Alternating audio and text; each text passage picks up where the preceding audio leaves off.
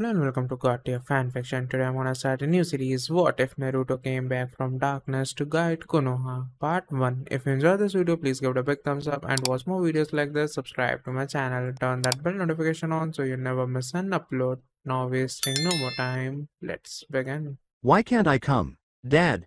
The Yondaime Hokage of Konoha buried his face into his hands, already feeling the migraine coming from the continual ranting of his 7-year-old son. He just knew Naruto would react the way his mother would. They behaved so much like each other it was unnerving. When he tried to explain that, like with his wife's last pregnancy, the place where she would give birth would have to be kept secret, Naruto forcefully stated his displeasure. Meaning, that even though he had promised the boy, the situation was too bad for him to appear. When he presented the scenario to his wife, she fiercely objected in true Kushina fashion. His jaw still hurt where her fist had hit him in the face. Minato instantly cut in, holding out a hand as it looked the small youngster was just ready to let loose another head-pounding cry. He could understand that Naruto was upset, but the event that was to take place was to be held in strictest secrecy. "I'm sorry, Naruto, but there's nothing I can do about it. The place had to be kept a secret when she gave birth to Naruto. The seal weakens in childbirth, so the delivery has to be secret, away from the village. It would be too dangerous to let you come." The young lad looked at him and his heart tightened. He really wanted Naruto there, to greet his new sibling to the world with a grin, but he had to stand by his convictions. And if that meant the shame of breaking his son's confidence, so be it. In the meantime, Naruto couldn't believe his ears. He was having the best day of his life here. He had been awakened by a birthday surprise of hugs and kisses from his folks. His father had bought him the first trikunai he used for his Hiraishin no Jutsu. From the moment it had been placed into his small hands, he couldn't stop shaking. His mother was the biggest surprise of all. She had handed him an all-black shakudo with the emblems of her dead town, Uzushiogakure, etched on it. Kenjutsu had been a big part of her community, and while Kushina wasn't very skilled at it, she wanted Naruto to become a master. And to make things even better, ramen was for breakfast. He couldn't wipe the smile off his face as he walked to the academy that day. He and his best friend, Itachi, became the youngest pupils to graduate the academy since Hitaki Kakashi, only at the tender age of 7. Adding sweetening to the cake. And this year's grads were awarded 1 week of holiday for the remarkable talent that was present in their generation. What next? How can this day get any worse? Speak of the devil, his beautiful day turned worse when he came home running to brag to his father of his success. Much, much worse. His father had assured him that he'd be able to be there when his mom would be delivering birth. He'd promised him that all 3 of them would be happy to see his baby sister. He always desired a little sister, when she came into the world. Then why? Why couldn't he be here? But Dad. Minato felt his heart wrench at the unshed tears in his eyes. That's not fair. You promised. You promised. Minato flinched at that. If there was one thing he always wanted Naruto to keep true to, it was his word. If you make a promise, you should keep it. And here he was going back on his word. He could only silently shake his head at Naruto. "I'm sorry, Naruto, but my word is law." His voice was forceful, leaving no room for debate. The tiny boy hissed in anger, and his shattered face went furious. "Oh, I see. The truth comes out. This isn't about promises. This is about the damn village. It's always been about Konoha. But of course there is no comparison because I'll always be nothing more than second best." The young boy screamed himself hoarse, his breathing harsh from the exertion. Naruto knew he was skating on thin ice, but he didn't listen to his conscience that was screaming at him to hush his mouth. "All this village this or village that. I hate this fucking ville." Smack. The bang rang out in the apartment, which was suddenly quiet. Naruto's blue eyes were wide in amazement, his hand resting numbly on his face, cradling the spot that had gone red from the abrupt hit. His father had beaten him. His father had never struck him before. Ever. The only time he ever got a spanking was when he painted his mother's favorite blouse orange. Still, it was merely a smack on the wrist. He looked into his father's cold blue eyes and saw his face was devoid of any emotion, and he understood the man he had grown to call father was no longer in front of him. It was the 4th Hokage. The yellow flash that had wiped out thousands in the blink of an eye. He lowered his head in shame. "Da Hokage-sama. I am sorry, I didn't mean. Never let me hear you curse the name of the leaf here ever again." The tone was more commanding than declarative. Naruto nodded his head vigorously. "Excuse me, Hoka. Do I make myself clear?" A blur of speed and Minato was immediately in front of him, glaring. Naruto pushed back the need to create some space between them and flee.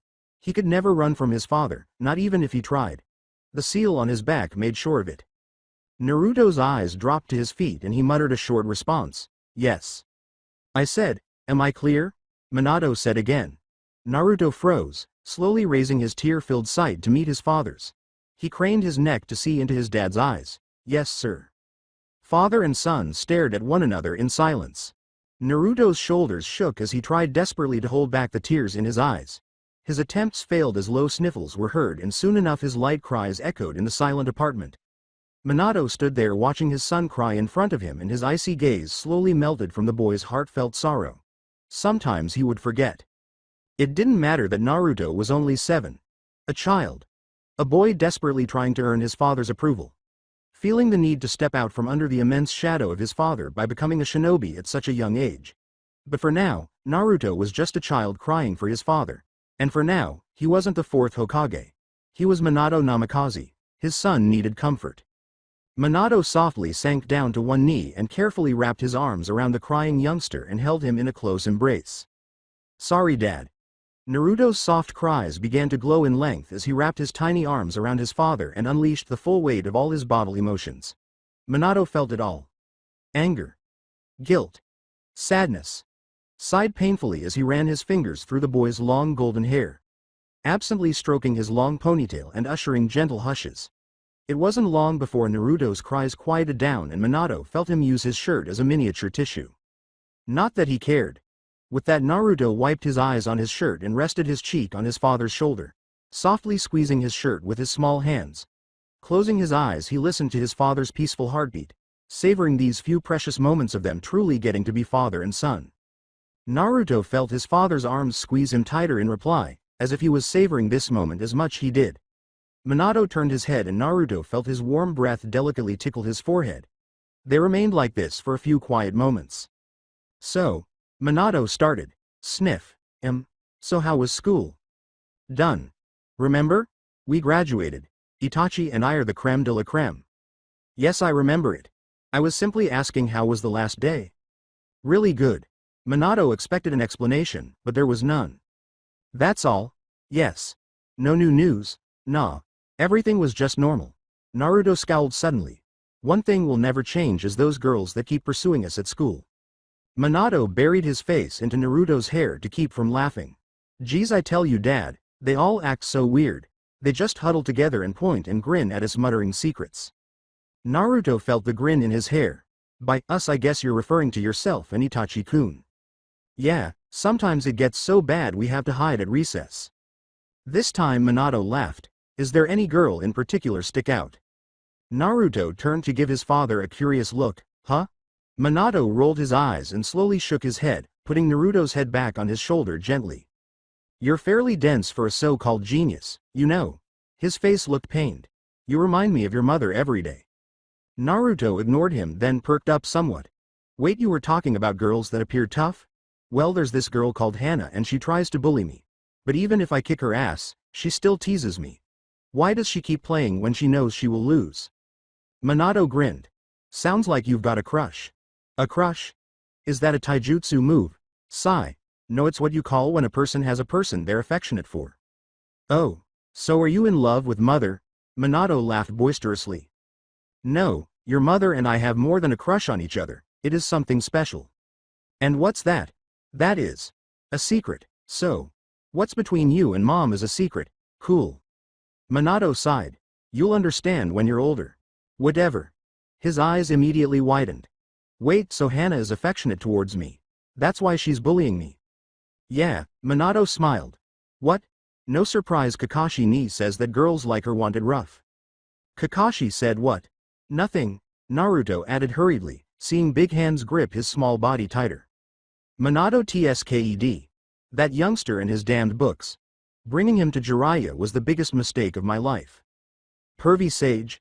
What has he got to do with Kakashi ni? Don't worry about it, and it's Jiraiya Kyufu. But Mummy calls him that all the time. Well, Mommy has a potty mouth. Naruto lifted his head to give Minato a dull look. Minato looked back, holding his gaze steady, but soon his visage grinned and Naruto mirrored his actions and soon enough their hearty laughter filled the room. Naruto was the first to recover his humor, slowly smiling to himself, watching fondly as his dad laughed. He looked so carefree, so at ease. Nothing like the cold visage he was used to or the icy stare. He even looked relieved, almost as if this moment eased the tension of a highly stressful day. Naruto slowly stretched out his little hand and held one of his dad's beautiful golden bangs between his fingers. Minato looked warmly at Naruto. What? Naruto's little smile slowly died off his face. Am I more important to you than the village dad? Minato's eyes rose above his hairline at the question, honestly dumbfounded. His mouth opened and closed several times, but no sound came out. He lost his shocked expression and regarded Naruto with a critical look, seeing he was completely serious. He would admit the nature of the question took him by surprise. Their little moment of bonding had been going so well, and out of nowhere Naruto had to ask him something like this. Deep down Minato suspected he already knew the answer. He sighed inside, schooling his face of any expression, and spoke, Naruto, you know that. A loud bang cut Minato off, and he turned quickly to the front door, just in time to watch it burst open, revealing a very pregnant and very angry Kushina.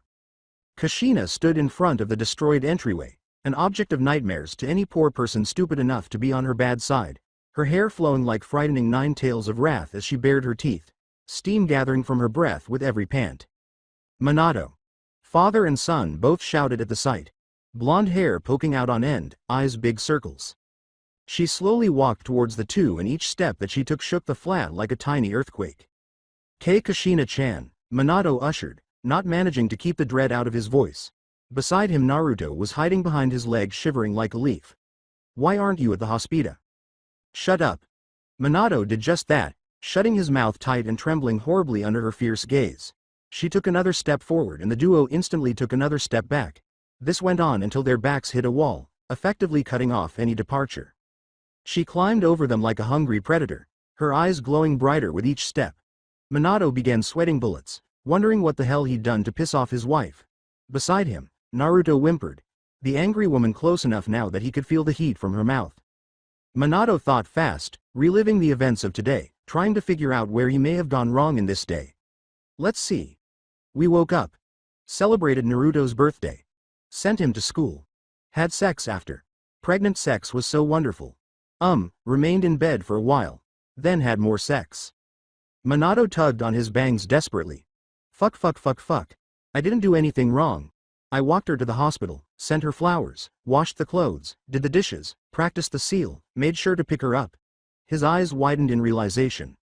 The whole situation with Naruto had made him forget to go pick her up from the hospital. Kushina-chan, I'm sorry, he said, trying to make things right. He finished barely in time as she lunged at the duo.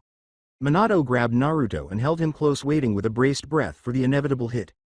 Tense seconds passed and the only sound he heard was the sound of his own breathing. He opened one eye, risked a look, saw himself alone in the apartment. He opened both of his eyes now, slowly lessening his grip on Naruto. He peered about and realized Kushina was nowhere to be found. Still nervous and keeping an eye on the empty flat, he dropped himself to speak into Naruto's ear. P.S. Naruto, you can open your eyes now. I guess she vanished. When he got no answer, he said again. No need to be afraid, son, she's... He trailed off, eventually gazing at the tiny kid and noticing the reason why he was unresponsive. He was dangling in his arms, his little mouth hanging open and his eyes closed. The child had swooned with horror. Minato would have giggled if he wasn't so scared right now. He lightly slapped his face and shook the small boy awake. Yo Naruto, wake up. It took a few tries before Naruto began to move and come to in his arms. Wah, what? Dad. His voice was a little gravelly and it took him a few seconds to open his eyes and come completely aware. What happened?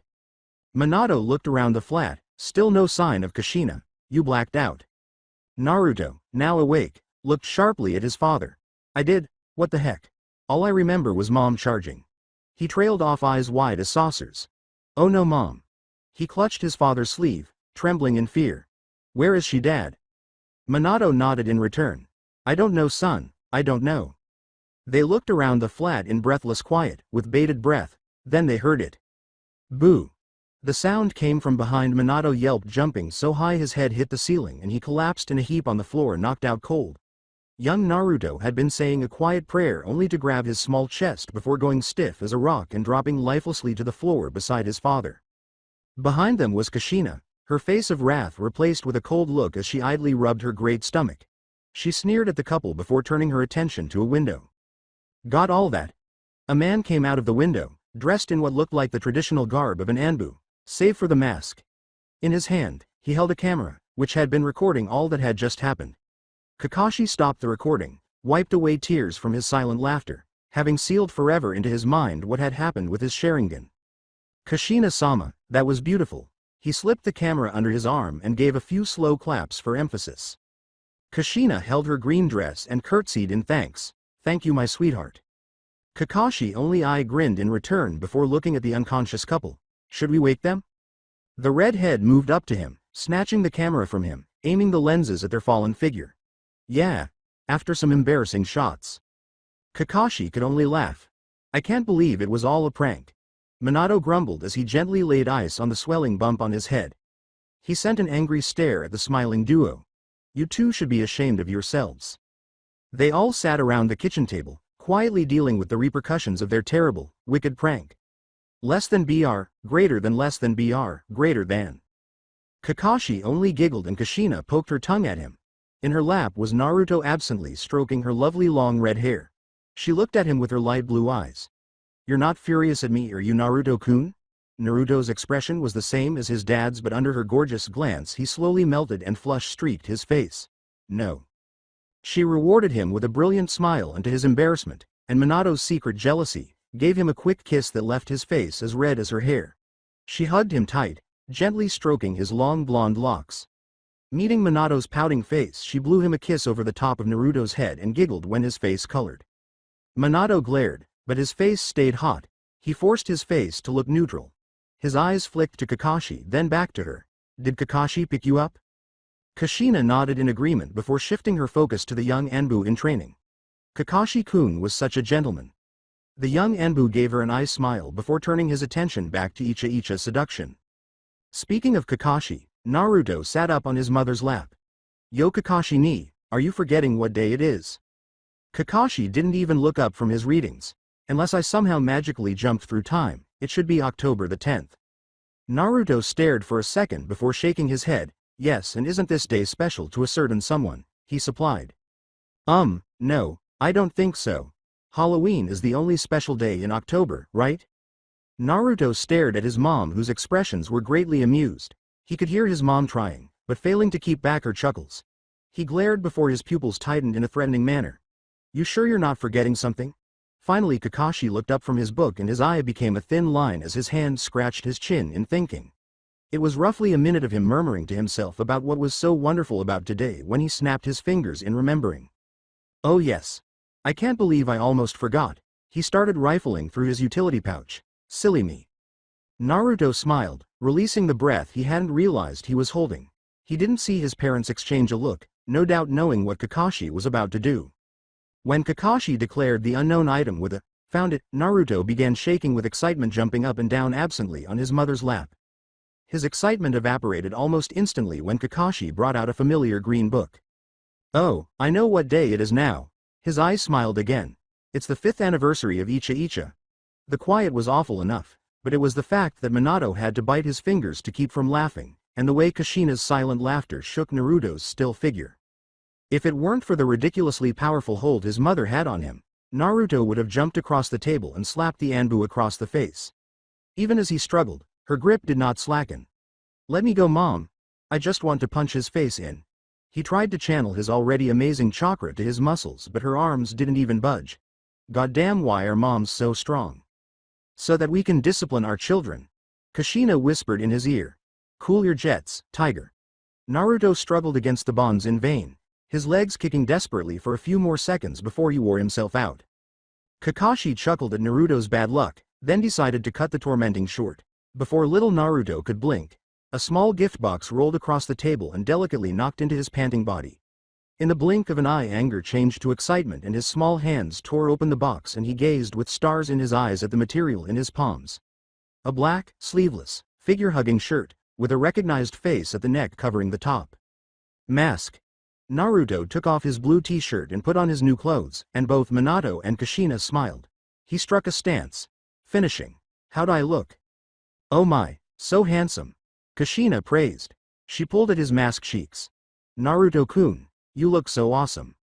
Minato smiled, giving him a little smile. You put Kakashi to shame, that's for sure. The man in question didn't comment, just stared solemnly at Naruto with distant eyes. Their hair was cut much the same and he almost looked. He shook his head, eliminating the image swiftly. He gave Naruto a lazy eye and a thumbs up. Chick magnet. Instant. Naruto loved the attention, offering a huge grin under his mask before he put on his previous t-shirt. Content that this day was finally wonderful. He leaned on his mother, relishing the way her soft hands stroked through his hair. They all enjoyed the nice silence for a few moments before Kushina went to Kakashi. So tell me, Kakashi, why do you want to join Anbu? Rolling his lone eye at her mother hen nature, he made a sound at the back of the throat that Kushina took for a groan. They came to me, Ma. No need to worry, Kushina-sama. Kushina pushed regardless. But why Anbu? Why not be content with being a Junin? Hell, you could even be a sensei. Kakashi snorted this time. Me? A sensei? No way. Kids. He loathed children. Except Naruto. Naruto was awesome. Why? Kushina said, disregarding the way Minato sighed. Kakashi raised 3 fingers. 1. Because I want to. 2. They offered me the position. 3. Lord Hokage is okay with it. He completed ticking off his last digit. Kushina stared at Minato, forcing the young Hokage to scratch the back of his head in embarrassment. You will not be joining Anbu, Kushina said. And why? I can't, Kushina-sama. Because I said so, that's why. If I listened to every word you said, I would have jumped off the Hokage mountain long ago, screaming all the way down. He groaned. Sensei, I envy your might. Kushina's face was flushed as Minato sought to calm the situation down. Okay, you two, simmer down.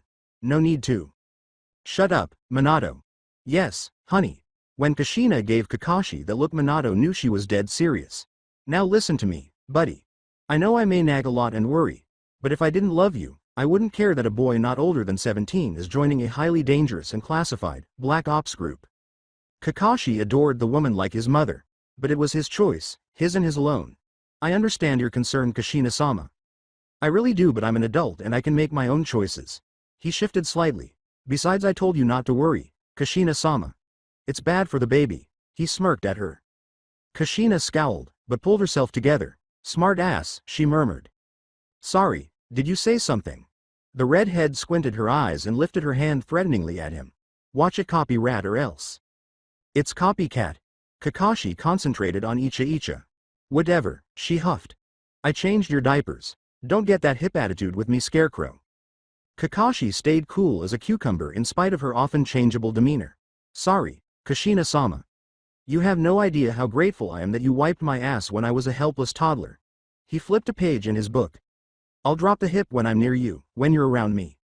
Kushina wrapped her arms around Naruto.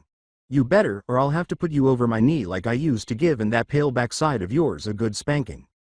Minato choked on the water he'd been drinking. Naruto looked at his mother in astonishment. Kakashi flipped to the next page. Don't want that now. Your pinches were awful enough. Kushina smiled triumphantly, remembering chasing down a young Kakashi absent-mindedly. Huh, those were the days. You used to be so cute back then. She shook her head at him. Now look at you. I wouldn't want to put my hand anywhere near your backside for fear of where it might have been. Her violet eyes met a languid eye. Oof, she grimaced at him. The fourth swallowed, and his eye twinkled as he looked at Minato. But the young Junin was already too far gone. Funny you're making fun of my ass right about now. I bet I know where yours has been, Kushina-sama. He chuckled at her blushing frown before turning his eye to Minato. Sensei, you should hear your wife talk to Lady Mikoto sometimes, the conversation those women have. He looked up at the ceiling, rubbing his chin. Always a hot topic would be whose husband has the best tongue. Now from what I hear, Fugaku-sama is very good with his, but by the situations. As Kushina-sama explains, it would seem your tongue is very fast at what it does. And I must say, Sensei. Even Lady Mikoto is jealous. He turned his attention back to his book. Wish my wife would brag about my speed. Well, if I ever had one, that is. Silence. Naruto sat calmly through the entire conversation, staring in confusion at the 3 adults. Wait, I'm confused. Where's Mummy's bum been? And what about Daddy's tongue? He was ignored.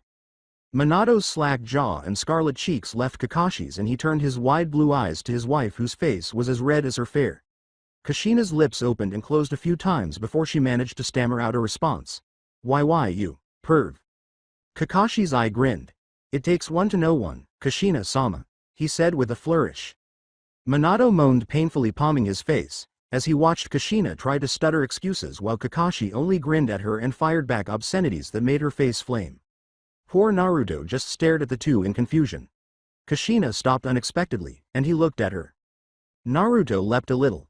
Hey, I felt her kick. Naruto had known his sister was going to be a woman, but had known her name, so had been continually laying against his mother's stomach any moment he could get.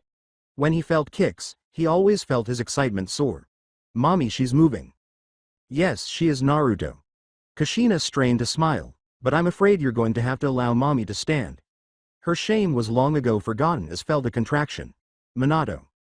Rising swiftly, Minato knew it was time to go. Come, Kushina-chan, I'll teleport us there. Nodding, she gently laid Naruto on his feet and rose shakily. She grasped Minato's extended hand before little sniffs gained her attention, and she turned to a teary-eyed Naruto. Ah, don't cry, my love. We'll be home shortly.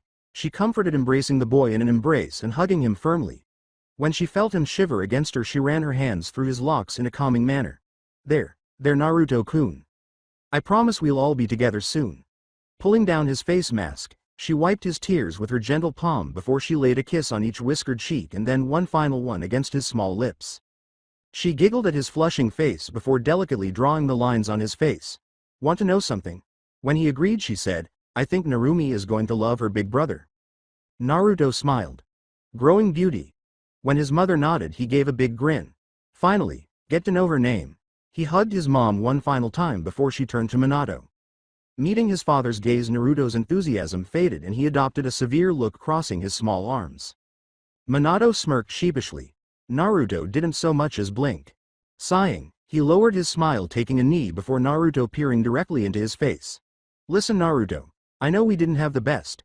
He halted when Naruto's little body coiled around his waist. He was shocked, but he smiled kindly and accepted the hug, wrapping his arms around his own son. Minato spoke low enough for just his ears to hear, nestling into his hair. Be good now, Naruto. When we get home, I'll show you the first step of the Rasengan. Naruto nodded eagerly, whispering his promises. Smile. Minato solemnly studied him, then pressed a kiss to his forehead. He stood up to his full height, and nodded at Kakashi, who waved at the duo. Now, be careful. Be home before dark. The two adults laughed at the antics of the boy. Kushina gave him a faux frown before she grinned in the end. Bye, Kakashi-kun. Take care of Naruto-kun. Okay. Kakashi bowed without a word, and Minato smirked at him as he softly wrapped his arms around his wife. Alright, Kushina-chan, hang on. Bawako-sama should have finished the preparations by now. With one last wave, the couple vanished in a yellow flash. Naruto and Kakashi were left alone, and they exchanged a gaze, a discussion between them that was never said. Kakashi let out a sigh. Ramen? Naruto said happily. On their walk to the Ichiraku ramen stand, a familiar black head of hair attracted Naruto's gaze. Turning at the mention of his name, Itachi's face carved into a smile as his best friend sprinted towards him. Naruto-kun, he greeted, happy birthday. Naruto just nodded his appreciation before indicating to his face mask. What do you think, pretty cool, eh? Itachi slowly nodded. The black color was right for him. That's awesome. Hey, who is this? Naruto looked at the curious black eyes looking at him as he pointed to the small bundle Itachi carried in a sack. This is my little brother Sasuke, said Itachi. Say hello, Sasuke-kun. Sasuke nervously covered his face into Itachi's black shirt, causing Itachi to give a slight smile. Sorry, he's really shy. Naruto merely brushed it aside, unfazed. Ah, he's kinda cute. Looks just like you, Itachi. Naruto poked the young boy's cheek, gently giggling when small eyes glared at him. Oh, this was Uchiha, all right. Itachi laughed, then made a tiny nod to Naruto. It was pleasure, Naruto-kun, but I must be heading home now. Seeing him nod, he addressed the man standing silently behind Naruto. Hitaki-san. He bowed beautifully, before he turned on his heel and made his way to the Uchiha district. Naruto watched his best friend disappear through Konoha's teeming crowds before a throat clear awoke his attention. Didn't you want ramen, Naruto? The query was ignored as the small boy sped off down the street in a burst of speed. Sighing, Kakashi followed at a more leisurely pace. Minus. Then Kakashi ni here gave me this awesome face mask, Ayame-chan. Kakashi groaned as he listened to the young genin fill in the details of what he deemed the finest birthday ever to the gushing young girl. She didn't pay attention to his comments. On the other side of Naruto sat the young girl, perched on a stool, her elbows on the countertop, cupping her crimson cheeks in her palms, staring at him with painfully obvious devotion. Not that Naruto would know that. He'd ripped down his face mask to eat the ramen and was now chattering away non-stop. He actually gave Kakashi hope as he came to a standstill and glanced at the blushing female. He moved in close to her and the girl squeaked, backing up, almost falling off her stool. "Are you all right, Ayame-chan? Your face is all crimson?" Kakashi, deflating, shook his head. He thought it was too much of a hassle to worry about. But he was dumb as a rock. He was a genius with girls though. He was 7, so he could hardly blame the young guy. "Hey Kakashi ni, how'd you do that?" Kakashi stared at the question, then turned to Naruto. "Excuse me?" he asked, pulling his face away from his book. Naruto forcefully pointed his chopsticks at his face, then at his empty bowl of ramen. Ayame frowned at the sudden change of focus. "I didn't even see you move. How did you eat with your mask still on?" Kakashi's single eye smiled back. "That's confidential." Naruto glared at the Junin before burying his head back into his book. He stuck his tongue out at the man, then returned his focus to the smiling Ayame. He felt his face get hot as she just continued smiling at him, her large brown eyes twinkling. What?" She hid her giggle with her hand and sheepishly invited him with a flick of her index finger. He bent his head to her, leaning his ear to her, anticipating her to whisper a secret in his ear, but was shockingly astonished as gentle lips met his whiskered cheeks. He blushed and turned to look at her, to see her face as crimson as his was as she twirled her long brown hair around her finger with a slight smile on her face. "Happy birthday, Naruto." With that she hopped off her stool quickly and with surprising speed disappeared into the back of the ramen station. Naruto just stared at the place she vacated, still with a blush on his face and his jaw hung open. He turned to the chuckling Kakashi, who had watched the whole event in silence. "Kid's silky. Real silky. K Kakashi ni. Why did she do that?" Seeing the boy's bewildered countenance, he believed he had just received kisses from his mother. Receiving one from another female was odd to him. "Here." He handed Naruto his book. "This should answer all of your questions." Naruto confusedly took it and read the title. Icha Icha. Seduction, Make Out Paradise. Recognition came to his features. "Hey. These are you perverted books that mom doesn't let you read around me." Kakashi shrugged in reply. "Well, you're a genin now, so have fun." With that he withdrew in a shunshin, disappearing with a puff of smoke. Naruto grumbled as he put the book in his utility bag and went to hop off the stool he was perched in when the sound of a throat clearing stopped him. He turned to see the stern face of Tucci stretching out his palm at him. Naruto was bewildered before enlightenment dawned on him. Angrily pulling out his Gama-chan, he promised he would one day steal and burn all of the volumes in Kakashi's collection. Paying a thankful Tucci, he pulled on his face mask and began to trudge home, grumbling under his breath all the way. He couldn't believe that bastard Kakashi had left him the bill. That went a week of allowance down the drain. Seriously, that he halted as he felt his chakra began to wildly fluctuate. A shudder shot up his spine as his hairs stood on end. The air conveyed the presence of terrible chakra. His heartbeat began to speed and sweat emerged on his brow. He dropped to his knees as feeling of something dreadful was about to happen established itself in the pit of his stomach. His eyes widened in awareness. Tailed beast chakra. Being born from a Jinchuriki, his father had revealed to him that his chakra was particularly exceptional. Very powerful. From childbirth he had already developed a chakra network, resulting from his chakra coming in contact with the Kyuubi's. This resulted in Naruto's chakra being unnaturally powerful and having a sense to a tailed beast. And right now it was going haywire. But that would mean suddenly the Kyuubi arrived in the heart of the village in a cloud of smoke. Time seemed to slow down and everything froze. Naruto could only watch in fear as he saw the huge demon. People could only look on, paralyzed with horror, as the 9 tails moved, trampling structures in its wake with such abrupt movements, its 9 tails swaying menacingly as if they were nearly alive. A few paces ahead of him a Junin who seemed like a veteran went to his knees shaking, his countenance that of a man confronting death in the face. Kyuubi. The sound of its name alone was enough to bring forth a loud roar from the beast that shattered every window in the village. Naruto and everyone within a radius covered their ears or their eardrums would rupture. A tiny earthquake shook the community from the force of its roar. The ground shook, buildings trembled. The streets, shaken from their horror, instantly filled with anarchy as people began to run for their lives. People surged by Naruto. He didn't move. He seemed to be frozen in place, his body not responding to the messages his brain was trying to send through his system to get him up and running. It was a miracle he was not trampled underfoot as the mass rushing past him seemed to separate in an arc around his inert form. Blackness came rushing at him. Rough hands seized his shoulders. He looked up to see a familiar Sharingan staring back at him. Kakashi's figure was heaving, shaking and shouting hysterically in Naruto's ringing ears. "Naruto! What the hell are you doing? You need to get out of here, now." Naruto couldn't respond. Maybe it was the way his whole body started to feel like it was on fire and he let out a scream as he felt like someone poured molten lava inside of his stomach. Kakashi pulled his hands from the boy's shoulders with a hiss. His hands burned red from the strong heat beginning to escape from his form. "What the foo?"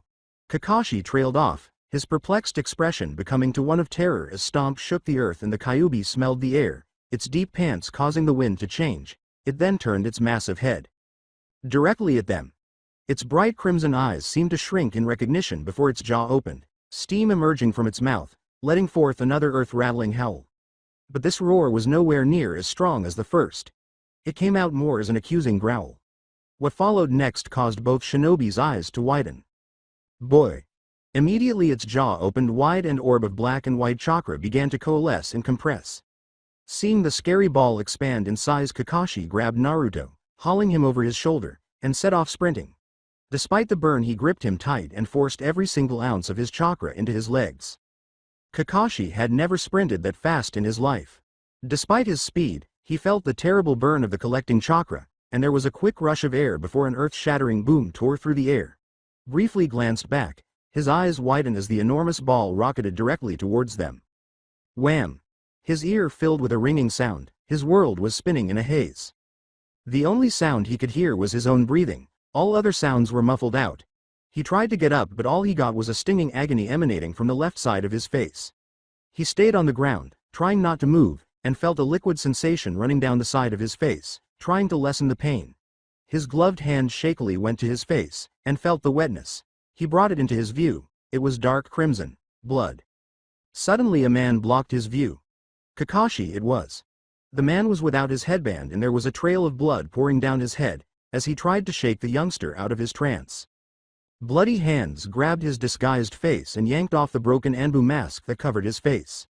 "Wait, Anbu mask? Naruto?" Kakashi's voice finally reached his throbbing ears as his world began to come back into focus. The Kakashi standing before him was not the young youngster he had spent time with at the ramen stall moments ago. This Kakashi was noticeably older and taller. The steel armor of his Anbu suit was marred with blood and dents. The ninjutsu on his back was bloody on the handle, no doubt just held by his bloody fingers. Naruto. His eye finally found Kakashi, but why was he only seeing the man with one eye? He could plainly make out the broken face of the man in front of him from his right eye, but his left side was in absolute darkness. Then he saw it. In the reflection of the man's Sharingan, he made out that his left eye had a piece of shrapnel stuck vertically in his eye socket from his damaged Anbu mask. And suddenly it all came tumbling back. Anbu HQ has Task Squad, Alpha, under the command of code named Dog, to examine the accusations of Ta no Kuni being taken overrun. The land of Rice had sent an emergency broadcast of an SOS to the neighboring nations before it was cut. It would be a straightforward routine mission. Scout and reconnaissance. Just another compilation to the countless missions of Alpha Squad. Young Naruto Namikaze, code named Fox minus the youngest shinobi in Konoha history with Itachi Uchiha minus, has been a member of Dog's unit ever since he joined Anbu at the age of 12. They moved in the customary Anbu diamond formation. The captain at point leading. Genjutsu specialist and second in charge Cat on his right hand. Lizard at his left. The long-range specialist and team doctor. And finally the quickest member on the team. The expert in close combat Fox. Things went to hell when they had crossed over the border and were deep in the land. The exploding kunai flew right above them, and at the speed they were moving they had little time to react. Naruto had taken a great explosion right in the face when he saw his captain in the direct line of fire and had used a rapid shunshin to get Kakashi out of the way. The explosion had only hit the left side of his face because of his swift reaction and use of a shunshin. That side of the mask was destroyed and shrapnel from the mask had torn out his eye. His life raced before his eyes and for some reason, the day of his 7th birthday ran through his head. The day he had lost his whole family to the Kyuubi, it was his birthday. How he despised the 10th of October. They were immediately besieged by unidentifiable nin with musical symbols on their headbands, who attacked them severely. Naruto. The yell eventually pulled him out of his daze and he looked at Kakashi's tear-filled stare. Kakashi's mismatched eyes were blazing with unshed tears as he stared at the bloody hole where his eyes should have been. Why? Why had he taken the blast for him? He had lived his life and this kid had absorbed an explosion that should have killed him. Kashi ni, he rasped, spitting blood. My ee. Blood was spurting from the side of his face. He'd bleed out at this rate. Not Naruto. He blinked away his tears and began rummaging in his pack for his first aid kit, pulling out a roll of bandages. He pulled out a little bottle of alcohol, uncorked it, and steeped the bandages in the potent liquid. He palmed a little packet of salt, ripped it open. Sprinkled the bandages with it. Brace yourself. That was the last warning Naruto had to share before the shrapnel protruding from his socket was swiftly torn from it and the cloth was held to his face. He screamed through the trees as it wrapped around his skull. The blood soaked through the towel in no time, but it seemed to have stopped the fast-seeping liquid from his eye socket. Naruto thought about the pain resistance training, but what he was feeling now was the pain of a whole side of his face on fire. He couldn't take the pain and went out, his brain sending his body into oblivion from his overloaded pain sensors. The earth behind them shook with an explosion and Kakashi turned to see the other members of the team giving cover fire. Lizard launched a lightning jutsu that blasted from his outspread hands and stuck a ninja who was going to throw another explosive kunai. It dropped to the ground, landing on an unlucky group of ninja, exploding. Captain, we need to fall back, he yelled, blasting another lightning bolt. They're closing in to surround us. Kakashi nodded quickly and slung Naruto over his shoulder. Retreat, cat genjutsu. Behind her mask, Yugo nodded as she blitzed through hand seals constructing a triple-tiered genjutsu to cover their escape. Genjutsu. Piled illusion. Lizard took down another victim before following the example of Kakashi and tapped her shoulder as a signal to pull back. They ran through the forest, the sounds of explosions and jutsu fading in the distance until all that could be heard was their desperate panting as they ran for the border of the land of fire. Each operative drove chakra to their burning legs, feverishly rushing through the forest, as fast as they could. Kakashi sighed, thinking to himself about this awful assignment. He shouldn't have forced Naruto to join the Anbu. When he thought about how he got the Naruto that day, all he saw was a 7-year-old being filled with misery and sorrow. He couldn't help but see the vision of a young boy staring at his father's corpse with the knife that he himself had killed with. He stared at himself, and Kami definitely did not want Naruto to be like him. That's why he had been firm in his upbringing, had pushed the child to his limits, never showing mercy during training, trying for Naruto to be the best. Even then he urged him to go further than that. He was a perfectionist. He understood too late that he had molded Naruto in his own image. He let the small youngster imitate him too much. He formed Naruto into what he always wanted to be, instead of leading him to what he was supposed to be. He raced at full speed, tears slowly streaming down his face, flashing in the wind. He thought of the man he had come to call sensei, and the lady he had come to call mother. He had failed them both. He failed them, turned their own child into something he should never have been. His life was full of failures and regrets. This would be his last mission. After this, no more. He'd retire and take Naruto with him. They simply couldn't reach home soon enough. Only to be stopped by a gigantic snake in a cloud of smoke. Kakashi's heart tightened as he saw the summon take shape. How had it come to this? A wicked chuckle rang across the jungle, the sound seeming to come from everywhere around them. Kukuku, such a pity, the voice was sweetly sarcastic. You were so near. Yugo. Her name was called, but she did not lift her eyes from the writhing serpent. Captain, I want you to take Naruto and go. Lizard, you go with her. But Captain minus, Kakashi, you go, don't oppose me. She stepped up behind Kakashi and, slowly, removed Naruto from his arms, her tears hidden behind her mask. Rakery. Kakashi's arm was covered with lightning and the sound of birds chirping filled the jungle. Go, he cried as the snake finally saw its opportunity and struck at them. Yugo swallowed a sob and turned, breaking into a sprint for the border. Lizard shot his commander one more look as he charged the snake, then took off after her. Naruto woke up to see he was over the shoulder of Team's Alpha-only female member. The trees were passing them in a whirl and the only sounds he could hear was the heavy breathing of female Anbu member. That was her cue to cease her hop and rest on a tree trunk, laying the boy against a neighboring branch, and Yugo eventually started to awaken in her arms. Lizard dropped to the ground next to them, hastily forming some hand seals, his hands flashing green as he put his palm on the boy's chest. Broken ribs. First-degree burns on the left side of the body, and, of course, he indicated to the bloody bandage around the boy's head. His hands began to glow a stronger green as he started to heal any damage he could. Naruto would need emergency medical treatment to mend his wounds. Naruto didn't even notice the evaluation of his condition. "Where's Kakashi?" Lizard tensed, but kept his jutsu going, not wanting to be the one to bring the news to the youngster. Yugo bowed her head in shame.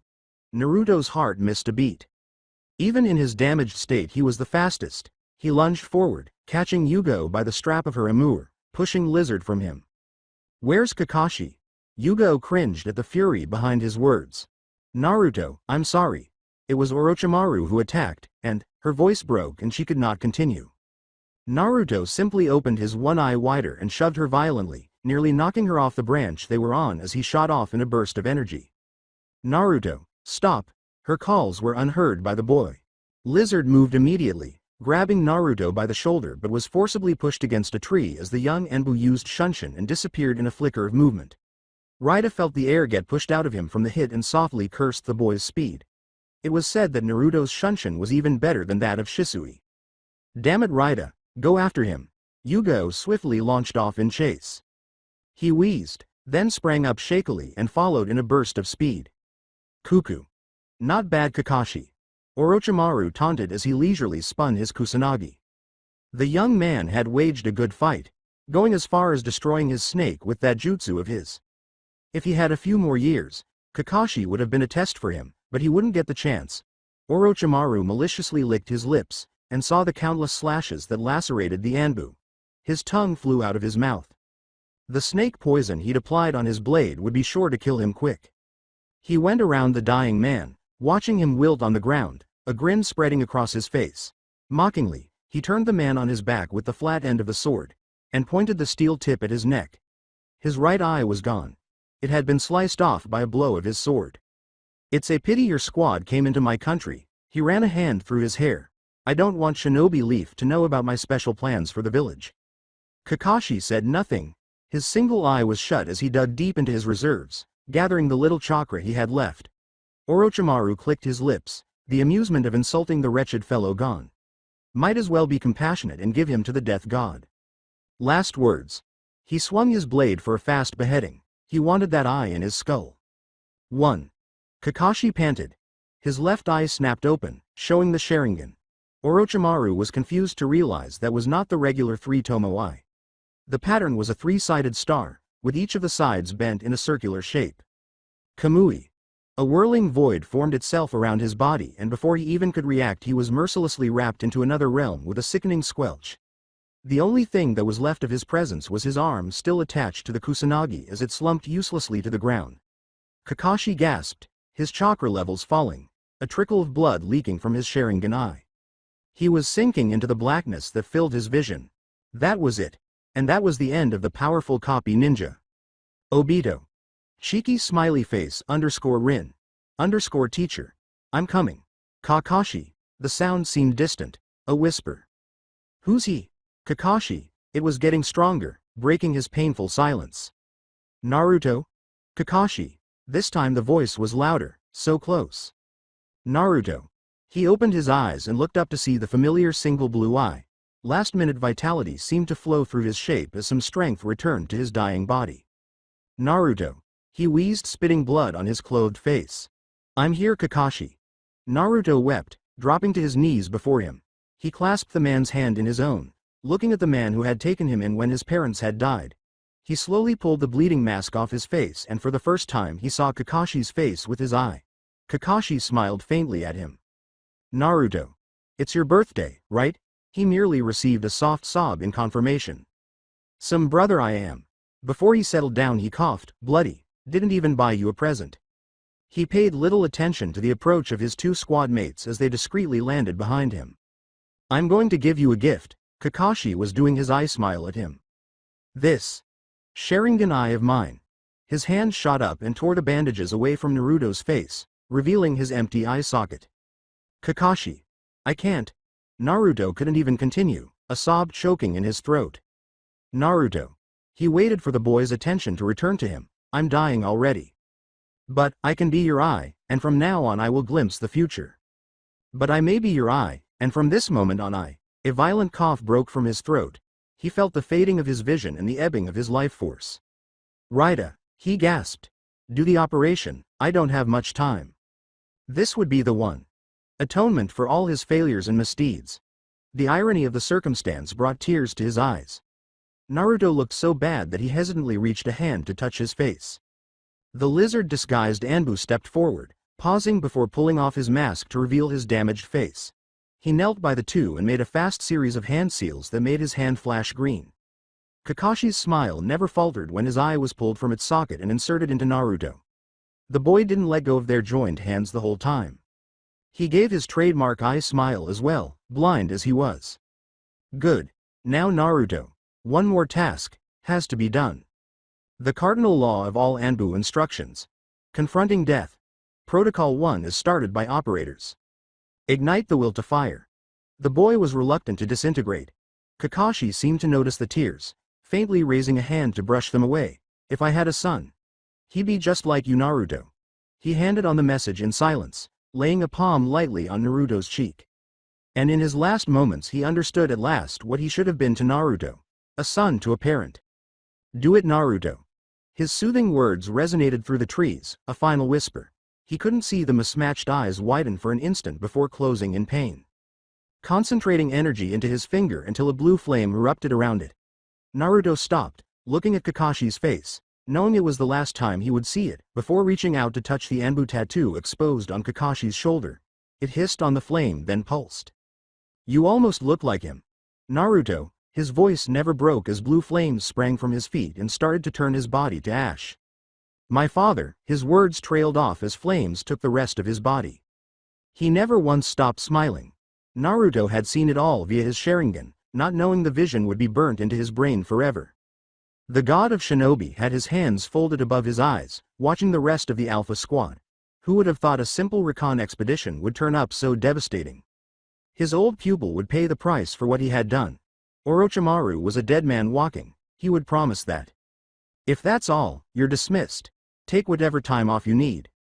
The youngest of the team was turning to go when he called quietly his name. The youngster looked at him with his mingled red and blue stare and he felt a twinge of shame.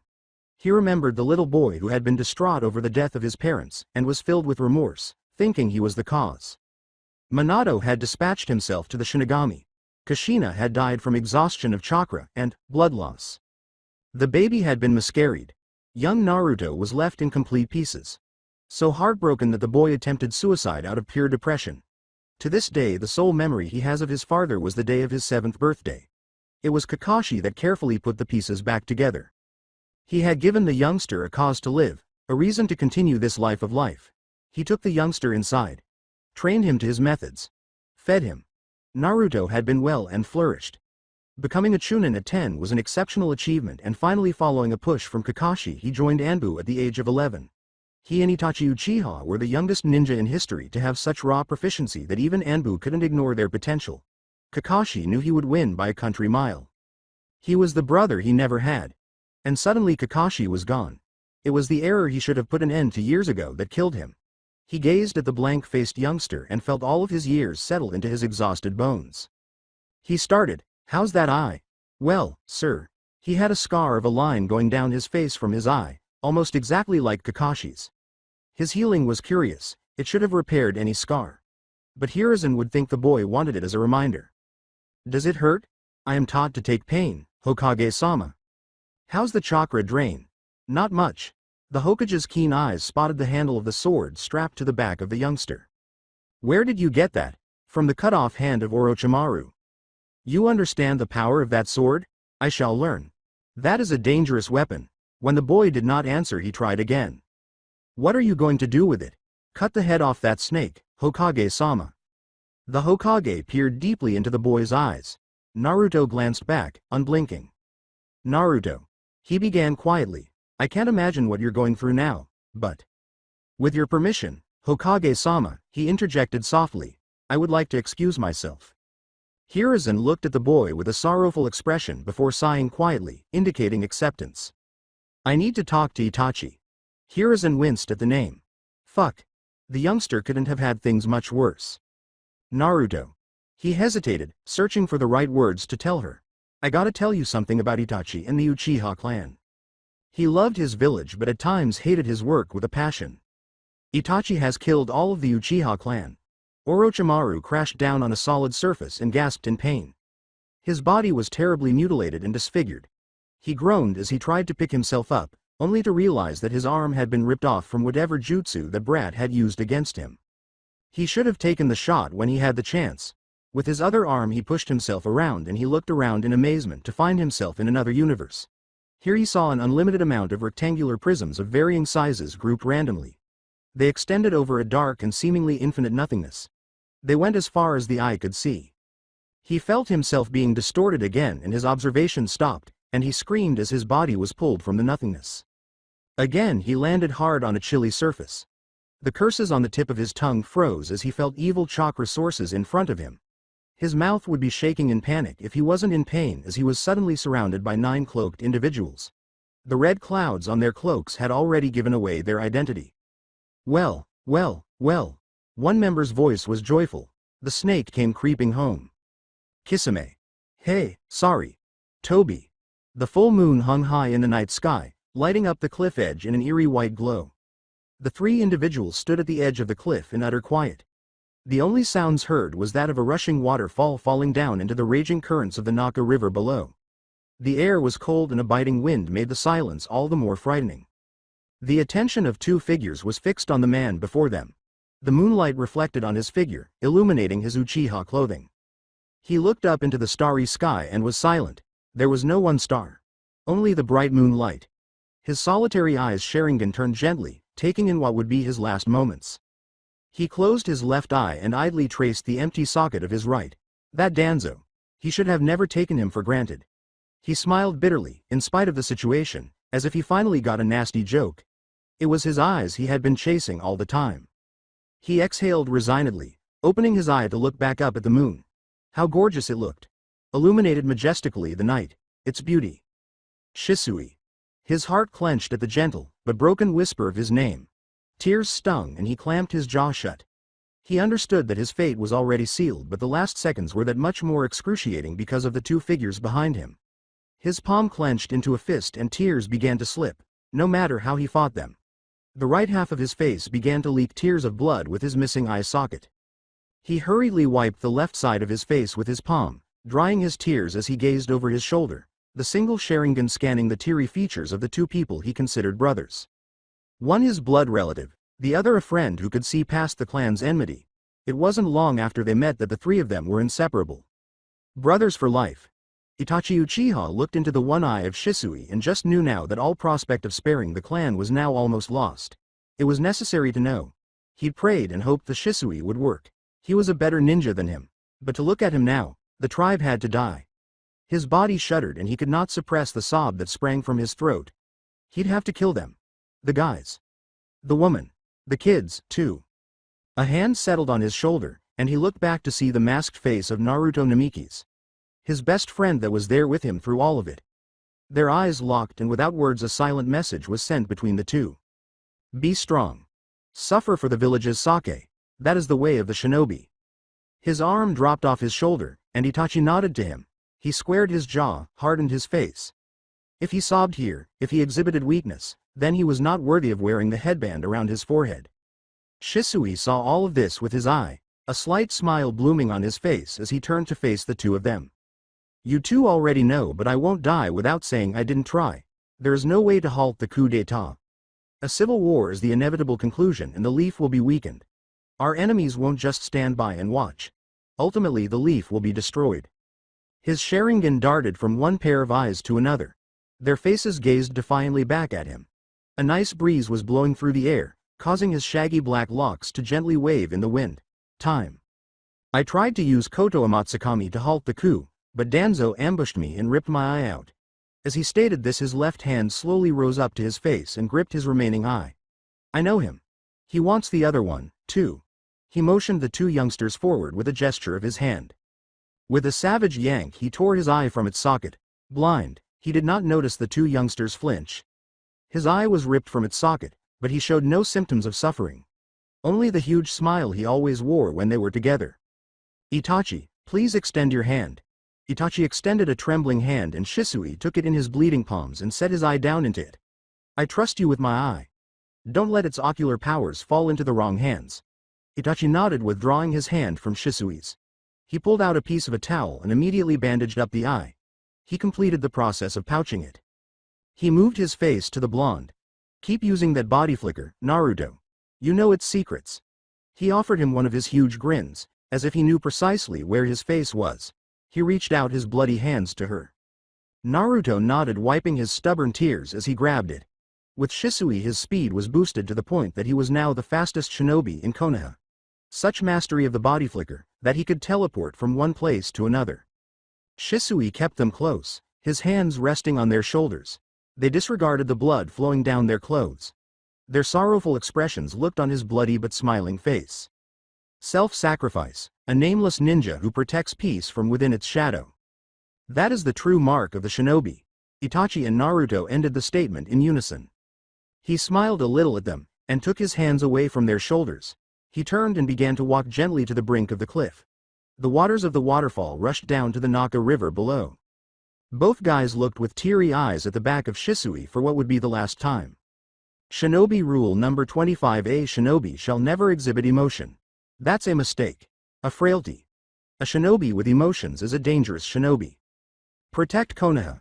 And his body overbalanced and sank into the surging waters of the Naka. Naruto and Itachi stood in silence, softly thinking that they had just witnessed suicide. Itachi took a long breath, as if to hold back the emotion that wanted to surface, then steadied himself. He looked at his blonde companion, and saw that he was no better off than himself. You should be going, Naruto. You wouldn't want to keep Kakashi waiting for your mission. The blonde looked up blankly from staring down into the depths of the river, and he nodded to himself before fixing the Anbu mask that had been on his belt to his face. He turned to go, hesitated, and looked back over his shoulder. When is that going to be? Itachi returned his focus to the Naka, seeing a motionless body hit the rocks before succumbing to the might of the water and being swept downriver. He was silent for a bit and then answered. Tomorrow night. His voice was choked with passion, and his body began to tremble. Naruto nodded to him one last time. He would lose his two best buddies in 24 hours. By the time he returned, Itachi would already be a criminal taking the fall for a village that never even loved him. That was the way of the shinobi. Goodbye, Itachi. Naruto fled in a flash of motion, leaving Itachi alone on the cliffside. When Itachi felt Naruto's chakra move away at a fast pace, he finally let loose the emotion he kept down for so long. He sank to his knees, crying out in agony, and tears flowed from his eyes in a never-ending shower. Sometimes he wished he'd never gone to Uchiha. That another shinobi might be sent to slaughter an entire clan. Oh, how he wanted to. Itachi banged his head on the ground, feeling the awful weight of it all. He clutched the air, tugging at his hair and pounding his fist on the ground. It just wasn't right. From his eyes, a sharp wave of pain radiated as his chakra surged. Then his eyes sprung wide and tears of blood began to stream out of them. The three tomo twirled fast before fusing into a pinwheel. Mangekyo Sharingan! Itachi screamed, his shouts echoed through the night, unheard. 5 years later. Naruto's eyes flew open. He gripped a kunai hard in his hand. His eyes spun wide and frenzied, the Sharingan hunting for an invisible threat. He knew it and narrowed his eyes, letting the kunai drop from his grasp, over to the side of the bed. He took deep breaths, buried his face in his palms, calming the rushing heartbeat from what was yet another nightmare. He wiped the sweat from his forehead and made a face. It was the second one in a row. A veteran Jonin, an S-rank feared in all the bingo books of the great nations. Yellow Fang. Had nightmares. The Namikaze Naruto. Pathetic. He grumbled and fell back on the bed, one hand to his forehead. When were these fucking nightmares gonna end? He smashed his fist on the bed in frustration, inadvertently disturbing the other tenant in his bed. He tilted his head to look to the side at the blonde who started murmuring in her sleep. She stirred a little but didn't wake up. Her gentle snores soon filled the peaceful chamber. Naruto scratched his head, confused, as his mind tried to figure out how this blonde landed up in his room. It was all a drunken blur. He was at the bar, calmly nursing a drink after a really hard mission. Yesterday, he'd botched a genin team. He wanted to get the picture of 3 sobbing children out of his head. He had to persuade himself he didn't care, so he chose an A class from the mission assignment desk to go away for a little. The mission was straightforward. Protect the VIP and his entourage, and escort them from point A to point B. They had arrived without incident and Naruto momentarily congratulated himself on the simplest A rank he had ever had. He should constantly examine underneath, but the enormous amount of cash had blinded him to that. As it happened, the VIP was a drug boss and his innocent-looking entourage were Yakuza. They found a geisha house full with young naive females in training. The mother of the house was late with her payments and he had come to collect his debt. By the time awareness hit him, they had already stormed the home and cut down anything in sight with ruthless efficiency. It was a slaughter. Sharingan blazing, chakra rising faster than a bolt of lightning. He'd come down on them faster than a bolt of lightning, unleashing his kusanagi. The Yakuza had the same fate as their higher-on. Their heads were all cut off from their shoulders, one by one. But despite all his quickness, the damage was already done.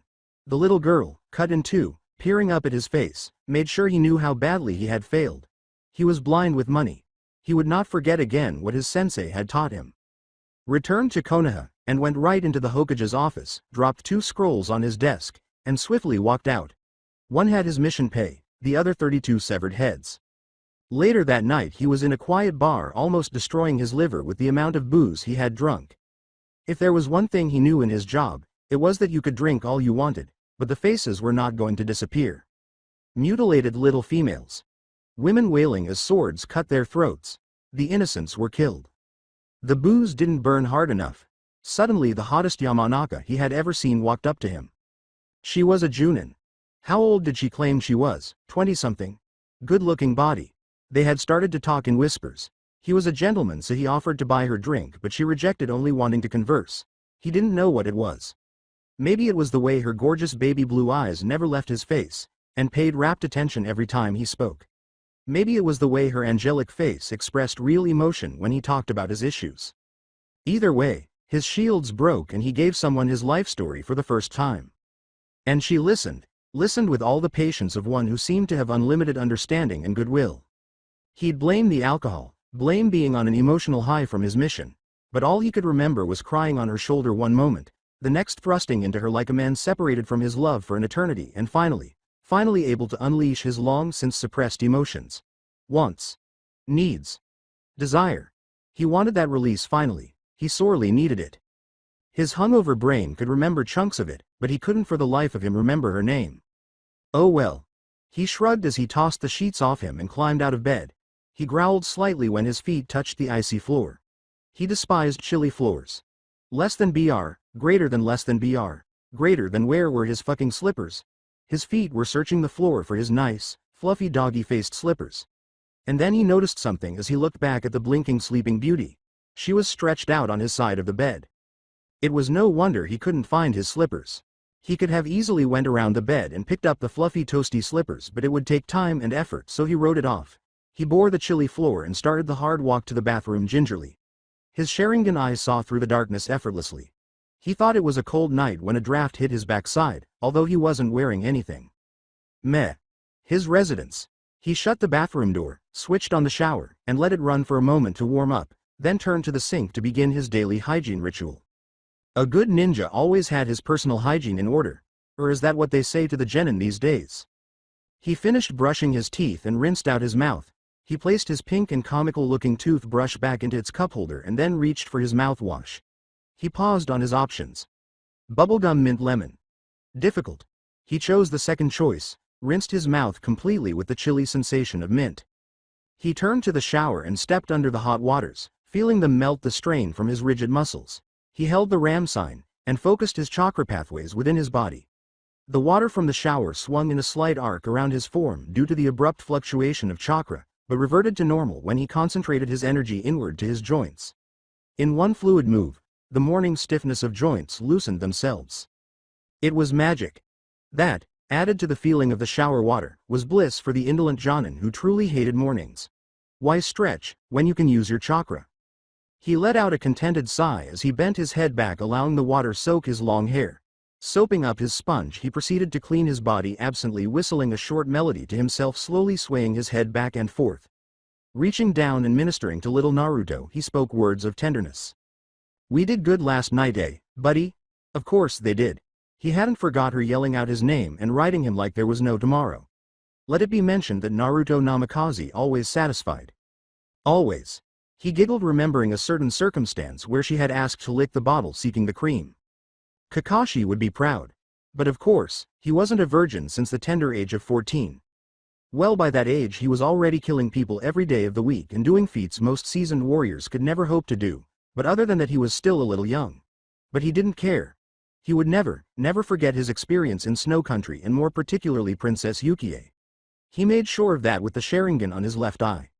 Another giggle came from the shower. Good times. Reaching out for his shampoo, he hesitated. He frowned, trying to select at his provided choices, vanilla or cherry. Finally finished his normal morning routine, Naruto sat at the kitchen table in his luxury apartment waiting for the tea to brew. He was clothed in the typical Junin outfit. Instead of the customary blue shirt, slacks and shoes, his were all black in hue. He wanted them all to match the color of his face mask that was currently hiding his face. His sleeves were rolled up and his plated fingerless gloves decorated his hands. Finishing his clothing, he had the Kusanagi sword fastened vertically on the right side of his back in short sword shape. It was solidly sheathed in a small black scabbard, on which was inscribed the Uzumaki emblem. His headband was on the table, so his blonde locks fell on his face.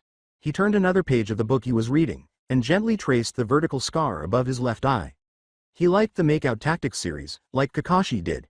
He was a pervert, he would acknowledge. But that was because he had a healthy regard and admiration for the opposite sex. Oh, the vicissitudes of the feminine body. As he read a certain graphic love scene, he touched his lips through his mask. Guy had to give Jiraiya credit. Guy knew how to write a damn book. He thought of the self-proclaimed super pervert and a frown appeared on his face. He hadn't been there for him. He was in pieces during the moment of his parents' death, and Kakashi was the only one there to stitch him back together. When he was younger, he didn't really think about it. But now, being at the age of 18, all the memories of his younger days were rushing back to him.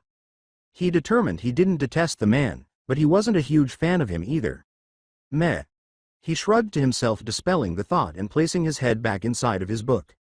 "Please, Master Jiraiya." She murmured his name as he kept running lips up the side of her neck. His hands touched her breast through the fabric, deciding that she had the greatest chest in all of the lands. "Please what, Sunala?" He echoed, planting kisses at the valley of her breast. He ran his hand beneath her skirt to feel her panties, smirking as he found they were wet. His taunting was broken off by two delicate hands, tugging his face up to her desperate gaze gruffly. "Please fuck me." He slowly peeled her fingers from his face, kissing the palms. He grinned, seeing her pleading honey eyes frantic with so much love and devotion. Her golden locks flowed about her face, and made her look all the more lovely. He pulled himself up and kissed her lightly on the purple spot on her forehead. "Your wish is my command." Saying this, he shoved her down onto the bed and began to ravish her clothed body with his mouth. She ran her fingers through his white hair and moaned and whispered desire to encourage him. Fed up by the garments on her body, he seized the front of her green dress and pulled it open, displaying her ample breast to his hungry eyes. Oh, how he yearned to see them. She truly had the most exquisite bosom in all of the lands. His mouth moistened at the twin pink peaks erect at the tip of her chest, awaiting his hungry mouth. With a sigh, he gripped both her breast and pressed his mouth down onto. Naruto pulled up his attention from his reading as the ringing sound of the kettle proclaimed that the water had finally boiled. Darn. It was becoming good too. Easing himself out of his chair, he made his way to the counter, as he clutched the kettle, and poured the hot water into his awaiting cup. Technology, he mused. Water could essentially boil itself. What will they do next? Would probably invent vehicles that would permit man to fly. He snorted at that. He sat down again at the table and took a drink of coffee through his mask, a sophisticated technique that had bewildered many, he may add, and picked up his book where he had left off. Only to be interrupted again. Though, the twin mounds pressing onto his brain was a pretty fair diversion. A soft tongue slid over his ear sensually, and he closed his eyes, temporarily forgetting himself to the soothing ministrations. Morning. Her voice was sweetly kind. His keen ears thought it a pleasant sound. Not one of those high-pitched ones that a lot of them broads possessed. Her cheek was on his, covered as it was, and her golden hair flowed over his face. He smelled flowers and his own self. He took a deep breath. Sunflowers, particularly. His ponytail was being played with gently. She had yet to take a shower, but he didn't mind. Her presence was curiously soothing to him. Morning. He repeated back, sipping his coffee. She slid off him and walked over to the other side of the kitchen for some coffee. He closed his right eye and observed her backside with the Sharingan.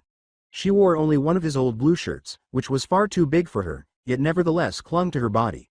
The Tomo rotated slowly, taking in her long legs, shapely backside, and, as she turned around, ample breast.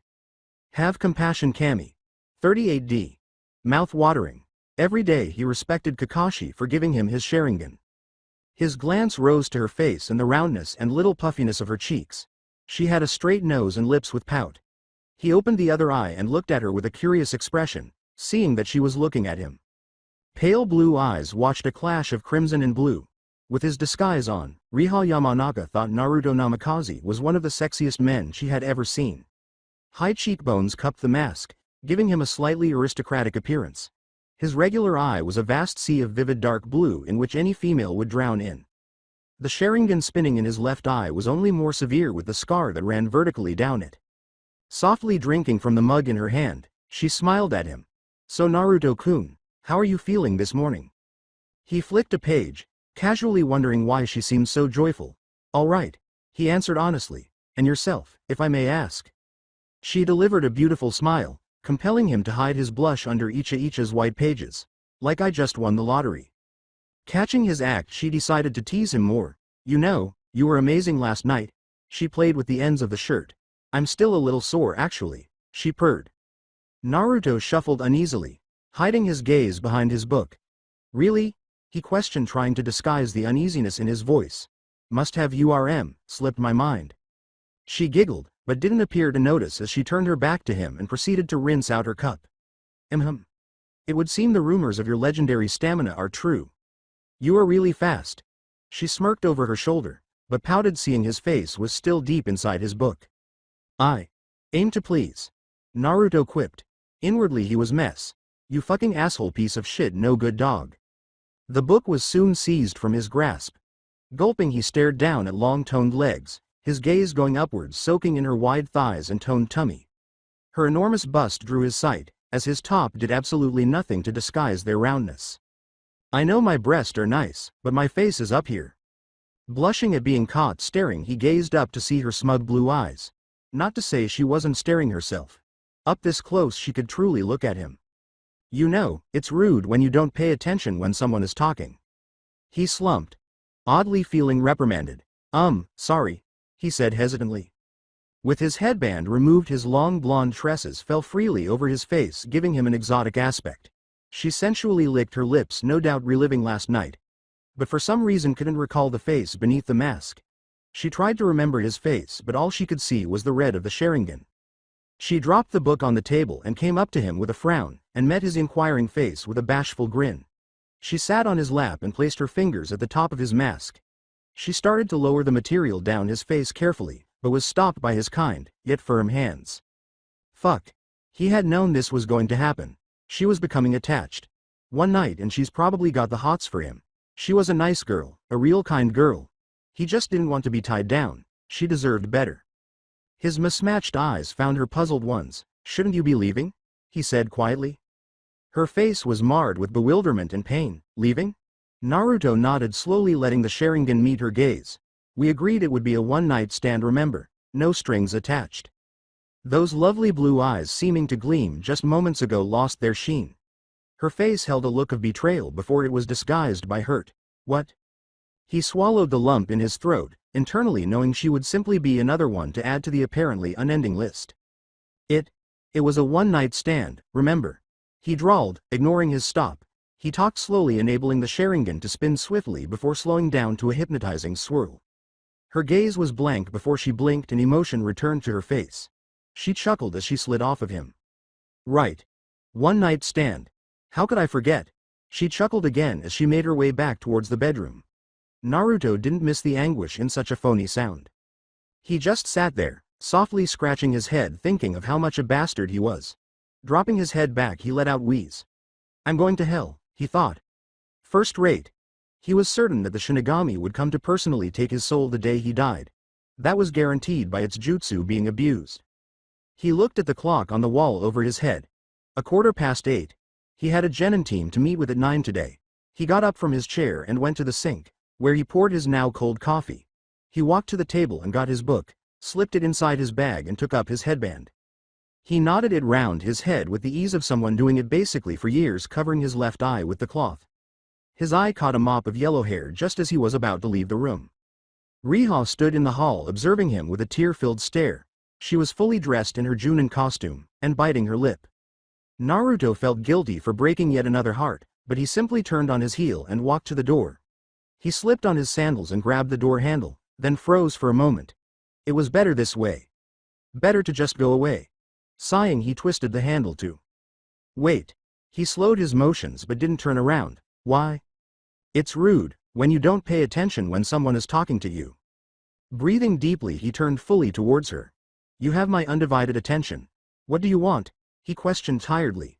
His shape was drooping, betraying his lofty height and his lone eye dull. I want to see your face, she stated gently. His eye went wide before he schooled his face. He believed that at least she deserved to remember the face of the man who crushed her kind heart. Easing the towel down his face, he felt a bit bare as her wide eyes took in the face that no had seen since he was 7. He stood awkwardly, moving softly before he slipped his hands into his pockets. His eyes widened again and she took a few timid steps towards him and reached up and slowly began to trace his whiskered cheek. Did you genjutsu me to forget what you look like? He wasn't surprised. He had picked it up from her actions at the table. She was a Yamanaka after all. He merely nodded, and she continued to bathe him gently. Do you even remember my name? Being truthful, he merely shook his head. Even after learning out the man she just slept with put under a genjutsu and doesn't even recall her own name, she smiled up at him. You don't have to push them away, Naruto-kun. He lost his bewildered look and was staring at her blankly. All the time she went on gently running her fingertips down the lines of his face. He held her gaze, then moaned in pain and raised a hand to stop her delicate caresses. Look, you're a nice girl. A very nice girl. Someone like you deserves better. Whatever I said last night, it was a mistake. I was drunk, depressed and probably ready to flee the nearby whorehouse. Forget about someone like me and... A finger on his lips stopped him. She looked put out. You think I'm a jerk? You think I'd sleep with any guy just 'cause they're cute and spill their life tragedies to me? It was a rhetorical question as she said, please. You're hot and all and your face is pretty, but you ain't all that. She ended with a dismissive eye roll. His face burned. What a nerve this woman has. He had never been so humiliated in all his life. She raised her hand to his chest, and the other hand went up to raise his headband. She nodded and her hand fell on his shoulder. Look at that. Now this is a man with the most beautiful eyes that I have ever seen. Those same eyes reflected so much sorrow, so much pain, that my heart could not take the sight any longer. I had to talk to you. No, I needed to talk to you, because I've seen that look before. I used to see it every day when I would look in the mirror. His throat was dry and he strained as her fingers caressed gently with the material of his mask. You wear that mask to cover it all, don't you? To hide the anguish. It brings you comfort, to know that you can hide it all behind that slim material, and no one would ever get to see the face that tries to hide itself from the world. Shame, what a handsome face it is. He was stricken dumb. This woman, ask yourself this, Naruto. Do you wear the mask, or does the mask wear you? She shook her head slightly as he made a move to speak. Don't answer that. It's a question for you alone.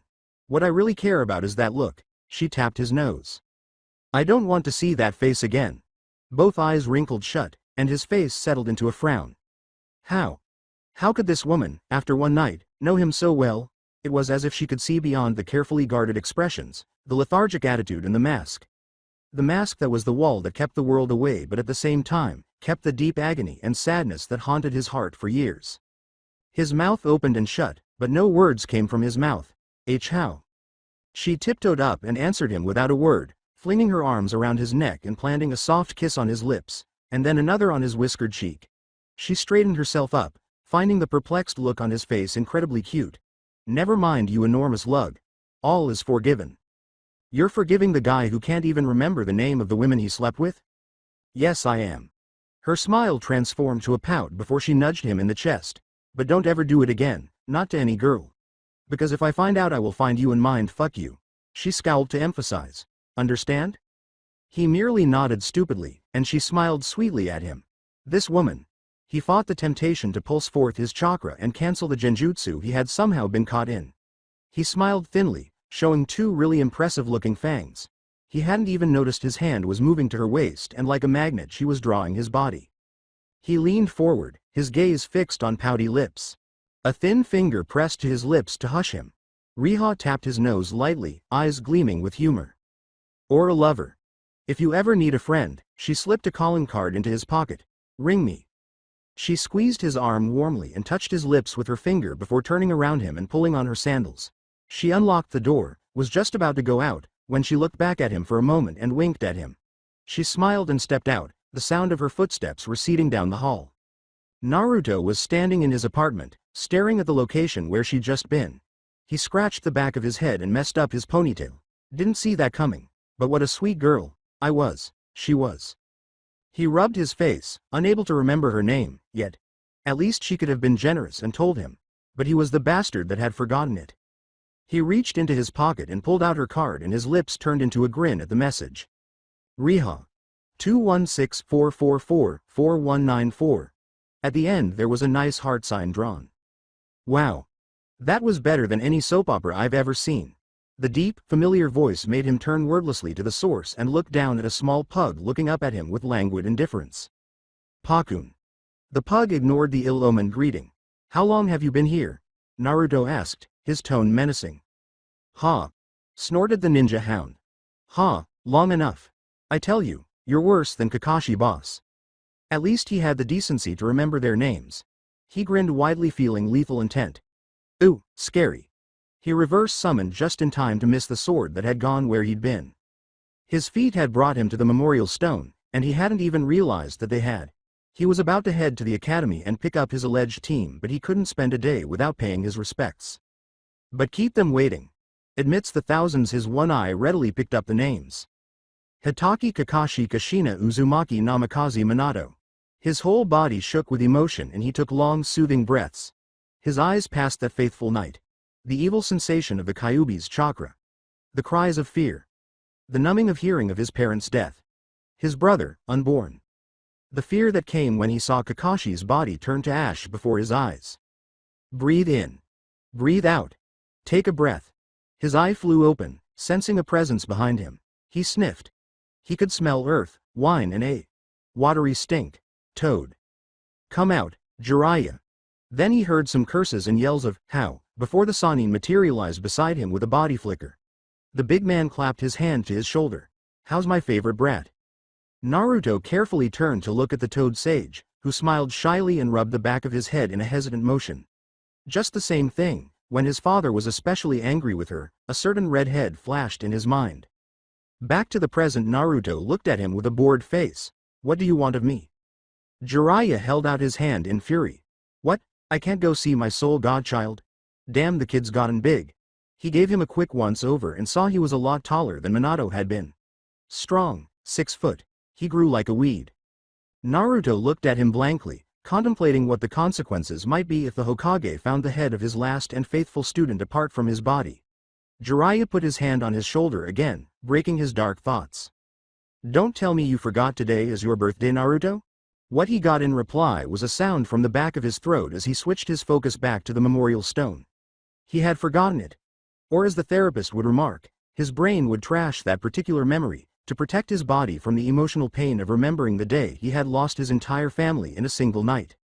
But he just called on the man once and then he was cleared. The Hokage had left a 12-year-old Naruto with the man for 10 minutes and came to check up on them, discovering the unusual sight of the man on the ground with his clipboard wedged up into his rectum. Young Naruto justified himself by stating he told the man to stop talking about his mom or he would end up with his clipboard rammed up his ass. He assumed he was kidding. The third had decided it was preferable he should be put in Anbu. Naruto smiled at the memories, but turned his attention to the present. Today was October 10th, anniversary of the Kyuubi attack. I don't celebrate my birthday, in case you forgot, Jiraiya. Well, anyhow, I got you a present. Really? Yup. Are you really serious? Never so much. 10 years of birthdays and not a gift. Sometimes he would turn up and tell him good birthday and then he was gone as fast as he came. Some years he didn't come at all. I don't believe you. Why should I lie? You're cheap. Yeah, I am. And wealthy. Yes I am. Show me. He groaned when he saw the man didn't comprehend. The man grinned like a fool and pulled a blue book highlighted in gold out of his belt. He held it out to a deathly still Naruto, who stared at the object in wonder. Is that? He swallowed the lump in his throat. Seal?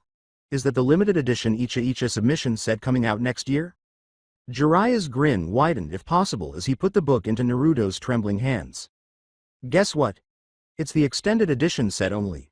Jiraiya's words faded to nothing as Naruto stared at the book as if it was an object that had fallen from the heavens.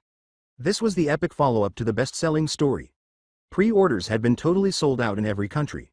There was almost no advance ticket sales. In the palm of his palms was what so many craved. He regarded it a few moments before sliding it smoothly into his utility pouch. Thanks, Jiraiya. He turned and walked off. No sorry. Jiraiya's jaw dropped with the hasty dismissal. Hey, wait Naruto. The little Jonin halted when his name was called and the Toad Sage came up to stand beside him, looking like a forlorn puppy. That's it? I go through all the trouble of getting you that and all I get is a... Thanks Jiraiya, he muttered, unable to replicate Naruto's voice. Naruto hesitated for a beat. Aha, I thought you'd be more thankful at least. What did you expect? That I would give you a hug and say all is forgiven? Well, yeah. You know a book, no matter how makeout, isn't going to fix 10 years of child neglect. The Sannin winced as his face finally lost its smirk and became somber. Listen Naruto, he started to put a hand on his shoulder, but let it go. I understand if you hate me. Honestly, I do. I mean, knowing your parents they're probably on the other side just to kick my ass for eternity. But I'm man enough to admit my acts and acknowledge that it was wrong to abandon you. I just want you to know that I'm sorry. With that he nodded to him before turning and walking away. Naruto watched Jiraiya walk away with a sigh, no doubt knowing his conscience would bitch at him if he let the Sannin walk away. Jiraiya, pervy sage, hold up. Jiraiya stopped in the middle of his stride, not believing what his ears had just heard. He looked back over his shoulder to see Naruto gazing off to the side, his lone eye twitching, as if what he just said was the most embarrassing thing ever. He didn't know why he said that, perhaps because it was what he had named him the first time they had met when he was 5, or the puppy dog look Jiraiya got on his face. Maybe, he was going soft? Him, soft? Never. All thoughts stopped as the Toad Sage pulled him into a bear hug, saying the words of knowing Naruto still loved his pervy sage. Crap. He was getting soft. Why am I here again? Naruto looked about taking in the gorgeous and fertile land of Mount Myokaku. Mountain ranges stretched across the skyline with verdant valleys and flowing streams. The air was crisp and clean, free of the pollution common in villages. He listened to the noises of nature. He'd missed this place. It was so nice just to relax and listen to the sounds of nature. The frogs were always quiet inhabitants, never interfering with his reading time as they had in the bustling village. The sun was high in the sky, and the lush green was bathed in a golden glow. It was a really gorgeous place. Jiraiya replied, the great Toad Sage wants to talk to you. Naruto raised a lone eyebrow at that. That old coot wants to talk to me. What the hell does he want?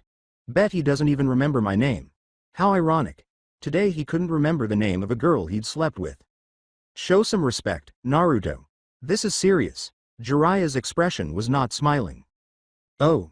Used to Jiraiya's personality understanding that when he wasn't smiling it was time to treat the man seriously. Nodding at him the two began to go down a trail that led to a mountainous edifice housing the great sage. Naruto looked off into the distance, admiring the beauty of the land. In the distance he could see the residents of the area leisurely going about their own. He even spotted the Toad Boss himself leaping over some mountains. They were on a sightseeing tour when they saw the mountain entrance ahead. The mountain of the great sage was a marvel of nature, even more majestic than the Hokage mountain of Konoha. On either side of the entrance stood two huge statues of toads, even bigger than Gamabunta himself. They were plated in armor much like samurai, with stone swords there, deceptively resembling human hands, aiming downwards barring the entrance. Not even a bit intimidated, Naruto and Jiraiya pushed on, not slowing their pace. As they approached, the marble eyes of the two stone toads snapped toward them. Their stone limbs groaned. shaking the soil as they lifted their gigantic swords, exposing two large steel doors as intimidating as their weapons that groaned before opening silently. They passed through the doors and the couple kept up a rapid pace down a tiny corridor, ignoring the way the massive doors slid shut silently behind them with invisible power, and the way the earth shook as the great statues lowered their swords. They traveled in quiet, until Naruto's solitary eye wandered back to the entryway. Say, pervy sage, I've always wondered, are those two statues? Yes, Jiraiya said enigmatically. Naruto looked at him, before humming lazily to himself and looking up at the magnificent stones that decorated the ceiling of the hallway. Soon enough, the two S-class shinobi found themselves in the presence of the great sage. The room they were in was huge. The sage was sitting in a tiny pool of water. The kanji word, sage, hung in front of him over a red banner. Behind him, the wall was plastered with stone scrolls sealed with seals. Reasons he did not understand. To his right were the two great elders, Fukasaku and Shima. He came into the chamber with the elderly green frog smiling down at him. Why? He didn't know. Shima was waving at him in the meantime, no likely glad to see him after so many years. He waved back, less enthusiastically, but politely, then shifted his attention to the great sage and waited. And waited. And waited. He looked at Jiraiya, who shrugged, his acute ears picking up the snores coming from the sage. Naruto yelled at him, eye twitching and chakra blazing. Feeling this whole thing was becoming a waste of time. "Oi, you old motherfucker. Wake up." The great sage jumped awake before those eyes of his blinked in confusion before they fixed on Naruto. "Ah yes." His voice was a croak. Who are you?" Naruto held his head. He could feel the headache building on from having to cope with a senile toad. Jiraiya face palmed, the sound echoing throughout the large room. Fukasaku was tolerant, no doubt being used to the great sage's memory for ages. To be honest, he wasn't surprised. "Honorable geezer. This is young Naruto Namikaze, the heritage of the fourth Hokage." The great sage narrowed his gaze, at last recalling why he had called for this young man. "Ah yes, young Naruto. I have summoned you, give me a moment." Naruto threw his head back and looked up at the ceiling, thinking he could have been home reading his books. But no, here he was dealing with a geriatric toad. "Yes. The prophecy has been altered. You are no longer the kid of the prophecy." Naruto blinked. Well, this was a surprise. He met Jiraiya's stone face and knew the man had already known. Naruto rubbed his chin in thought, tilting his head back.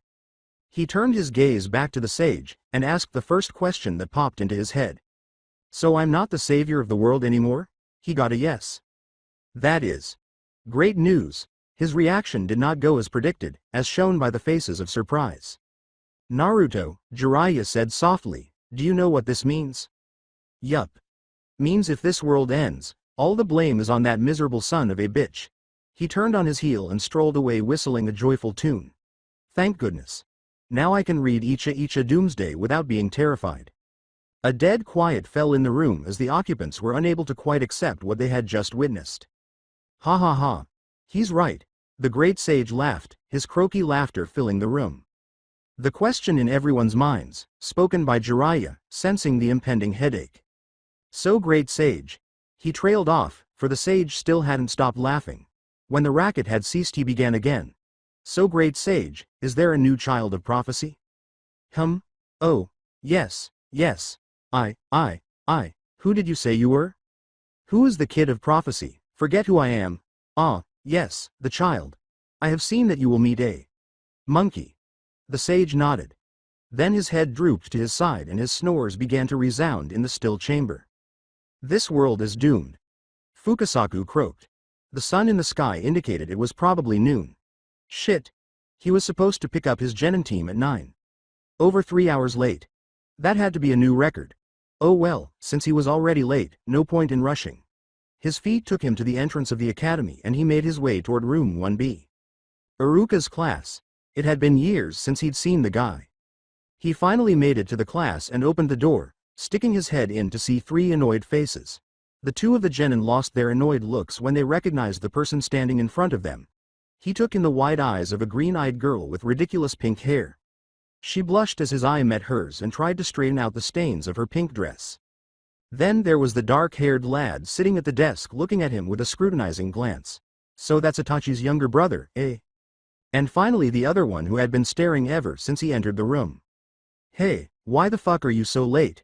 A finger was pointed at him, rudely.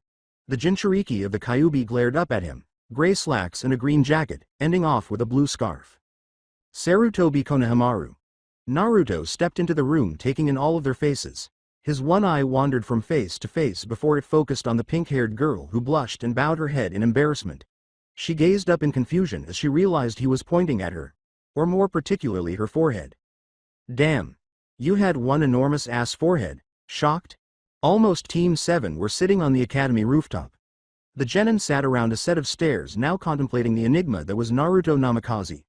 Tall and lanky, he had a languid look on his face covered with clothing. He was sitting on a railing now, his face on his open palm, his single eye looking down at them with disinterest.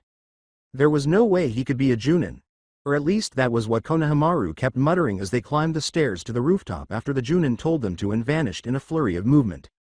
Cole narrowed his eyes as Dark Blue looked at him. Sasuke knew better than to underestimate him. This person was an S-rank shinobi, Yellow Fang. Translation: one terrible ass motherfucker. It was probably an act, the aloof expression. His keen gaze swept over strong shoulders and big arms concealed under his black shirt displaying formidable strength. He moved so quickly when he left them that for a second Sasuke thought he hadn't been there at all. And his eye was weighing them up. He was no doubt devious and deadly. The death of the traitor, who, from that day, had massacred the entire clan, had given him a type of sixth sense. To certain people, he could tell the difference between a seasoned veteran and a novice chunin. He felt it through their chakra. And his senses were shrieking danger at him right now. Even with the Junin relaxed and appearing to be in any place but here, Sasuke could feel the tightly contained strength within him. There was raw, powerful chakra beneath that arrogant stare. He thought of all the enemies who had underestimated him and were dead before they could blink their eyes. His attention fell on the slanting headband that covered his left eye. His socket contained a Sharingan eye, his clan's birthright. Sure, Naruto Namikaze was truly hazardous. Haruno Sakura couldn't believe what a jackass this Junin was.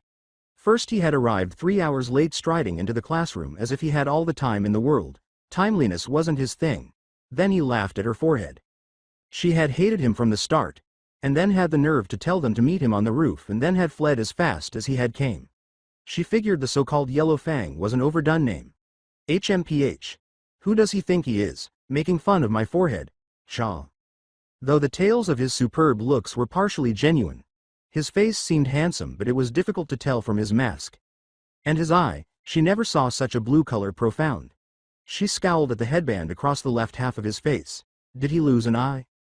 Oh, all she cared about was that Sasuke-kun didn't think her forehead was too huge. Konohamaru meanwhile couldn't believe this person.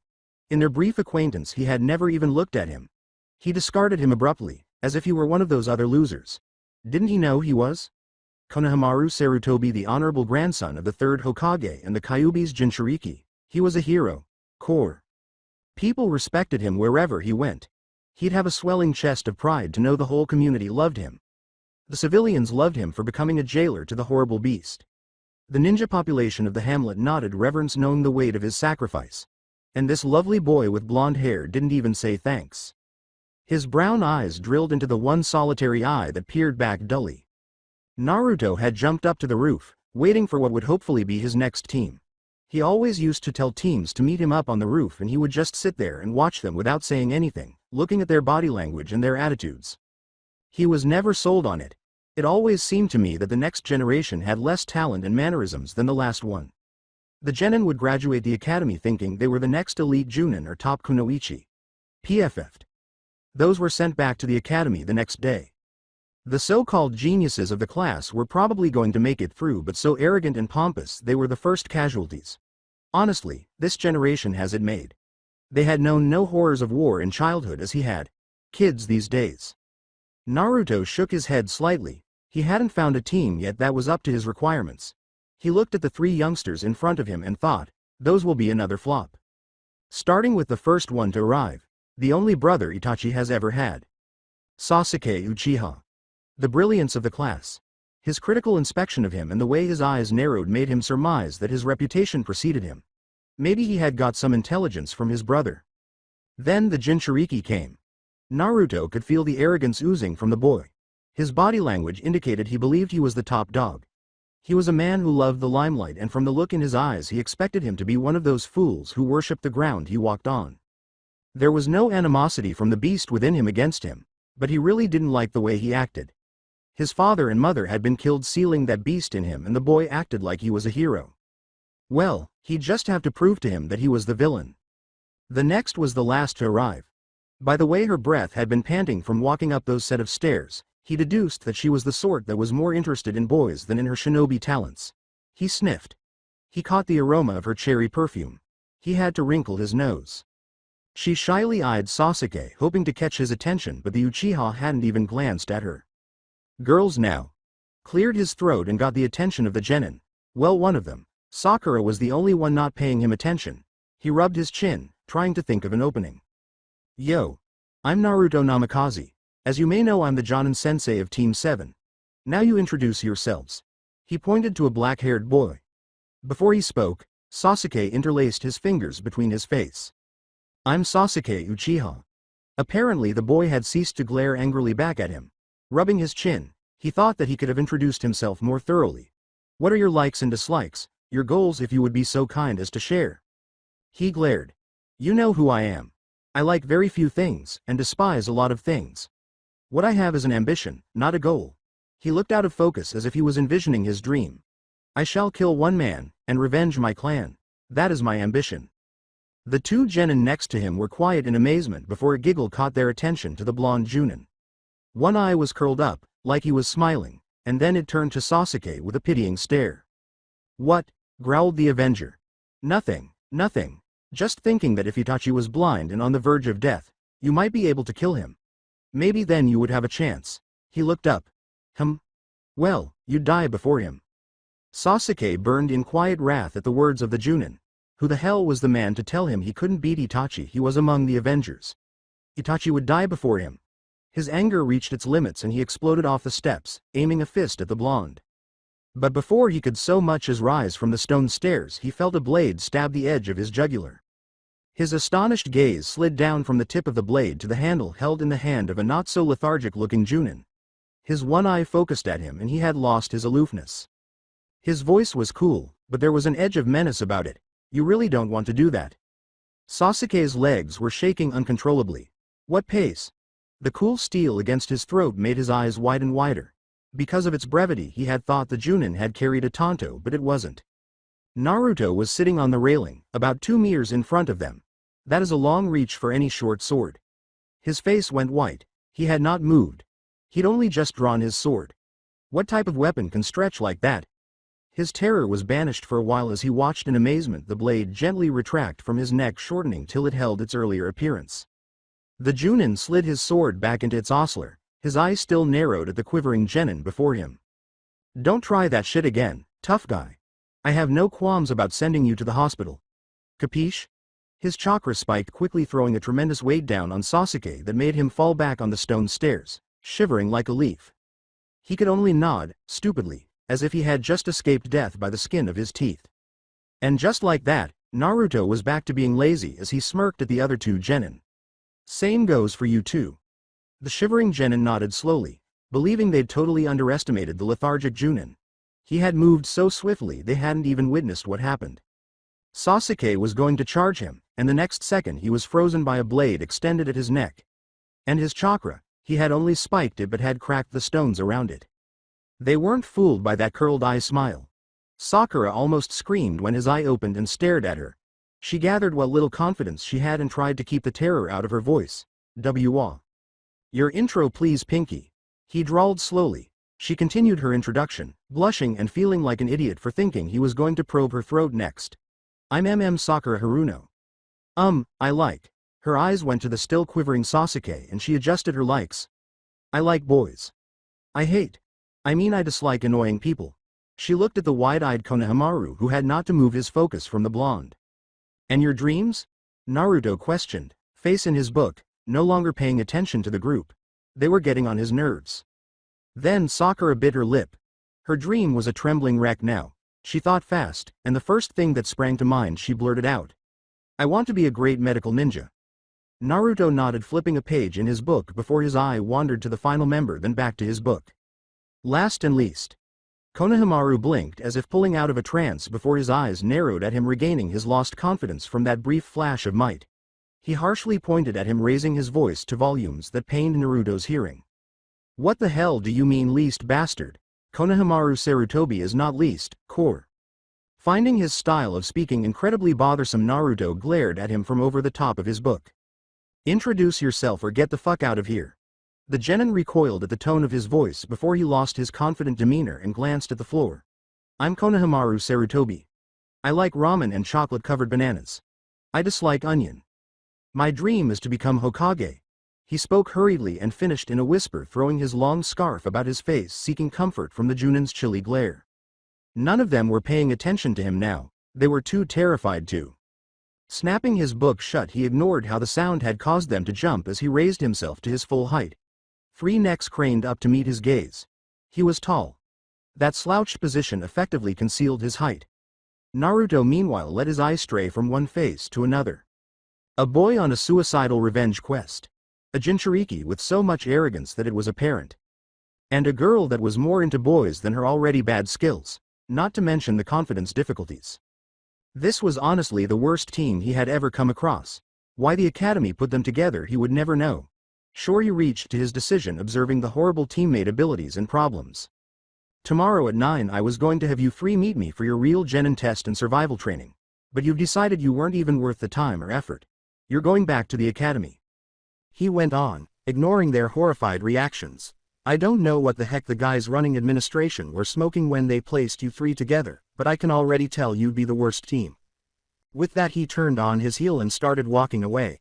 Konohamaru was the only one to break out of his shock and yelled at him to stop. Wait, what the hell are you saying? What do you mean we're going back to the academy? Naruto shook his head at the genin, his visible eye getting chilly. Are you deaf? You 3 fail. He stopped at the realization that this was the first team he had failed before even testing them. Well, it was a first time for everything. He shrugged and vanished, leaving 3 unbelieving genin behind him. That means you failed them. Yep, right now. Naruto sat at a table in the neighborhood dango shop. He slouched, his face buried in his book, oblivious to the grimace on the face in front of him. Riha tapped her fingers irritably, and reached across to pull the book down from his face, to see his angry eye. It is rude when you are not listening when someone is talking to you. That never got old. His eyes softened and he mumbled an apology, tucking his book back into his bag. He folded his arms across his chest, looking down at the table in frustration. Sorry, it's just those stupid kids. They annoyed me to no end. He clicked his tongue, moaning as he looked toward the window watching as people went by. Riha smiled at him, and caught his eye. She stretched out her hand to him. His eyebrow arched, but he dropped his arm from its position and let his gloved hand settle into her smaller one. She removed his metal glove carefully and displayed his palm. She put the material down on the table and clasped her other hand with his. She saw his shoulders ease and stroked small circles on his hand, smiling soothingly, knowingly. Naruto closed his eye and savored the ministration, silently criticizing how she knew how to make him down his defenses around her. He opened his eye and there were her gorgeous baby blues glittering in her mouth, giving him a little grin. Don't you think you were a little judgmental on them, Naruto-kun? I mean, they are just kids. Naruto steadfastly disregarded the growing pit in his chest as he knew he didn't feel one shred of guilt for the teams he failed. But he was losing the battle within as pink lips pouted and he pushed himself to look aside or succumb to the temptations of the stunning blonde. The delicate fingertips caressing his palm weren't helping. Steeling his resolve, he gazed boldly at her, delivering a confrontational expression with his gaze. She smirked, then reached across to take his other gloved hand in hers and repeated what she did previously. His palms were worked by caressing hands and Naruto felt his determination beginning to melt. She smiled at him and then pulled out her secret weapon. She brought his hands to her face and kissed his knuckles slowly. They weren't in public, or he'd be fucking her into the ground now. She'd adore it, judging from the triumphant grin on her face. Naruto murmured under his breath and Riha moved closer to his face. What was that, Naruto-kun? He muttered again, making her chuckle as she leaned in until their noses were almost touching. Sorry, but you'll have to speak up, she purred. You're correct, I was too judgmental, he repeated, sounding like someone took his book. His pride had been knocked down a notch or two. He was typically the seducer in his past relationships, but this girl just melted him under her look. She decided she'd teased him enough and reached up and grasped the edges of his mask. She licked her lips sensuously. She looked around to see no one was looking and was ready to give him a lovely romantic kiss when knocks on the glass outside redirected their attention to Anbu. The disguised black operations member jerked a thumb in the direction of the Hokage Tower, gesturing towards Naruto. With that message, he vanished in a blur of movement. Naruto swore beneath his breath at the unfortunate timing. Seeing the inquiry in Riha's eyes, he went on. "Old man wants to see me." She pouted, but nodded nonetheless, sitting back in her seat. Naruto stepped up from his seat and walked over to her side of the table, before discreetly looking around and quickly pulling down his mask, giving her a short kiss against her lips. He smiled down at her, mask on again. "My place tonight." She flashed him a sultry grin and he winked and was gone in a fast body flicker. Riha giggled like a schoolgirl thinking of the joy they would be having tonight and smiled gratefully to herself. To be honest, Naruto was the nicest thing that had ever occurred to her in 23 years of living. She smiled, putting her hands to her cheeks, remembering the day he'd taken her up on her offer and called. Never so excited. Looking down, she scowled. He hadn't even touched his dango. Peef. His filthy ramen and him. She was going to pack things before a throat clear led her to look up at the big dango store owner. He stretched out the bill towards her. A tick mark developed on her head as she yelled curses, shocking the owner. That no good. Naruto had left her with the bill. Again. Naruto appeared outside the Hokage Tower, wondering about what would the old man thought was so vital that he had to tear him away from his attractive fellow blonde. He frowned, thinking of all the times the old bastard had cock-blocked him. Bet he uses that crystal ball of his to spy on me. Walking towards the entryway, the two Chunin guards at the door promptly shifted to give him entrance, saluting at him as he passed past them. Naruto gave them a nod as he entered the building, appearing before the Hokage's secretary. A professional-looking brunette. Her concentration was fixed to the monitor in front of her as her quick fingers wrote away. The eyes behind her glasses shot up to his before they went back to the monitor. "The Hokage is awaiting for you in the conference room, Namikaze-san." Her monotone voice was courteous but dismissing. She was one of those secretaries. Someone needs to get laid. Naruto chuckled to himself as he turned to his right and began heading up the stairs to the meeting room. He smirked, feeling a set of eyes tracing his form, but disregarded it as he walked up the stairs, greeting and nodding to other Junin and Anbu. Arriving at the guarded door to the meeting room, the two Anbu stationed saluted at him before they stepped aside, allowing him admission. Opening the door, Naruto moved into the dark room, coming to a stop before four seated figures. He frowned at the faces. He thought only the Hokage had wished to speak with him. Why were these three here? "Naruto Namikaze, we have news we wish to discuss with you." Hearing the voice of the village elder Koharu, he cursed silently, knowing that the situation was severe. He should have known from the mention of the conference room that whatever it was, he had either pissed off the higher-ups or was going to be granted a top-secret task. Judging from the faces, he guessed the higher-ups were unhappy. The conference room wasn't true to its moniker. Sure, critical discussions and chats were held in it, but its true purposes served as top-secret task assignments from the higher-ups to the select few. Itachi has received his orders to wipe off the Uchiha clan from these four. Naruto was given a mission to kill a daimyo at age 12 who almost launched a war. It was the ultra-secret S-class missions with fallouts so bad that Konoha couldn't even be involved. Mission failure meant death or, in Itachi's case, a missing nin issued. But in his circumstances it was lose-lose. He didn't detest the old guy for sending Itachi to kill his family, he understood the circumstances. But his regard for him was severely lessened. Plus he let his pompous godson run about believing being made a human sacrifice made him a hero. As for the war hawk with the bandages, that was another story, and he would enjoy the day he plunged his blade into his heart. This time it was Homura who spoke up. "You were put in the Genin squad, Team 7, with Uchiha Sasuke, Sakura Haruno and Konohamaru Sarutobi, right?" Naruto nodded, fully knowing where this was going, pushing his hands into his pocket. "The official Genin test for all rookie squads is supposed to be held at 9 am tomorrow." Koharu flipped through documents. "Junin teachers can only decide once the Genin have been tested." She glared at him with her squinting eyes. "So why, Naruto? We have young Konohamaru complaining to us that you have failed their Genin team." The Hokage had not spoken yet. He sat in his armchair smoking his pipe in silence. The hat on his head hid his sight. Honored elder, I felt it necessary to fail them because I deemed that their teamwork skills would be wholly unsatisfactory. How were you able to deem their teamwork unsatisfactory only after speaking to them for, as young Konohamaru supplied, 5 minutes? She aggressively interrupted. Naruto continued on unaffected. As I was saying, I deemed their teamwork unsatisfactory after watching their interactions and body languages. Sasuke suffers from the feeling that his only goal in his life is to kill Itachi. A road that would lead him to an early death. Pin Sakura is a delusional fangirl unfit for shinobi life. Her body lacks muscle mass for someone her age, most likely due to dieting. I would guess her whole point of becoming a shinobi was to impress Sasuke. Girls like her are best being sent back to the academy.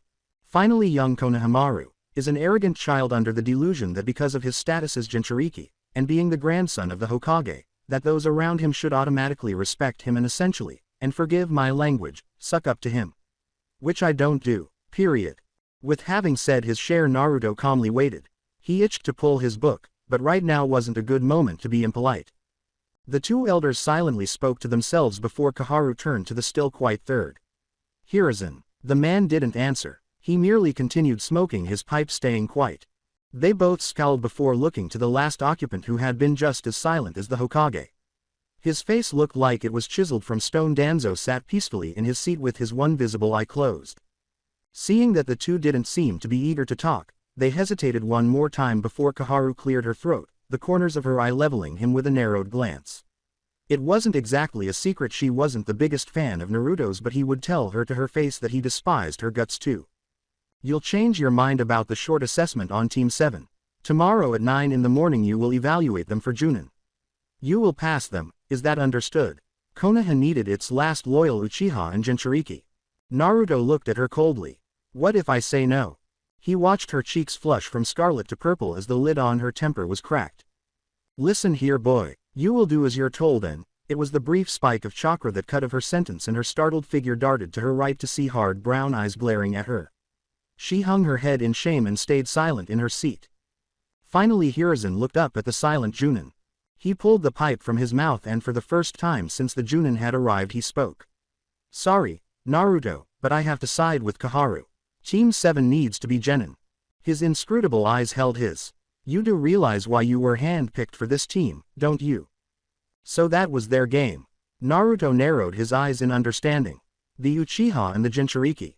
He was the only one that could educate Sasuke about the Sharingan and suppress the chakra of a tailed beast. He remembered how he had found his powers. It was during his run-in with Gobi Jinchuriki Han. 16-year-old Naruto laid gasping on the ground. His Anbu armor was melted in some areas from the steam-based ninjutsu strikes that pummeled his form. The Sharingan in his eye flashed an angry crimson up at the enormous man, whose eyes curled in scorn down at him. Is this all from the son of the fourth Hokage? I must say I'm dissatisfied. The steam-based red samurai armor on his body seemed all the more frightening with his chakra veil. He had been on a solo mission, deep in the enemy territory of Earth Country's mountain ranges. The objective was simple: examine the last known location of Anbu crew that had disappeared at this apparent place. The moment he arrived, his chakra went wild to the feeling of tailed beast chakra and was met to the sight of the Jinchuriki of the Gobi. The conflict had been one-sided. His chakra shroud protected him from his strikes, and that furnace on his back spewed steam that would melt him if he went too close. Han's 4 tails of chakra shifted in the wind, and he inwardly smiled, seeing the hateful look the boy was sending him. The furnace on his back began to heat up and more steam began to pour out of it. He had toyed with the boy enough, and was time to end this little game. He imagined the reward he would get, bringing home the melted head of Iwa's most hated enemy. Oh, the wealth! Wanting to savor the occasion, he carefully strolled to the Anbu, leaving melting footsteps in the dirt behind him. Yes, he would take his time. Naruto meanwhile was struggling to stand. His chakra levels were low, his body armor melting off his frame, and the bleeding gash in his side wasn't helping one bit. His Sharingan took in with detail as the man approached him slowly, no doubt taking his time. His heartbeat was loud in his ear, and sweat mixed with blood streamed down his forehead. He was going to die here. This man was about to kill him. He could feel the heat from the man approaching closer. A deep swelling pit of emotion sank in his stomach. He couldn't die here. Not after everything he had been through. He wouldn't. His chakra spiked and sensation of serenity enveloped him. The tailed beast chakra that had been pressing down upon him from the beginning of the fight appeared to not bother him anymore, as if a weight had been taken off his shoulders. This power. With a shout he let forth the force that had been swelling inside him, and 4 sets of golden chains, appearing to come out of his own form, sprang out of him and wrapped around the astonished Gobi container. The chains of the chakra encircled his body, connecting to each other to the point that they were holding down his chakra tails. Han was entirely restrained by the chains and was doing his hardest to break free. Naruto gasped in awe. He could feel the chains as if they were part of him. He felt the way they wrapped around Crimson Chakra from the Jinchuriki. He tilted his head and was astonished when Han let out a pained cry as the chains seemingly tightened around him, squeezing cruelly. He couldn't explain why, but for some way the phrase, "submit," went through his head, and he watched in awe as the chains pulsed a dazzling brilliance before they began to absorb the Gobi's chakra. Naruto felt a gush of power within of him and understood that his chakra levels were returning. Han hit the ground on his knees as the last of the Gobi's chakra left him. He tried in vain to call upon the chakra of the beast, but to no avail. He shuddered in pain, hearing the cracks of his body as the chains tightened even more. His armor cracked under the pressure and began to fall off his constricting form. The sound of chirping birds filled the air and orange eyes widened despite the pain. Naruto was now up on his feet, his left hand clutching his wrist as he focused the Raikiri in his hand. His Sharingan twirled a threatening crimson as they met his orange eyes. He proceeded slowly towards the struggling man, feeling vengeful as the chains continued to restrict the Jinchuriki. Standing squarely in front of him now, Han could only stare up at him in astonishment before he decided he had to ask the question that was tormenting his thoughts. How? Naruto shrugged his shoulders. I honestly don't know. I guess this is the power of an Uzumaki. Han nodded through the discomfort and closed his eyes resignedly. The last thing he heard was the Gobi yelling, "Descendant," then a lightning-covered hand pierced his head. Ruto. Naruto. Naruto blinked, and his consciousness returned to the present, looking at the Hokage's puzzled face. Sorry, he questioned. I said, do you understand? Hiruzen asked, wondering why the Junin had gone off into La La Land. Naruto nodded slowly. That's all. No, we want to talk to you about something else, Danzo finally said, leaning back in his chair and sitting up taller. One eye opened and looked at him with a look he couldn't decipher. What do you know about the Akatsuki organization? That was surprising. Naruto's mouth tightened to a line beneath his mask. He knew it was made up of 10S level criminals, Itachi being one of them. They were a mercenary outfit. Itachi had told him what he knew about Akatsuki. The genocide of his clan was only a ploy to get their attention. And his real purpose was to infiltrate the organization as a double agent, feeding information about their motives back to Konoha. He made those sacrifices. Yes, Danzo replied. That's what we were all told. He paused. Their real goal is to collect the tailed beast. He opened his mouth. He couldn't help it. The beast with the tail. What do 10 criminals want with a tailed beast? Seeing his expression, Danzo elaborated. What they desire with the tailed beast is not clear. But we were given some interesting if disturbing news. The looks of the elders and the Hokage were dismal. Orochimaru is in the group. At the mention of the word his Sharingan blazed in its socket, but he suppressed his rage. It was led to believe that he had defected from the group before in the past. But as our informant has provided, he was accepted back into their ranks for unknown reasons. Then the silence of the chamber was broken by the voice of the third. Naruto, what do you think of this news? What was he supposed to think? The snake that had killed the guy that had made him a shinobi was running about with powerful buddies. And those pals wanted the Biju. I think you should have killed him when you had the chance, Hokage-sama. Hiruzen didn't respond to the jab, but he did narrow his eyes before he gave a pained sigh. He removed the cap from his head and ran a hand through his drab hair. He glanced back at Naruto, as if he was finally feeling the weight of his years. I know I have made many mistakes in the past, Naruto. Many faults, but you have to understand. Save the lesson, Hokage-sama. You should have rectified your. The power of Hiruzen's fist shattered the wood of the desk, effectively silencing Naruto. Fix my mistakes, boy. Become Hokage and fix the many imperfections that I have caused. The wood creaked beneath the force of immense chakra, telling Naruto that despite the man was ancient, he was still the god of shinobi. The third took a big breath, and exhaled his fury. He looked at Naruto with a mournful gaze. Hiruzen raised his cap, his expression begging. Please, Naruto, your power already outshines us all. Even your father's. I'm an old man in need of a successor. Be the Hokage Konoha needs. The third had pestered him dozens of times before now to become Hokage. The Fire Lord thought highly of him already and the shinobi people respected him most of all. But as many times as the Hokage had offered, he'd declined. He could not stand it.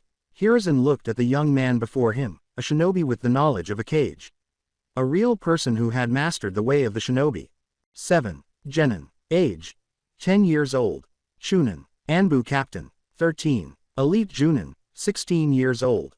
Naruto was the Hokage Konoha deserved. Konoha Hokage had deserved. Hokage-sama, you already know what I'm about to say. Hiruzen looked into his face for a bit and then closed his eyes. He replaced the cap on his head. Dismissed. Junin Naruto Namazake. His voice gave away nothing. Naruto stood stiffly and bowed, then turned on his heel and walked out the door. His acute ears caught the whisper the Hokage mumbled before closing the door, but he didn't react to it. He tried to keep his face blank as we walked down the steps but the frown behind his mask wouldn't move. Your father would be disappointed. Sasuke wandered the empty streets of the Uchiha compound remembering the events that had taken place before. More particularly his mind was still trying to unravel the puzzle that was the blonde Junin. He idly rubbed his neck where the point of his blade had stabbed him. He still couldn't believe how fast that Junin had moved, and the texture of his chakra. He had never seen a person with chakra strong enough to have such impacts on the environment. He shuddered at the memory of the oppressive weight of it, as though he would choke to death. He was a hard man. The tales of strength in the village were not mistaken. He was more than deserving of his S rank. Sasuke ignored the mental chaos, the sight of a light in the Uchiha main house, and the smell of fresh cooking in the air. Humming, and he moved up to the porch and opened the sliding doors, his lips curling up. He entered his residence, kicked off his sandals and declared his arrival. I'm back. Oh, good evening, sweetheart. A voice thrilled replied. He came into the kitchen and saw a familiar female working in the kitchen. The table was laden with freshly cooked fish with tomatoes and side dishes. A lovely face was looking at him, a black head of hair swinging. In her hands she held a huge bowl of rice. Hi, sweetie. Sasuke grinned, feeling the tension ease in his limbs at the sight of gorgeous black eyes. Hi, Mom. He sat down at the table gently, smiling up at her as she put the bowl on the table and bent across it to kiss his forehead softly. She settled back in her chair, smoothing the creases of her black dress. She beamed at him and began to pile food onto her plate. Itadakimasu, she whispered quietly and began to eat, eating softly, and gave him a smile. So how's your day been? Sasuke had said his silent, Itadakimasu, before he started to devour a slice of tomato. I don't want to talk about it, he remarked with mouthfuls. Makoto pouted at his moodiness. Ah, Sasuke-chan, can you at least tell me who your Junin-sensei is? At the mention of Junin, Sasuke's attitude turned sour and he shifted his look away. She frowned and began to probe. What's the matter, Sasuke? He swallowed and chose to answer. He let us down. That made Makoto frown even more. Aren't they supposed to be tested by the Junin tomorrow for survival training? She opened her mouth to ask more inquiries when there was a knock on the front door. Sasuke's gaze flicked to the door. They weren't expecting any visitors today. He heard a startled gasp and cursed. Makoto was shaking in fright with her eyes wide, grasping her head. She suddenly stood up from the table, upsetting it and spilled the food. Her shaking body slid down next to the sink and she fell to the floor. They're coming for me. They're coming for me, she screamed, her eyes tearing at her hair. They're going to murder me. Sasuke jumped over the chaos to get to his mother, and he sank to his knees and held her hands that were pulling at her hair. His Sharingan came to life and saw her crazy eyes and horribly jerking physique. She hadn't been taking her medication. He ignored her audible mumblings and turned her face to his, focusing chakra into his eyes. Relax, mother. You are safe. The wild light was gone from her eyes. Her mutters were murmurs now. Her eyes glazed over and he held her till the trembling stopped. He saw she was safely lobotomized and couldn't harm herself, so he palmed a kunai and made his way gently to the entrance. He turned off his Sharingan and reached out to slide it open. He cracked it open and saw a single blue eye looking back at him with a fascinating stare. What do you want? He snarled. Ignoring the tone of Sasuke's voice, Naruto looked at his guarded face and his stiff body. His acute ears had heard shrieks, and the smell of new food was overpowering. He thought, Makoto. He didn't know why Itachi had let her live. He thought the only one he was going to leave alive was Sasuke. But Itachi just couldn't kill his mother. He knew the woman personally from his childhood, as his mother and she were friends. They didn't really have much interaction other than knowing each other. Just wanted to say you meet me at training ground 7, 9 o'clock sharp. Sasuke was astonished but he nodded nevertheless. I told the other two the same thing already. Naruto scratched his cheek feeling uneasy. I want to say sorry for what happened on the rooftop. I mean if you want to go ahead and well if you want to kill Itachi, it's whatever floats your boat. He grinned at the youngster, who just stood there. Sasuke glared at him after a pause. You can go now. Naruto rubbed the back of his head, appearing even more uncomfortable. How's Makoto? Sasuke narrowed his eyes at him and the Sharingan began to spin in his eyes. Naruto arched an eyebrow at the sight of it. When did he activate his Sharingan? How do you know my mother? Sasuke knew that this man could kill him in a moment but he would rather die than let one of these devils come for his mom. Our mothers, are BFFs. He tilted his head to him. I met her a few of times in the past. Sweet lady, and a hot one. Sasuke's eyes widened with understanding. You were that blonde Anbu that always used to come with Shisui for Itachi. He remembers his brother departing every day with the two for missions. Itachi had told them they were the best Anbu squad Konoha had ever had. He had never known who he was for the blonde had never talked or communicated with him. She's fine, he said stiffly, not wanting to tell the Junin that his mom suffered from a mental condition. A phobia from the literature he had been reading. She was so frightened she could not get out of the house. Sasuke had taken on the job of buying for food and clothes, all while keeping up his ninja training. Seeing his mom in such state every day, gave fuel to his fire of retribution. He will revenge his clan. Okay. Naruto nodded at him, then raised his palms up in a peace sign and vanished as if he'd never been standing on his porch at all. Sasuke slid the door shut, cut his chakra from his eyes, and sighed as he walked back into the kitchen. He strolled over to his mother, who was still under the genjutsu and eyeing the mess distastefully. He grunted and helped her up, then started to lead her out of the kitchen and into the hall and up the stairs to her room. He carefully laid her onto bed and let his Sharingan spin into her eye and push her into a genjutsu-induced sleep. He covered her with blankets and let his gaze wander over her. Her sleeping face was lovely, not the terrified mess that tormented his dreams. His hands balled into fists, the soft pops of his knuckles cracking filling the room. Itachi would have to pay. He listened to her soft snores. Quietly, he stepped out of the room, and softly closed the door behind him. He looked at the clock and it was already past 10. He went to the kitchen and cleaned up the mess in silence, throwing the wasted food into the garbage. He had lost his appetite anyhow. He went out the back door of his house to his private training fields, continuing on into the forest behind the house. He ran into a clearing. His Sharingan gazed hatefully at 8 different targets set up in the trees around him. He had come here in his younger days with Itachi and seen him demonstrate the incredible ability to hit every target. And even the one in the blind place behind the rock.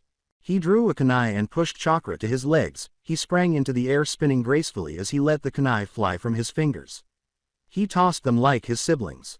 And he made them hit the targets, clashing together and changing trajectory. He landed without a sound and assessed his job. He snorted at the fact he'd only hit 5 of the 8 targets. He circled the rock and found that he'd entirely missed the blind spot. He slapped his fist on the rock, the feeling of crushing defeat rising in his chest. But he wasn't good enough yet. His eyes were moist with unshed tears as he grabbed his kunai. He was constantly one step ahead of him. Always. Even at his age he had been an Anbu captain since mastering the Sharingan at 8. Between them the measuring ladder never seemed so lengthy. You're too stiff in your actions. Immediately Sasuke hurled his kunai toward the voice and found the blonde Junin sitting in a high tree branch reading his book. He threw the kunai, which was snatched out the air, whirling in between his fingers. He'd not even looked up from his book. At last, he looked at Sasuke with an inquisitive expression and said again. Your movements are too stiff. Too tense. You have to loosen up when you throw. Sasuke's stare didn't ease. Why are you here? Have you been watching me? Naruto put his book in his bag, then descended soundlessly before the suspicious genin, secretly laughing as he felt him tighten. I was in the neighborhood, he said in a not-so-convincing way. Sasuke simply looked. Naruto shrugged then looked around at the targets smiling behind his mask at the good memories he remembered here. He locked eyes with the irritated Uchiha before jabbing the lad in the middle of his forehead. You need to relax when you toss. Tension will hold your motions back. Sasuke scowled up at him, rubbing his brow, mocking at him. So you're an expert on this, are you? Naruto grinned. Why yes I am. Who do you think taught Itachi how to hit multiple moments at the same time? That wasn't accurate. The other way around. But Sasuke didn't have to know that. His eyes softened and he looked up at him with a look of curiosity. You taught Itachi how to do that? Yeah. Sasuke grimaced as if he was having a conflict inside his head, his cheeks blushing, and he looked away. He looked very uncomfortable with kunai held aloft in his hands. Could you show me, please? Naruto raised his hand and revealed his Sharingan to the shocked genin. Yes, of course. A moan rose in the quiet room, and the wet sound of flesh against flesh continued to increase steadily in volume. Two slick bodies of perspiration kept up the fast rhythm as their hips touched together in tandem, causing a woman to moan of delight again. Riha threw her head back and let a scream resound in the flat. Her insides constricted around the man deep inside her. She had long hair that was damp with sweat. She was right there. The position of her legs over his shoulders changed, and soon the sensation of his chest crashing into her with each forceful thrust he took had her screaming. She slammed into him, shuddering as he struck that sweet place. Her legs curled around his waist, her arms around his shoulders. In exchange he grabbed the headboards of the bed for leverage and plunged into another deep pair of thrusts. Riha couldn't help but yell. So deep, so fucking da. The arms that had been on his shoulders fell to her chest and a mismatched gaze took in the sight of her generous breast mashing together as her insides clenched around him. The sole warning was a groan, then the familiar feeling of hot liquid flooding her bursting core. Her hands sprang wide, clutching the bed sheets, tearing them, her ample bosom bouncing with one last series of thrusts that soon decelerated to a halt. They both ended up panting, and took a minute to catch their breath. The man in question pulled out of her, wiping the sweat from his brow, before smirking at the panting blonde. They'd been on the go since first light. She had been there 3 times already, once for him, and from the look on her face, she still wanted more. One hand was squeezing her lovely breast, the other was caressing her moist core. Oh yeah, she wanted it more. Turn around. His voice was rough, dripping with lust as he saw the platinum blonde obey his directions and offered her shapely rear to him with one side of her face resting on the pillows, gazing at him with her lust-filled baby eyes. Sharingan spun in anticipation, soaking in every feature of her shapely curves and round chest. Naruto needed no prodding to fill her again till his hips hit her round ass. Again she gave another shout of ecstasy, being filled so deep by him, and pushed her hands against the bed rest on for the incoming thrust. Meanwhile Naruto needed a few seconds to get used to the sensations of her ass. Oh shit, she was so constricted. He was welcomed right away by silky insides that closed around him as he thrust fast, making her cry his name. He grasped her hips, steadying her, and then again his rhythm broke neck. Riha welcomed this, pressing herself into his thrust in tandem. Yes Naruto. Harder, yes yes yes, yes. The new position lasted for a moment before Riha shoved her face hard into the pillows to stifle her scream as she came around Naruto once again. He couldn't resist her already smothering ass, and a shudder escaped his mouth. He gave a few final thrusts and emptied into her. Naruto let his body fall heavily on hers, and for a few moments the only sounds in the room were the pants of the two occupants. Finally gathering his breath, Naruto slowly slid out of her, collapsing on the bed, one hand to his brow. He couldn't keep the grin off his face as he wiped back his sleek blonde locks from his face and lay there contentedly, congratulating himself on yet another job well done. He opened his eyes to find Riha eventually sliding herself out of her position on her knees and stretching her body upwards with delightful cracks before she heavily collapsed on him, burying her face into the crook of his neck. Her breath, heavy with fatigue, caressed his skin and he could feel her heart thumping fast. Someone needs to work on their stamina, he drawled as he pulled the covers over them and threw his arms around her, savoring the feel of her chilly flesh against his. He pressed his cheek to hers happily and kissed her neck softly. Riha mumbled something exhausted. Sorry. The warmth of her lips whispering on his skin brought a smile to his face. Manata Freyek, SRRY, Stemina. Her words faded and her quiet snores filled the still room, and her slow heartbeat began to thump on his chest. Her face bobbed up and down against his chest at his quiet laughter, but she remained a still, unresponsive weight. Yeep. She was out like a light bulb. Naruto glanced at the clock on his wall. It was 9:15, and he remembered that he had told the genin to meet him at 9 on the dot at training ground 7. Already 15 minutes behind schedule. Naruto looked from the clock to the sleeping beauty on his chest, then back to the clock, and finally the gently snoring blonde, and grudgingly decided he should display some professionalism and began to carefully lift Riha off of him. Best not to waste any more time. Only for her sleeping form to wrap her arms around his head and force him face first into her squishy chest. It would be another 2 hours before Naruto would get up. Konohamaru gritted his teeth in annoyance, pacing back and forth across the training field, his already short temper pushed to the edge by the outrageous lateness of the team sensei. It was well after noon. The culprit for his current rage was the pink-haired member of the team who was sitting beside Sasuke, avoiding his narrowed gaze. Konohamaru huffed, then continued his pace around the training field. Sakura looked up at his irritated back as he finally turned away from her. She had been the first to appear at the training site at 8:30 on the dot to give a good impression of being the first to arrive. The second to arrive was Konohamaru, who arrived 15 minutes after her and had promptly raced up to her and offered a loud greeting, much to her ire. Still attempting to be nice, she returned a "good morning," which the youngster instantly saw as an invitation to pester her for a date that led in him being whacked in response.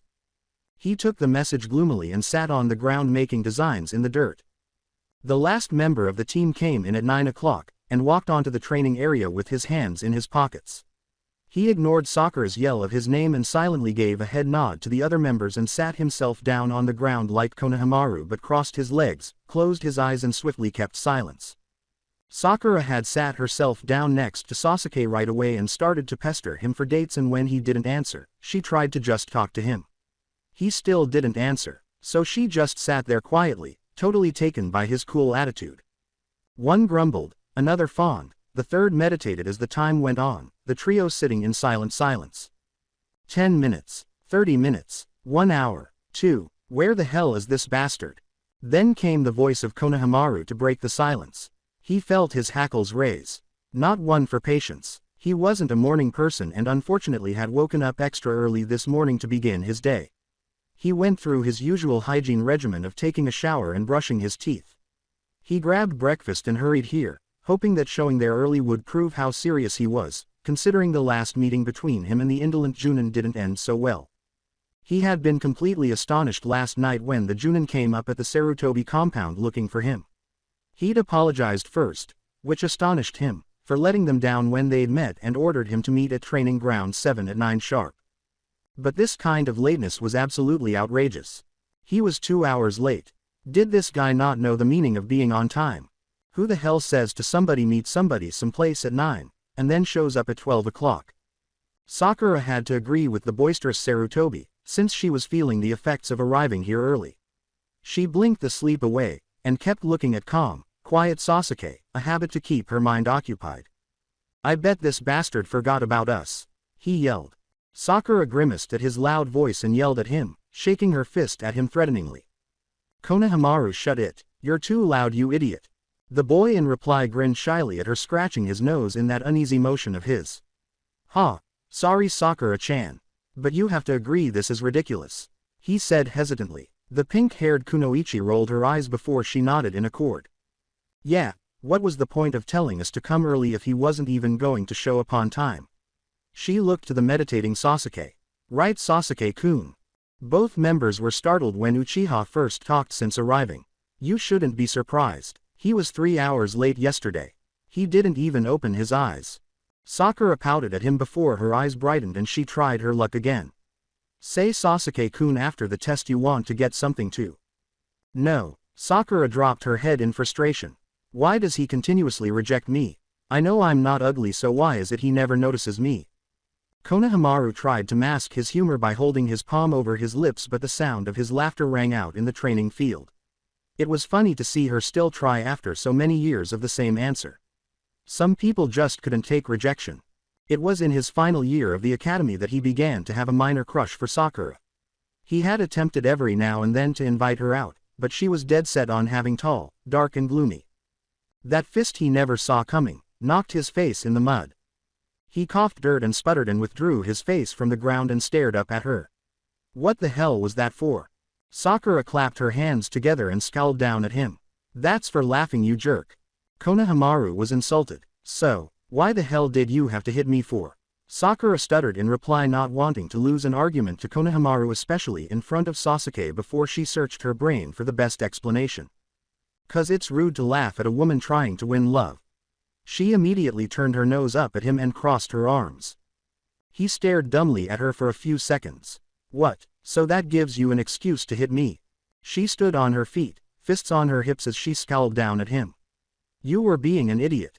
Maybe it was frustration of their late sensei or the displeasure of Sasuke not even sparing her glance but feeling the need to vent her feelings, she attacked the young Sarutobi.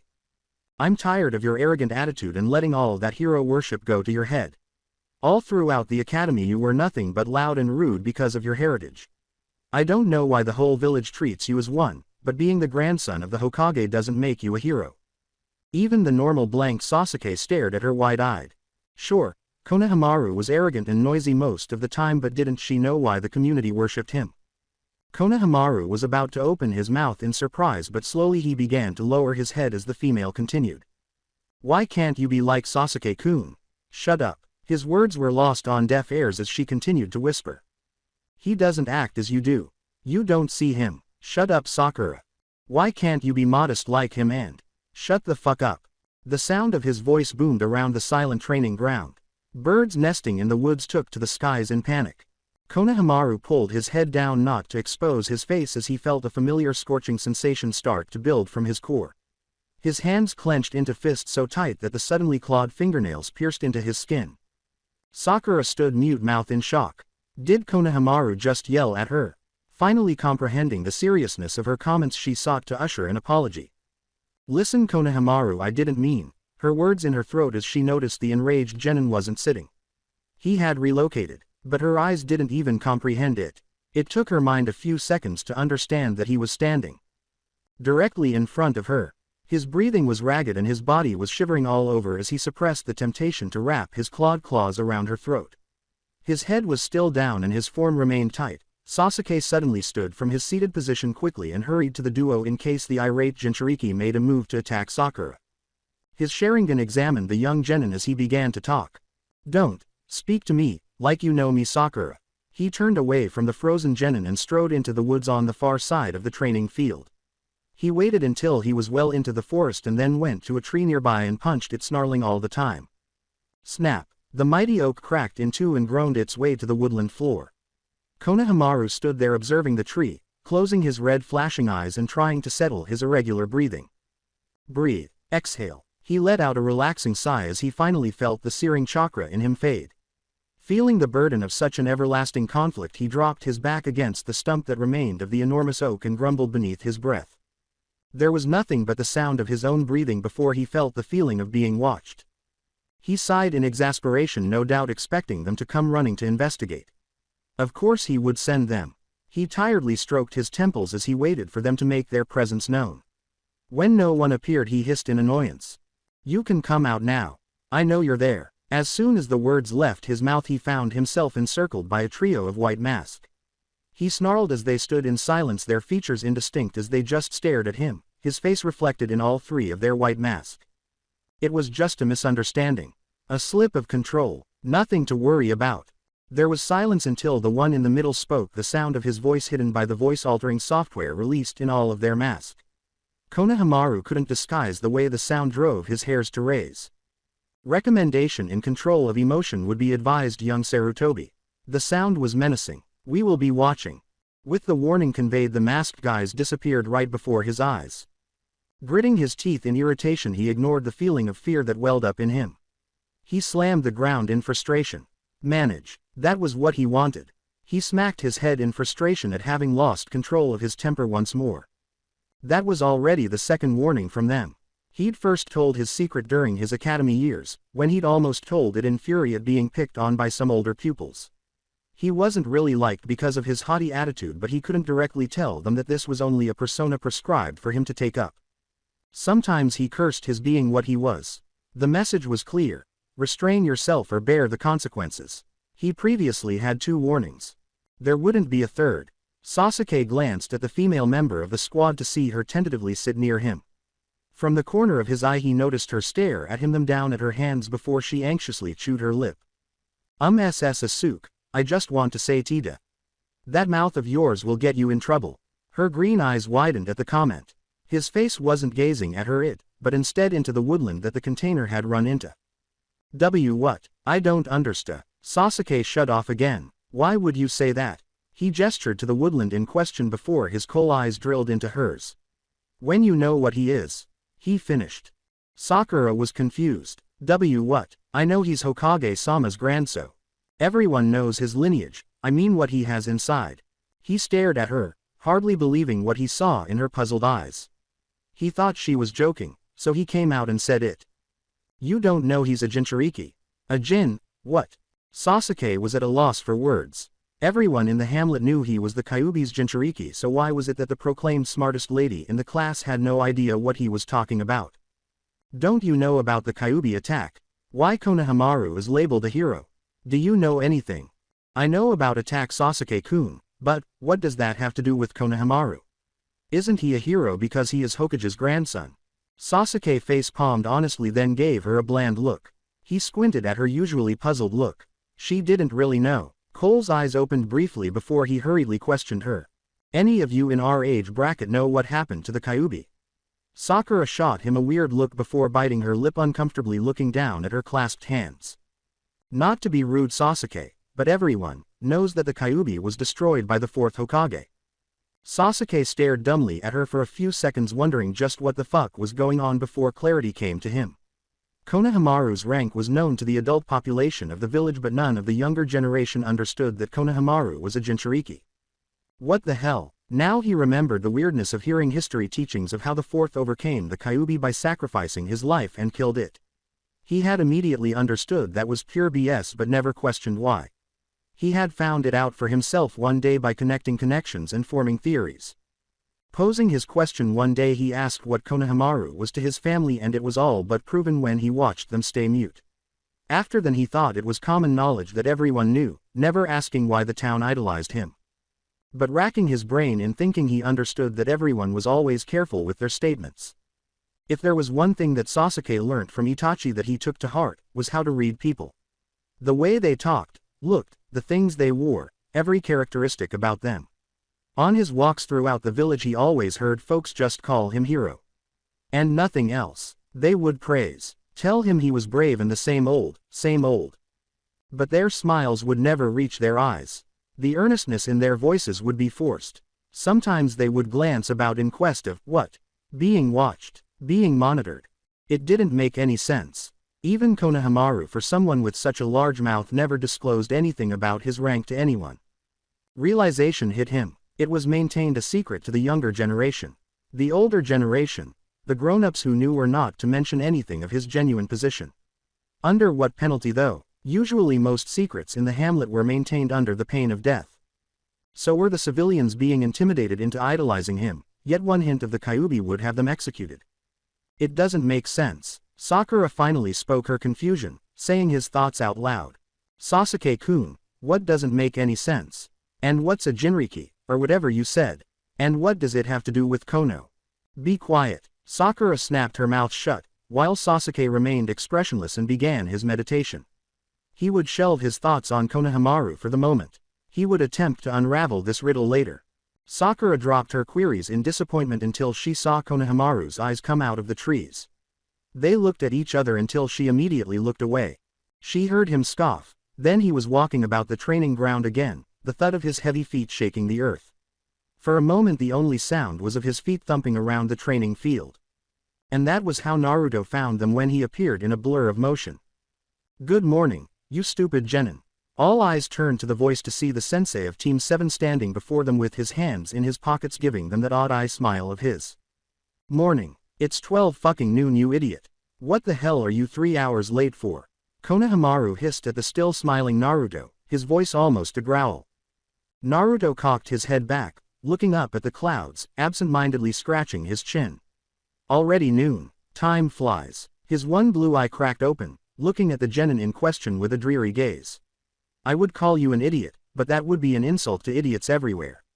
He disregarded the way the genin bared his teeth. As for me being late, well, I was going to leave home early, but you see, I have this little kitty cat at home and boy was she hungry. She wouldn't let me leave if I didn't feed her. So I had to satisfy her with my bottle. The three genin just stared. But she wasn't satisfied with the one feeding I gave her. So I had to feed her again and again. His voice trailed off as a twisted giggle erupted from his masked mouth. An awkward stillness permeated the training ground as Team 7 stared at their sensei in astonishment. Sakura was bewildered as heck, not comprehending his words. Was he trying to make a joke? Konohamaru slapped his hand to his face, finding a pervert bigger than the elderly guy, and the final member was blushing up a storm, having comprehended the implication in his comments. He knew for certain this man absolutely did not possess a cat. Naruto thought it hilarious at the same time the reactions of the two males, but from the reaction of the single female member of the team it would seem that she was a little sluggish. Give or take a few years before she grasped his filthy jokes. Dismissing his thoughts, it was time for business. Right, here I have with me a timer. He pulled out a tiny brown clock and moved towards the three stumps in the training ground, placing the timer on the stump to the right. He turned back to the genin and held out two bells to their eyesight for them to behold. Your mission is to acquire me these bells any way you can before the timer runs out. I strongly suggest you come at me with the intent to kill. Any questions before we start? Sakura raised her hand nervously. Sensei, what kind of test is this? Why are there two bells? This, my dear pink-headed friend, is what I call the bell test. I can't tell you what kind of test it is, but I can tell you the rules in a moment. As for the bells, well, that's a secret. He finished with an eye smile. It seemed no one looked like wanting to ask further inquiries. He nodded. He saw Sasuke eventually get to his feet and chuckled when he saw Sasuke let his Sharingan activate. Konohamaru's intensity made him lift an eyebrow. His sight turned to Sakura, who looked at him uneasily, then at her hands. She steeled herself, and stared up at him fiercely. Good, at least she had some backbone. He made a seal, closed his eye, giggling to himself. Everyone was anxious until he snapped his hands together and a puff of smoke formed an exact copy of himself. Shadow copies. The original hopped on the stump in the middle, making himself comfy, and pulled out an orange book. They couldn't help their mouths opening. You need to get those bells, like I said before. If one of you gets the bells, you can give a bell to one teammate, meaning you both would pass and the other one would fail. If you manage to destroy the shadow clone, well, the person who destroys it passes, while the others immediately fail. He smiled at their surprised faces. If you don't get the bells or destroy the shadow clone before time is up, you all fail. He passed the bells to the clone and waited for his instructions to be absorbed. The clone nodded at the original as it summoned the genin, urging them to follow him. They strolled for a long before they stood in the training ground clearing. 100 meters in each direction from standing directly in the center. On the edge of the clearing was woodland all around. The brains of the genin were racing at the rules of the test as they moved into place to the shadow clone and watched with tight breaths for any moves. All the time their brains recounted the regulations. Get the bells from him and two of them would be able to pass, the other would fail. If one of them managed to kill the shadow clone, then only one of them would pass and the rest would inevitably fail. Manage to not receive the bells or destroy the shadow clone, then they would all fail. For bonus, they have to do this within a particular time limit. You have 1 hour. The voice of Naruto's clone announced to them. On the other side of the training ground, the real Naruto started the clock. You may begin. Fire style. Great Fireball Jutsu. Fire style. Burning Ash Jutsu.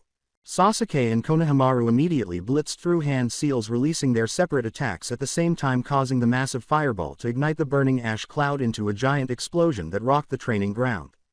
The shockwave from the explosion was so strong that it sent the two genin flying across the training field. Sakura was driven back by the power of the explosion and landed in some bushes in her rush to make it to cover. The real Naruto stayed where he was on the stump, lifting his face from his book, and watched a huge black cloud of smoke rising in the distance. He whistled appreciatively, then crammed his face back into his book. The smoke from the explosion finally started to dissipate to show only a 10-meter crater where the shadow clone had been standing. The ground around the hole was scorched and darkened by the terrific heat of the assault. Oh shit, that stung. Konohamaru grumbled, pulling himself up out of the ground, face first. A cough of anguish escaped his lips as he shakily got to his feet. He heard a grunt beside him and saw Sasuke doing the same.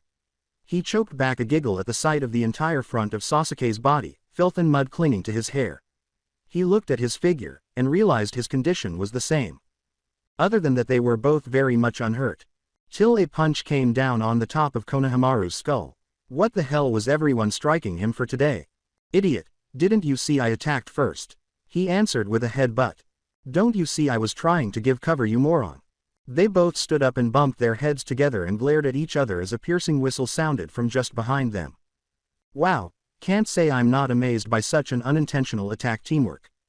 The boys who had been bickering turned around and saw the shadow clone standing behind them, hands in his pockets, uninjured. His figure was clear of a spot of mud. Then he shifted. The wonder was replaced by pain as two fists in their stomachs catapulted them across the field. They stumbled, impacting the ground violently before coming to a stop. Both guys coughed and wheezed, clutching their stomachs, feeling as if they had been hit by a train. Oh shit, that hurts. Sasuke had no choice but to agree this time. He forced himself to his feet, agony or not, seeing the Junin still standing in the same spot. At least he was giving them time to recuperate. He looked around swiftly to see Konohamaru standing on his feet. A group of genin stood little chance against an S-rank Junin. They have to cooperate. He looked back to the Junin to see whether he had moved before turning his eyes back to his partner. Konohamaru, we need. He stopped dead as the Junin was standing behind a confused Konohamaru. His speed was unbelievable. Konohamaru palmed a kunai and spun on his heel, swiping at the Junin, but his arm was caught in an iron grip, and he saw where his eyes were looking. Naruto's grasp tightened and the child winced, dropping the kunai into his free hand. He spun it on his finger and his single eye turned to Sasuke. At the unspoken communication, the Uchiha narrowed his gaze. What are you going to do, Sasuke? Retreat would be the action of a normal ninja. But he was a Uchiha. It would make him unworthy to wear the fan on his back if he left a teammate behind. He caught Konohamaru's eyes and they exchanged nods. He sucked in a breath, flashing through hand seals, building up chakra to the chakra points in his throat, enduring the burn as he held it. Konohamaru ripped himself out of the Junin's grasp, his arm popping sickeningly as he hit the dirt. The Junin was totally astonished with what the genin had just done before they narrowed at him. He flung the kunai in his hand, forcing Sasuke to cease his jutsu and jumped backwards to take cover. He smiled inwardly, despite the sting of his throat. He used Kawarimi with the aerial kunai and manifested himself between the two, forcing all of his chakra control. It was quite nice to see the lethargic Junin's eye expand in terror. He saw the flames coming out of his mouth. The tomos in the young Uchiha's eyes slowed down time. Fire style. Fireball jutsu. Naruto flipped his body upside down in midair, drawing his short sword, torso facing downwards. He could feel the heat of the flames as he stabbed his sword down. All Sasuke could do was open his eyes as the blade extended, quickly hitting the soil and shooting Naruto away from the flames. Sasuke's mouth dropped open as he stopped his jutsu. He ignored the pain of his chakra points burning and landed on his feet, grabbing the downed Konohamaru, and the two of them vanished in a shunshin. Naruto let out the breath he'd been holding in the treetop canopy. Wow, that was close. He held himself exactly upright, in remarkable dexterity, gripping the handle of his sword, his feet jutting up in the air, as he washed his face with his free hand. He lowered himself onto a neighboring tree branch, still clutching the sword by its handle, and cut off the flow of chakra he had pushed through the blade. The blade gently began retracting until its short sword length. Naruto flipped the sword, holding it aloft, and looked fondly at the Kusanagi blade. I fucking love this sword. Meanwhile, on the other side of the training ground, high up on a big limb, both boys let out agonizing breaths. One from popping his arm out of its socket, the other from the excruciating burn of chakra points. Konohamaru lifted himself up with his good arm and reached for his dangling left. With a snarl and a crack, he shoved the arm back into its socket, choking down the scream that wanted to leave his throat. Sasuke coughed roughly, spitting out smoke and gripping his throat in distress. His throat was burning, like fire. Unbearable. Fortunately, the gamble had worked and he had liberated his friend, but he had hoped to have caught the shadow clone with that maneuver. He knew from their first meeting that the blade could lengthen, but who would have believed the Junin would utilize it to propel himself like that? Brilliant. Konohamaru cracked his arms a few times with a pleasant crack, and then rummaged in his utility pouch for a little bottle of water. He leaned towards Sasuke, presenting the bottle that was whisked away from him in a hurry. Sasuke swallowed the bottle like a person dehydrated and felt the cool drink ease away the burning in his throat. Ushering his appreciation to his friend with a nod, he punched a hole into the tree they were staying in and stuffed the bottle inside. Littering in a training ground was rewarded with a high fine. That guy is a beast. How are we supposed to get the bells? Sasuke nodded in frustration. He knew without a doubt there was no way the both of them would get the bells by themselves. Destroying the clone, he would have a better chance of asking Itachi to kill himself. They needed the complete team. They needed Sakura. At least she would be good enough to provide a distraction. But right now he had to examine of what he knew about the Junin. He was strong. One punch and they both went flying. He was quite fast. His reaction quickness was remarkable even for his Sharingan. He was clever, of course, and had thought this test out thoroughly. How many teams has he tried? How many of them had gone? He remembered what he had said on the roof of the academy. He assumed many had tried and failed. Konohamaru thought the same. It's supposed to divide us. He kept ignoring how Sasuke widened his eyes at him. If one of us killed the clone, that person would pass and the other two would automatically fail, he said. Naturally you and I both wanted to destroy the clone. He closed his eyes and folded his arms. If we couldn't destroy the clone he would expect us to go after the bells next. He opened his eyes and saw Sasuke looking openly at him. What? Sasuke watched for a few more moments before he shook his head with a smirk on his face. So then seeing that we weren't able to destroy the clone we did immediately as he expected. Sasuke frowned in thinking, but the first time he attacked was only after we attacked him. We didn't even get a second chance before. His words trailed off as both he and Konohamaru came to the same conclusion. Only after we tried to work together. They both finished in unison. Konohamaru punched his fist into his hand. He waited until we moved before he acted. But when he saw you turn to me he tried to stop us. Even then he tested you to see if you would desert me or try to save me. Konohamaru nodded to Sasuke. It was a test to determine if genin could work together under pressure or throw out a vital concept in Konoha's teachings and strive to be selfish. Sasuke was very pleased with the blonde Junin's thinking. His feelings that he needed Sakura were right. They have to work together as a team to pass this test. But there was one big difficulty now. The two genin exchanged glances and an unspoken query passed between them. Where was the Sakura? They replied with a shriek that echoed across the jungle. At the beginning of the test Sakura had run dead for the woodland. She slowed down and turned to look at the boys when she heard two jutsu emerge from them. She was rather surprised. Had she maintained her speed she could have missed the blast which threw her into some adjacent shrubs. Her eyesight swam, and she was dazed and disoriented, but eventually she could see the smoke of the explosion clear and a big crater in the training field. She was under some shrubs that gave her great cover and was broad enough for her to see the battle from her location. When she realized they were both okay and covered in dirt she let out a breath she hadn't known she'd been holding. She had to bite back screaming their names as she watched the Junin arrive behind them in a blur of movement looking unscathed by the blast.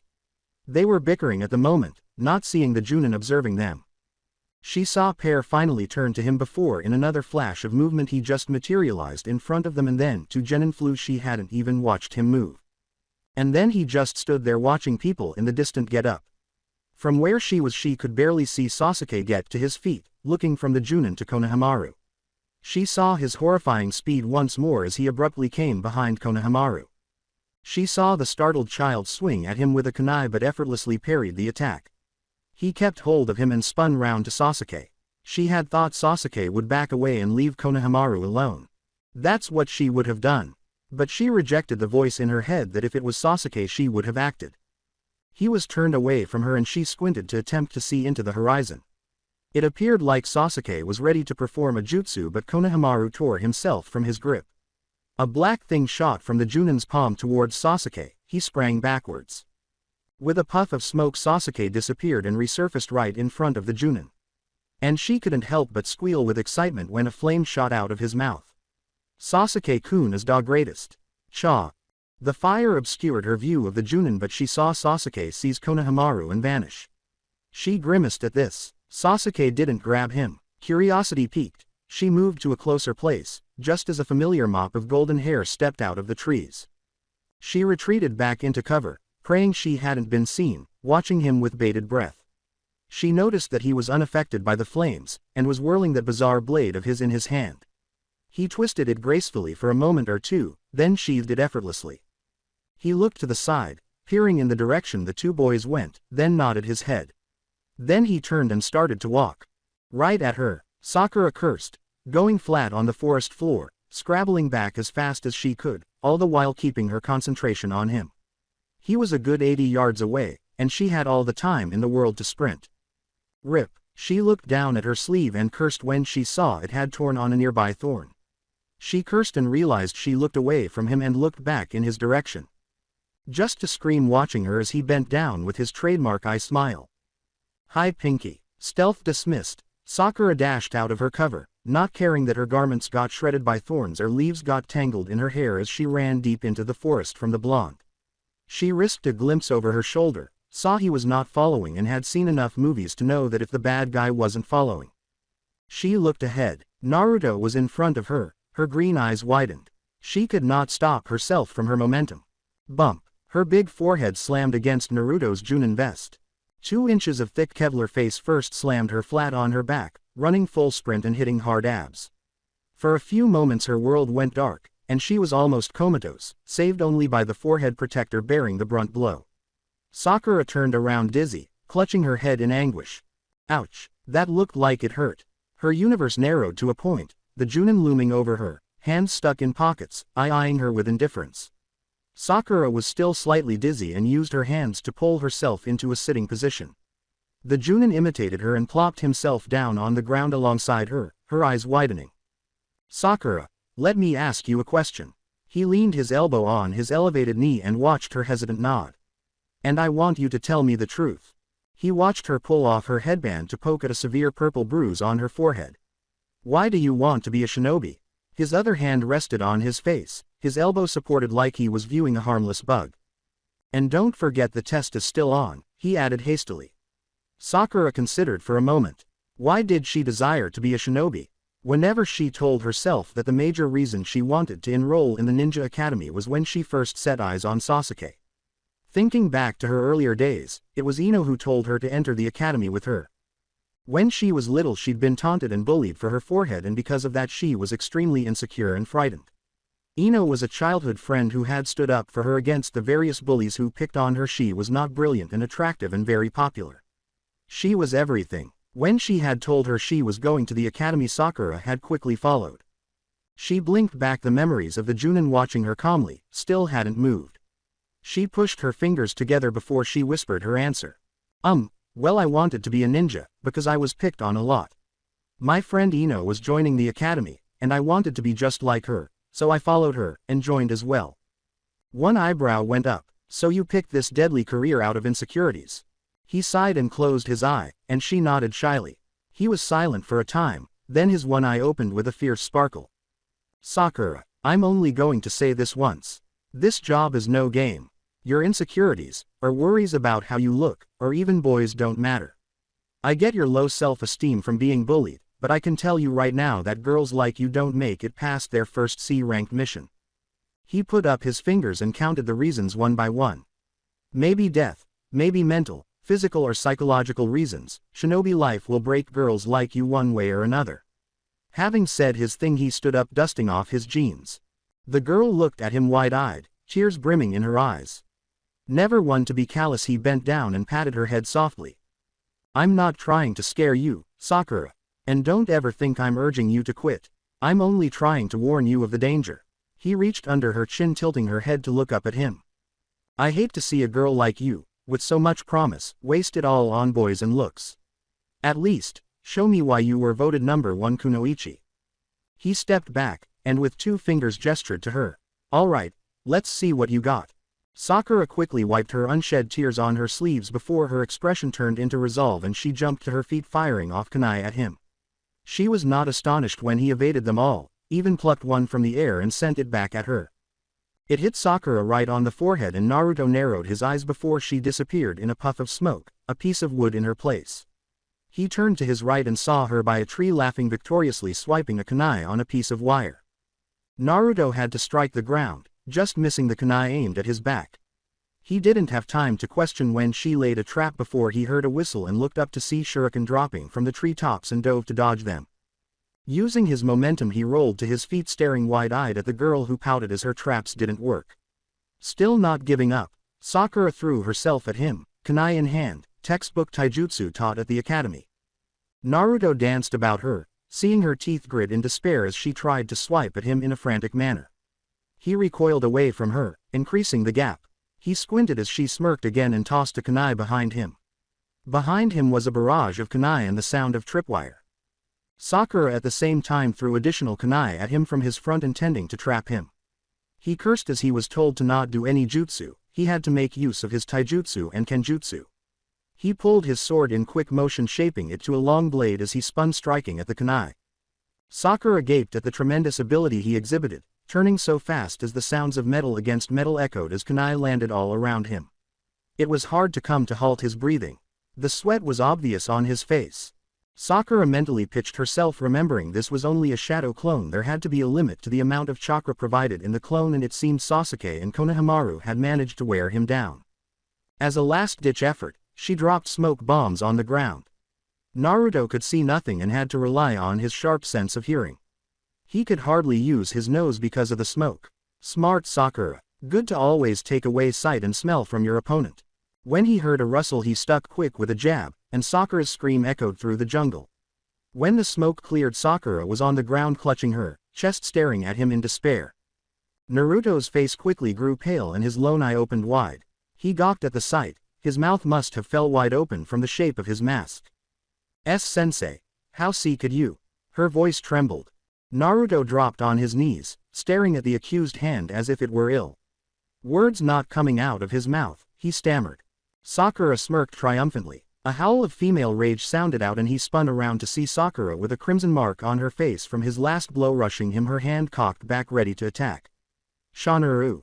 Thwack. The impact sent Naruto spinning, stars hilariously appearing in his vision. He watched. Sakura dissolved to nothing as he disappeared. Oh shit, she got me. When his clone's memories returned to him, the real Naruto was still sitting on the stump, reading his book.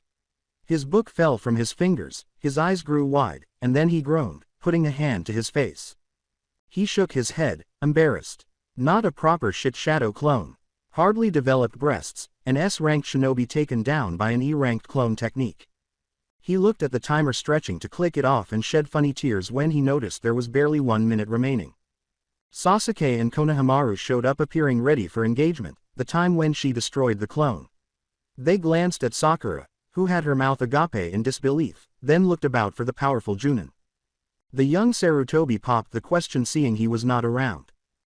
Sakura. He rubbed the back of his skull. Have you seen Sensei? Quote. Sakura can only dumbly nod her mouth and eyes still wide open in shock. Sasuke looked around the surroundings with his Sharingan, noticing kunai and shuriken littered throughout the spot. There were traces of a fight, but where was blonde shinobi?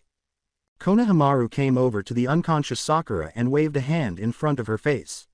When she didn't move still, he walked around her and stared into her open eyes. He peered confusedly at her, following her line of sight, and saw nothing but nature. You okay, Sakura? As he said the words, Sakura came back to her senses and she leapt on Konohamaru, hugging him and shouting at the top of her voice. I did it. I can't believe it worked. Sakura threw her arms around Konohamaru and held his face, looking into his fearful eyes.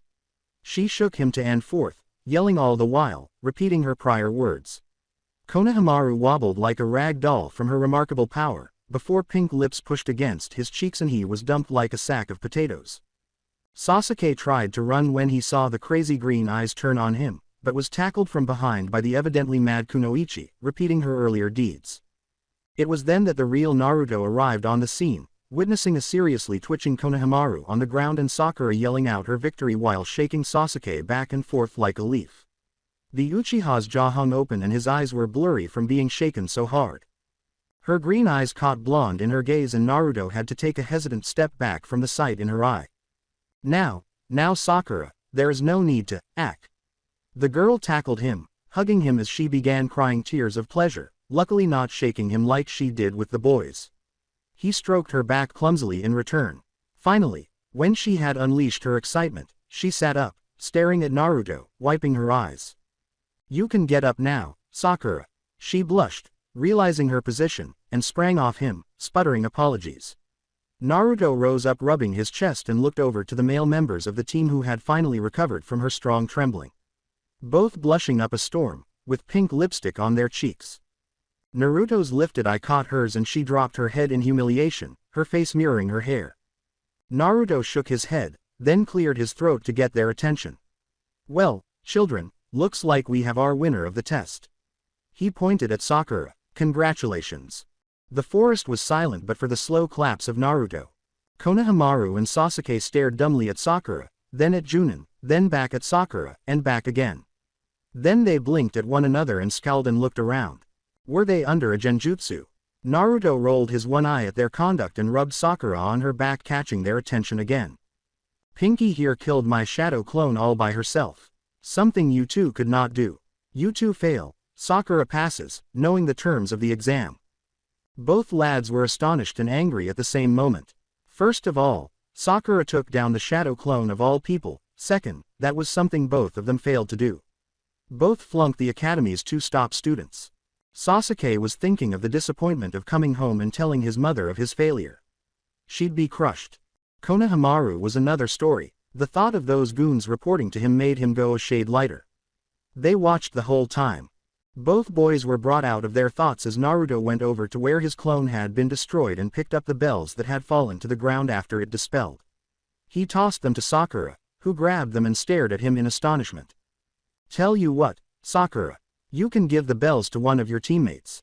Whoever you give the bell to will pass, and the other one will be sent back to the academy. Your choice."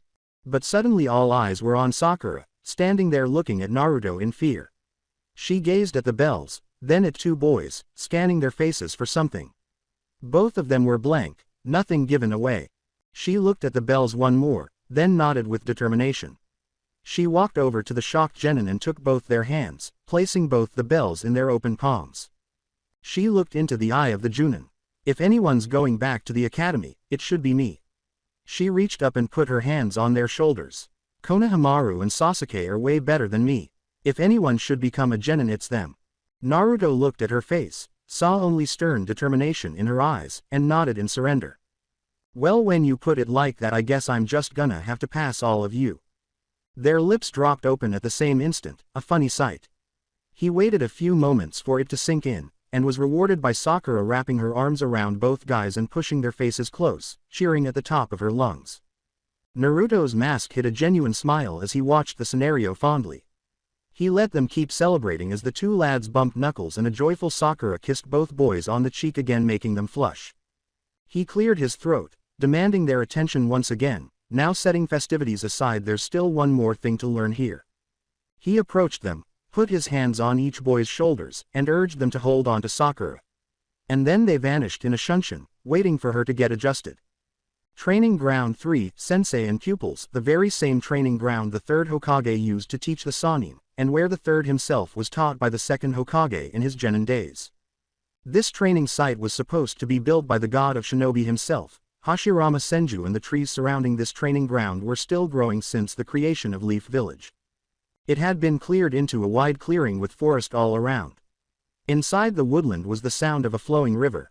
At the far end of the training field were three like stumps and behind them the memorial stone. He beckoned the three after him, and stood silent in front of the stone, marveling at the countless names inscribed into it eternally. There were thousands of names, yet his eyes always immediately located the particular ones he was looking for. Minato Namikaze, Kushina Uzumaki, Kakashi Hatake. He shut his eyes to the sensation of them behind him, silent. After a few moments of stillness, he spoke. "The memorial stone. The names of the KIA are forever etched into it." He reached out and put his palm on it. "I come here every day to pay my respects to them." He turned to face the genin who looked in icy silence and scanned their features. "This stone has the names of my parents, my sensei, and some dear friends." He looked up to the sky observing the clouds. "When I was your age I was in Anbu. I was on a mission with my sensei who was my team captain at the time. Long story short, the mission went to hell, and I took an explosion to face losing my eye. As you may know, Hatake Kakashi, the copy ninja, had the Sharingan." He looked at their faces, then shot his hand up and pulled his headband up. "He died on that trip, but before he died he gave me a gift. It was my birthday and he hadn't bought me a present." No further words were needed as the team looked at the red orb reflecting so many emotions. Sakura was wiping away her tears, and both Sasuke and Konohamaru observed in stony silence.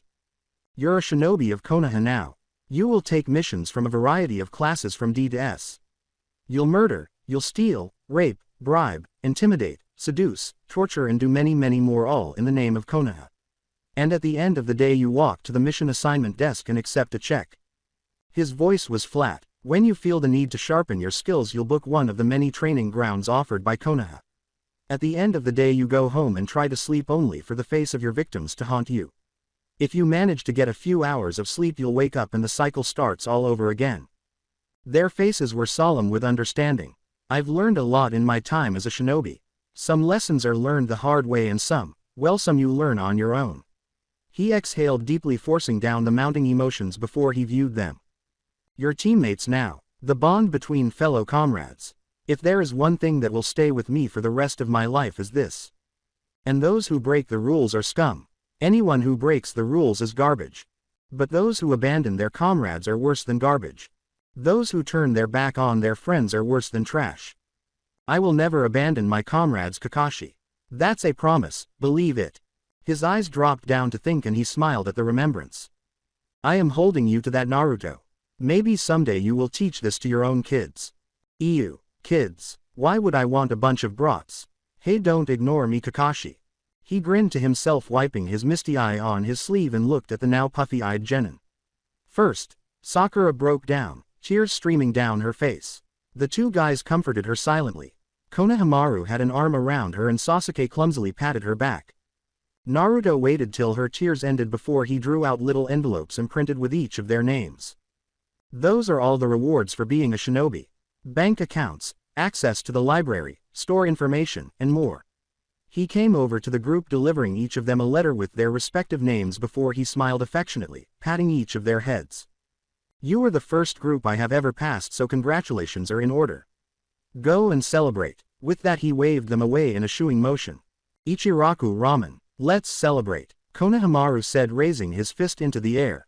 The joyful Genin nodded in accord and Sasuke had a slight smile on his face. Sakura was about to follow but stopped and gazed back at the unmoving Naruto. Aren't you coming, sensei? Naruto shook his head and chuckled. Sorry, I can't. I have to file a report, but you three go on alone and get to know your teammates. The girl nodded, and raced off to rejoin the waiting boys. Naruto watched them travel for a moment, pleased to himself before vanishing in Shunshin. Sakura walked alongside the two boys and then paused mid-stride, drawing their attention. She nervously bit her lip, staring down at her feet, before she made eye contact with Konohamaru. Listen, Konohamaru, I want to about what I said earlier. Konohamaru laughed and waved her apology away. It's okay, Sakura-chan. No hard feelings. His eyebrows twitched suggestively. But if you do feel bad, how about another kiss? He patted his cheek. Sakura rolled her eyes before she unwillingly obliged, putting a short peck to his eager cheek. He blushed a rosy red with a big grin on his face. She couldn't help but chuckle. A flash of black caught her eye and she noticed Sasuke going ahead, his hands in his pockets. Sakura rolled her eyes again and skipped over to Sasuke and pecked his face. She giggled at his reply and slowed his steps such that he was waiting for Konohamaru to join them, who glared at Sasuke as the Uchiha smirked back at him. Boys. She rolled her eyes again, and followed them, not knowing she would be the next to be victim of raging male hormones. The Hokage Tower's conference room was full of all the Junin sensei of the academy's graduates, waiting for the Hokage. A small percentage of the military police and clan heads behind them were Junin. This year was filled with promise for the hopeful cohort of Genin. Of course, all of the offspring of the major shinobi clans of Konoha were Genin this year, so there was a lot of great expectation. The hubbub that filled the room fell silent instantly as the doors opened and the Hokage strode in, followed by his aides. The shinobi group parted to let his entourage move on to a table at the end of the hall, and the Hokage eased himself into a chair with his aides on either side. Anbu came with a snap of his finger, holding an envelope with the names of all the teams and their Junin sensei. Homura withdrew the paper from the envelope and laid it in front of him, holding out a pen in his waiting palm. He took his trusty pipe from out his robes and stuffed it in his lips. He looked at Kaharu, who muttered and produced a match, dipping it into his pipe and lighting it. The gathering shinobi did not dare to display their amusement or suffer harsh penalties. He began the roll call, smoking on his pipe, pen poised to check or cross out teams off the list. Happy. Team 1, failure. Team 2, fail. Team 3, failure. Team 4, failure. Team 5, fail. Team 6, fail. 7, group. The Hokage looked up from the sheet searching for the Junin of Team 7. He frowned. There was no blonde among the colors. He glanced to the Junin in front of him, asking the question on everyone's mind. Where is Naruto? A pretty tall, slim, light-skinned woman rolled her eyes and replied. Knowing him, he probably saw a black cat and took the long way here. She shook her head, her long black hair bouncing from side to side, closing her unusual crimson eyes. She crossed her arms beneath generous breast, facing a familiar Junin alongside her, adjusting her bandage combat garb as she did so. Your boyfriend needs to learn to be punctual. All eyes turned to Riha, who bent her head in embarrassment, clutching her Junin vest. Of course Naruto had to decide to be late of all times. She'd see that he got a good reprimand when he got home. A rough hand fell on her shoulder and she looked up into the broad smiling face of a familiar green spandex-clad Junin. Ignore her comments, young Riha-chan. My perennial rival surely is late for a cause. Everyone cringed at the volume of made a guy. Riha gave a cautious smile to the eccentric Junin who smiled down at her, offering a thumbs up. Peef. Yeah right, my guess would be he had to help an old lady cross the street. It wasn't impossible to miss the cynicism in his voice as Asuma Sarutobi itched for a smoke. He ran his hand through his beard, then scratched the back of his short black hair. He was tall enough to get a clear view of the Hokage and he sneered at him. Remember, he's lost on the road of life, a voice cried from behind. Or he forgot his sandals at home, another spoke. What about the one with the guy stealing his book? The red one or the orange one? The whole gang of shinobi laughed, the laugh that even made the Hokage smile, but he quieted the talk with a throat clearing. Let's save the laughter for another time. There are still teams to list, onward. All eyes turned to the door as it cracked open and a familiar head of blonde hair came in. Naruto looked like he had just woken up, hands in his pockets, staring at the others. Sorry ma, I'm late, lost in the root of life? You lost your wallet? Seen a black cat? Stepped under a ladder? Naruto blinked at the inquiries, his one eye narrowing at the gathering. Have you been stalking me guys? This time even the Hokage had to join the group and laugh at the Junin's comments. People parted as the Naruto eye made his way to the front, all the while shaking hands and passing greetings from other ninja. Finally he made it to the front, bumping knuckles with Asuma, accepting a bear hug from Guy and a wave of the hand from Kurenai. He turned to a familiar blonde, who glared at him before her lips quirked in a smile. He winked at her and moved his gaze to the front. Yo, the Hokage sneered at him, and then shook his head at the Junin. He returned his focus to the document and proceeded. Team 7. At this everybody sat up straight. Did Naruto surpass the Uchiha and the Jinchuriki? Naruto could feel the tension, and teased for effect before speaking in a soft whisper. No go. The only sound in the room was Hokage's pipe tapping against the desk. Everyone else stared at him open-mouthed in horror. Naruto rubbed his chin in thinking, feeling the eyes on him and the gaze of the Hokage and his counselors. Well, best to stop the fun before the old man shits his diaper. He hurriedly backpedaled, hands shoved in his pockets, signature eye smile on his face. Kidding. Those youngsters passed. Thwack. The incoming fist was nothing more than a blur to his Sharingan before he felt the contact of his forehead protection sending him through the air. He hit the ground hard, coughing, the air knocked from his lungs, and rolled to a quick stop. Sasuke was watching the world whirl around him, feeling himself fade in and out of consciousness from the hit he had just taken. Not too far from him was Sakura, knocked out cold from the receiving end of Naruto's punches, laying in the grass. From their first test he indicated he wasn't taking them serious and looks like he wasn't joking. Any test following the humiliating destruction of his shadow clone was him going at them with no mercy. The results were as expected. The first time they'd lasted 10 seconds just. The second time a full score. Gradually their moments of consciousness lengthened second by second. At the time they were getting 2 minutes a game. But fair. Sakura was the first to fall down, always. He figured he was still bitter about her lucky win. Then it was himself. He tried to follow the Junin, but his eyes couldn't keep up with the speed. Because he was the toughest of the three, Konohamaru was always the last man standing. Not as swift as himself but greater stamina and ninjutsu at his disposal. Not to mention, he could really take a punch. Konohamaru took a crushing hit to the face and winced, the young Sarutobi dazed from the impact. Naruto held nothing back, grabbing the genin by the throat and hoisting him up in the air until his feet barely touched the ground. Sasuke saw in slow motion the motions that moved to his Sharingan. The young Sarutobi crashed to the dirt with a shattering force that shook the ground. Ouch! The power of impact had made a small crater in the earth. Konohamaru's body was limp when Naruto threw him over his shoulder and strolled over to him whistling a cheery melody. Naruto brought out his familiar book and Konohamaru dropped to the ground like a sack of potatoes. Not bad, youngsters. You lasted 2 minutes and 15 seconds this time. Sasuke had no energy to fight the lovely feeling of sleep and weakly gave Naruto the finger before his head slumped back into unconsciousness. Naruto smirked at his reaction, then put away his book and silently watched the group. They were getting better, a little. Not that he deliberately took out some of their brain cells, mind. No, slowly he was testing them, collecting statistics on their overall prowess. He was always watching, whether it was on D ranks or his own personal conditioning exam. It had only been a month of them being the official Team 7, and thus far he was fairly impressed with their determination. He kept assessment cards on each of his students, grading their overall ability. They were ranked from the 3 divisions of jutsu, to their intelligence, strength, speed, stamina and lastly hand seals. He took a pen and a piece of paper from his vest pocket and made a few notes for each. Sakura. Taijutsu has improved a bit. Still low on reserves. Requires ninjutsu and genjutsu to make up for it, Genjutsu proposed. Needs further conditioning. You can try with perfect chakra control for future testing. Some cases demonstrate hidden personality of fury. He sketched inner Sakura. Sasuke. Improvement in taijutsu.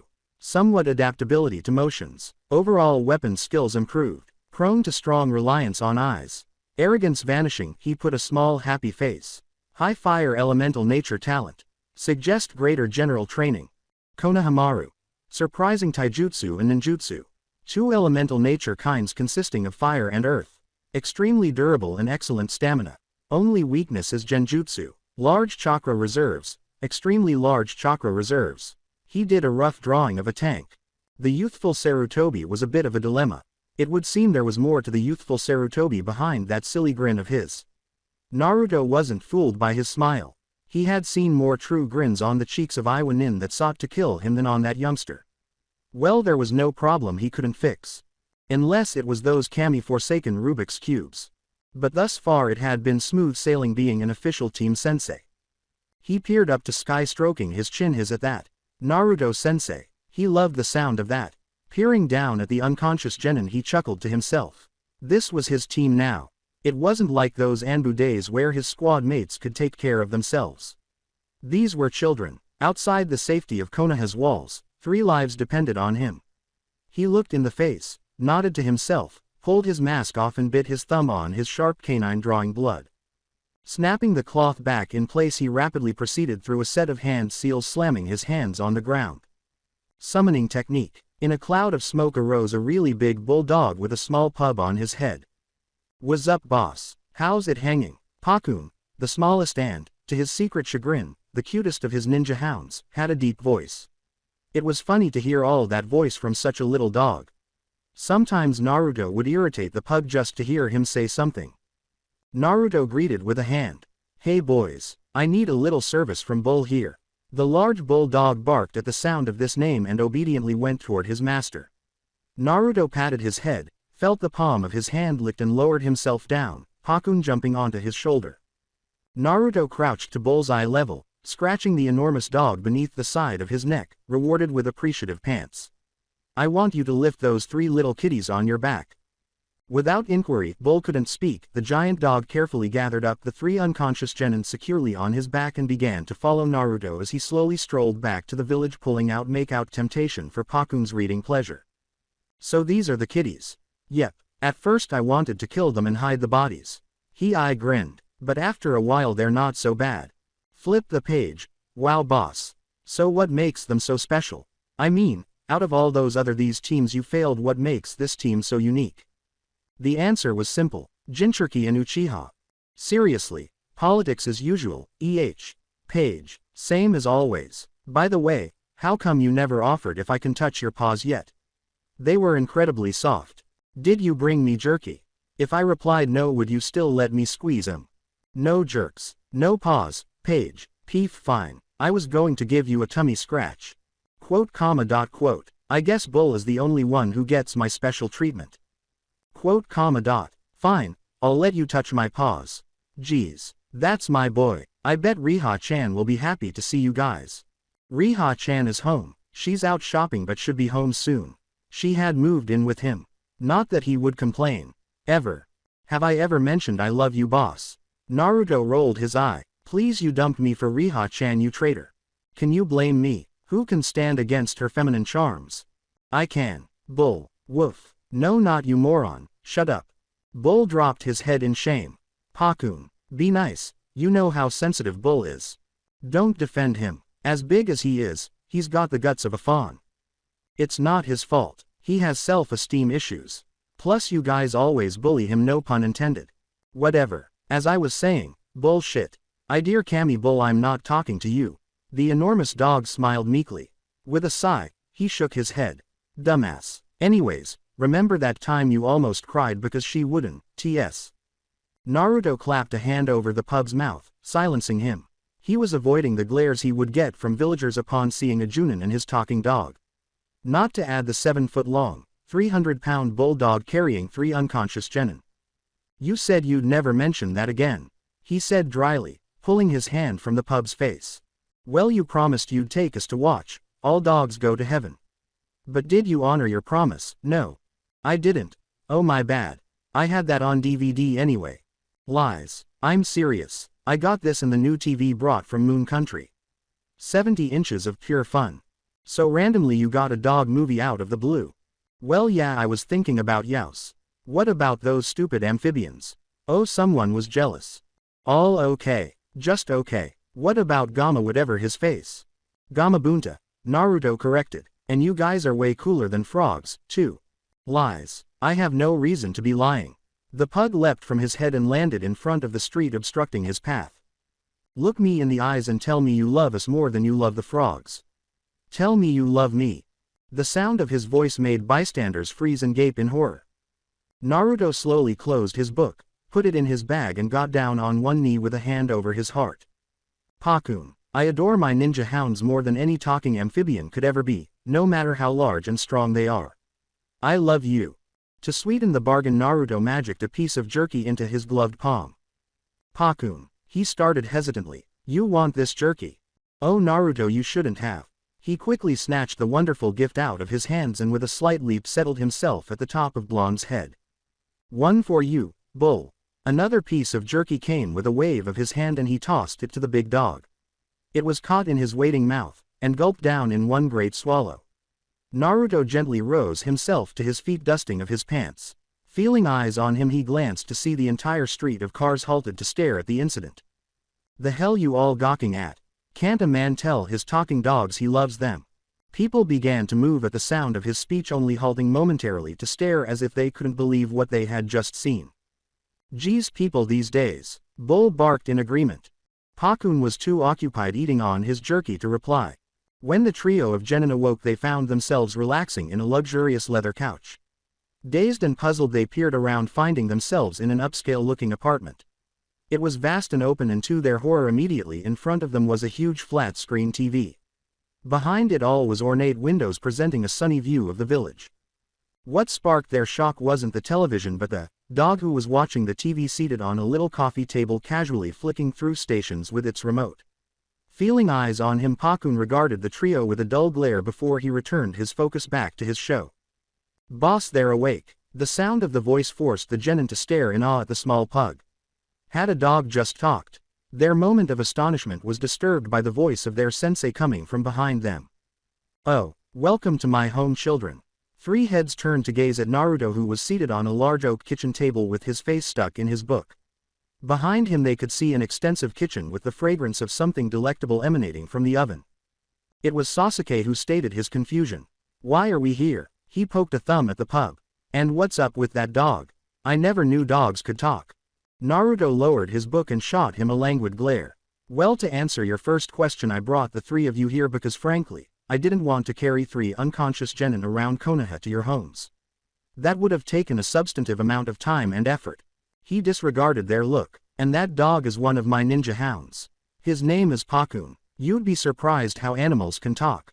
At the announcement of his name, the pug waved a paw lazily over his shoulder without diverting his focus from his TV show. Yo! They trio dumbly waved back. Not that the pug was listening. Before any of them could doubt their sanity, a loud bark almost had them jump out of their seats, and down a neighboring hallway they heard the sound of heavy thumps before a very enormous bulldog stepped out of the hallway. This is Bull. He's my biggest, strongest ninja hound. He doesn't talk, though. Bull trotted up to the shocked genin, friendly with humans, always, unless they were the ones he was meant to murder, and started sniffing and licking their palms excitedly. Naruto laughed at their reactions. No worries kiddies, he's friendly, most of the time. At his words they relaxed and started to gingerly stroke the giant dog, and were greeted with pants of approval. Sakura rubbed the underside of his chin, frowning and thinking. Sensei, why can't Pakun speak like Bull? Naruto frowned behind his mask. Poor guy had his voice box smashed when he was just a puppy. He set his elbow on the table and cupped his chin in his fist. All the while he panted, happy with the attention of the young kids, and sent a mournful glance over the top of his book at Bull. His breeder was not very kind to him. During the era of the clan wars, Ninken, ninja hounds, were known across the shinobi world for their heightened senses and talents, and as such were able to collaborate with ninja. Held only by the Inuzuka clan, they swiftly became tools held in high demand and were sold to clans and ninja alike for a premium price. The practice carried down through the centuries each day, even in contemporary times, with numerous ninja of the shinobi world buying ninja hounds from the Inuzuka clan. One long-standing tradition consisted of the Hitaki clan being a mutual buyer. Pakun was the first puppy that Kakashi owned immediately after his entrance to Anbu. Over the years before his death he built up his squad of hounds, growing them since their puppy stages and training them each for his own goals. Bull was the final dog Kakashi added to his team and also was the youngest. He had been the runt of his many siblings and was tormented by his breeder, who had crushed the throat of the little pup before leaving on the run. Bastard had gotten away, for now anyways. Ippiki Inuzuka, his days were numbered. Bull had nearly lived but had come through. But his voice box was broken beyond repair, causing him not being able to talk like the others. Not that many ninja hounds develop the capacity to talk anyway. It already required complicated movement of the mouth and tongue to speak human language, and others didn't have the ability to make their mouths form proper words. Under his instruction, Naruto had signed the summoning contract and with his death became the new master for the gang. Kami rest his soul, he has a damaged voice box. He grinned as the enormous dog marched over to where he was seated and lightly began to pet him. But he doesn't let that stop him. Don't you, boy? Woof. Good boy. He licked Naruto's palm, enjoying the tender treatment. Bull went over to a corner of the room, easing himself into a giant doggy bed that read, Bull's bed, in bold lettering.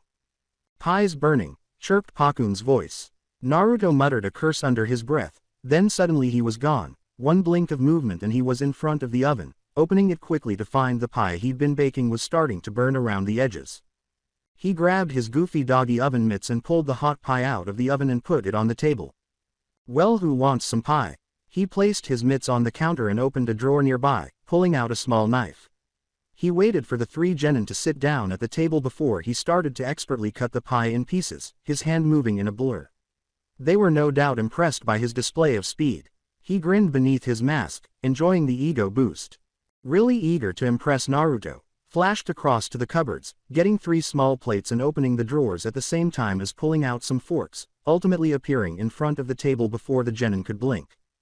His hands set the table, and to their amazement generous portions of pie appeared on their plates and there was the sound of rushing air. Naruto smirked all the time at their glances as he carefully eased himself into a chair and entwined his fingers behind his head, looking cool as a cucumber. Get stuck in, kids. This is relief after practice.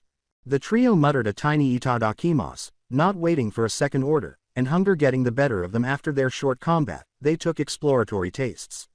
Eyes widening at the flavor, they began to take his words to heart. This is the finest pie I have eaten. Konohamaru's comments managed to make sense as he shoved pie into his mouth, his eyes watering from the taste. Swallowing heavily, he took a little pause, staring at his sensei with stars in his eyes. This is very wonderful, his other teammates had to agree. Though not stuffing their faces as he had, they took their time savoring the taste of the baked dish. Sakura let out an audible moan as the warm treat melted in her mouth, feeling her taste buds explode with flavor. The Uchiha of the team had his eyes closed and was slowly taking his time eating, close to bliss by the taste of the treat. Sasuke would confess he wasn't much of sweet tooth, but he could image himself living for the rest of his days on nothing but this pie.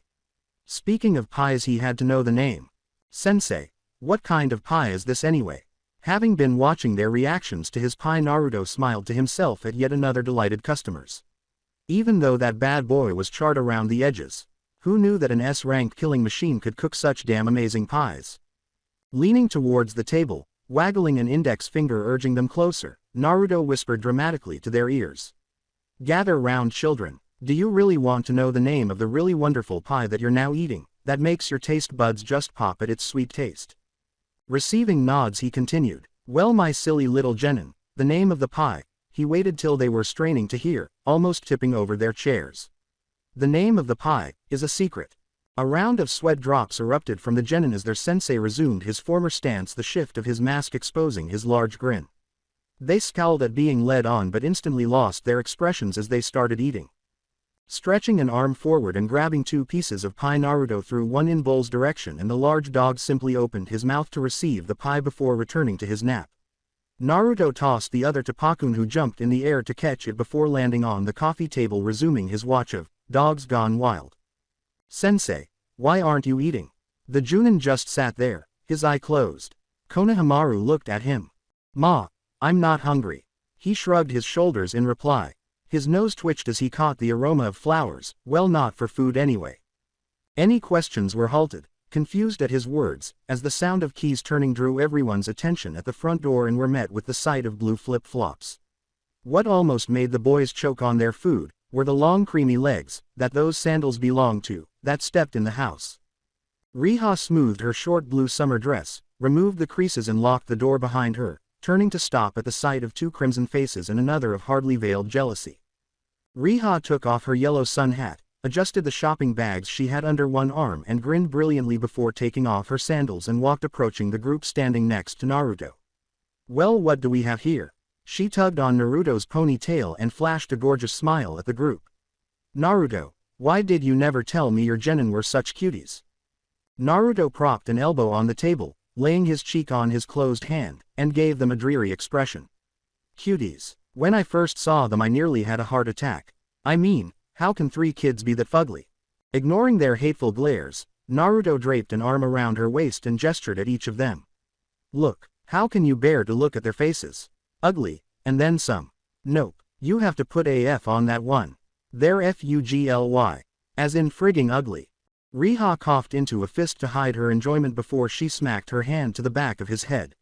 Stop being so rude. Giving a warning glance to his stare as he rubbed the back of his head, she returned the peeved-looking genin a little smile.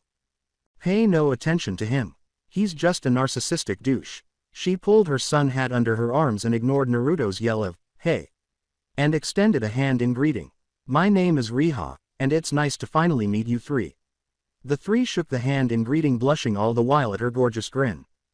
Sasuke Uchiha. The dark-haired guy blushed at the tenderness of her palm. I'm Sakura Haruno. Wow, you're really pretty, Sakura greeted with enthusiasm. You seem a bit familiar though. Any chance you're related to Yamanaka Ino? Riha smiled at that. Why, absolutely I am. My father is my cousin. How is tiny Ino-chan, by the way?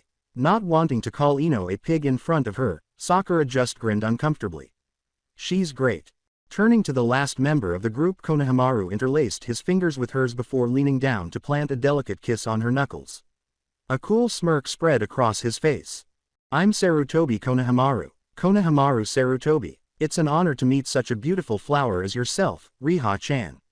He twitched his eyebrows suggestively. The flirty genin grinned and she smiled back, adjusting the hand holding her luggage to stiffen her laughter. Goodness me, it is an honor to meet the one and only Konohamaru Sarutobi. She gave his palm a squeeze, winking suggestively. You are even cuter than I thought, she whispered. Konohamaru hastily pulled back his hand, his face the same color as the liquid that was coming from his nose, hiding the flow of blood from his nose with his scarf. She pouted, looking at the pie on the table. Naruto-kun, how could you make sugar pie without me? Thanks a lot, Riha-chan. Now they know the name of my secret pie. Throwing up his hands in exaggeration, the Junin shook his head. Shish. Why you gotta be so sneaky though? She glared accusingly at him and jabbed a finger at his face. You didn't even show me how to bake the pie. I had to plead and give you. She flushed, staring at the genin trailed off before she turned back on Naruto, who unintentionally used the opportunity to talk. But you wanted it and who was I to deny? She cut him off with the look. Mouth snapping shut under his mask, Naruto immediately felt the back of his hair stand on end. Uh-oh, was it that time of the month? The genin stared in amazement as Naruto paled with a perfectly manicured nail tapping dents into the wood of the table. A scowl disfigured her gorgeous features. It's always, that's a secret, or, I'll never tell. She muttered, impersonating his cheeky one-liners. The trio had to cover their mouths, hiding their humor at her botched imitations. Naruto dared not show his bubbling grin and merely lowered his gaze. A miscalculation. Look at me when I'm talking to you. Naruto pouted and raised his head. Ew, don't give me that look. Look who's fugly now. Naruto kissed his teeth, looking to the side. Your face, he whispered. Why don't you talk out loud and clearly instead of mumbling? She scowled down at him, coming straight in his face. Issuing back a confrontational gaze, Naruto accented each syllable in a churlish tone. I said, your face. Yes, I know my face is pretty. That's why you can't get your lips off it. No, your face is stank. You're fucking ugly. We all know. That's why you wear that mask. She was looking at her fingernails. The genin were stunned to see their sensei getting owned. Naruto bristled. Woman, don't test me or all. You what? She spoke inches from his face. Leaning toward his ear, she discreetly traced feather-light fingertips over his head. Don't forget that time you really pissed me off. Don't want your mind in tatters. He trembled remembering it, and at the same time, he was curiously frightened and turned on by her scary warning. Now Riha-chan, no need to go that far. She straightened with a slow smile and looked at him sweetly, the menace vanishing. She caressed his cheeks softly, before shoving her shopping bags and her hat into his arms and pointing a finger to the hallway that led to the bedroom. Go put my stuff inside, please. She waved him away. Shoo. Huffing to himself, Naruto carefully pulled himself out of his chair, starting to walk in the direction of the corridor. Someone has her panties in a knot, he murmured on his breath. Sorry, I said I'm sexy kinda, yelled Naruto from the hallway leading to the master bedroom. Silence reigned until a rush of laughing came from the group. Oh man, that was neat. I can't believe Sensei got owned. Sakura nodded, the young Sarutobi grinning all the while. You saw his face. That was funny.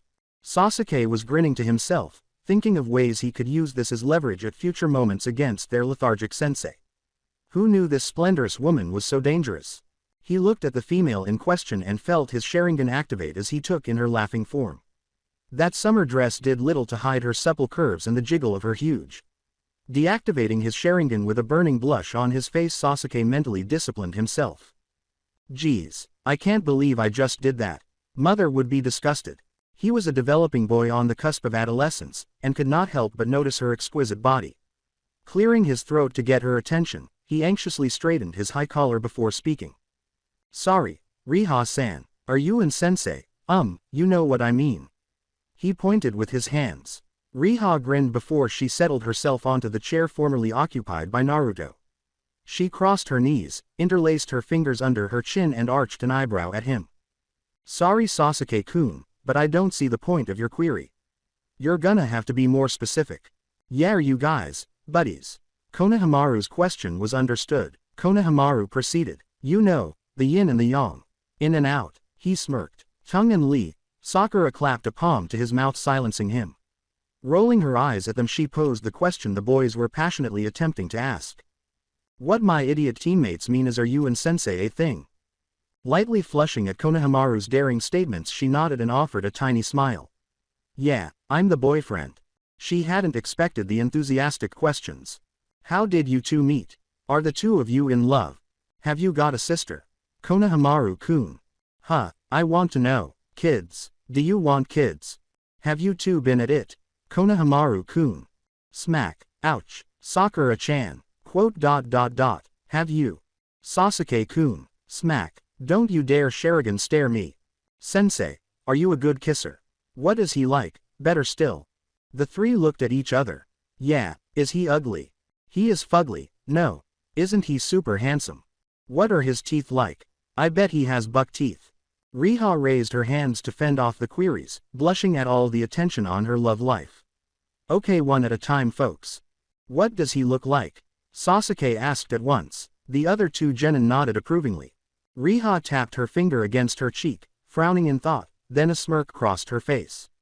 I suppose I can joke with them a bit. Well, for all our little song and dance of words, he's anything but fugly.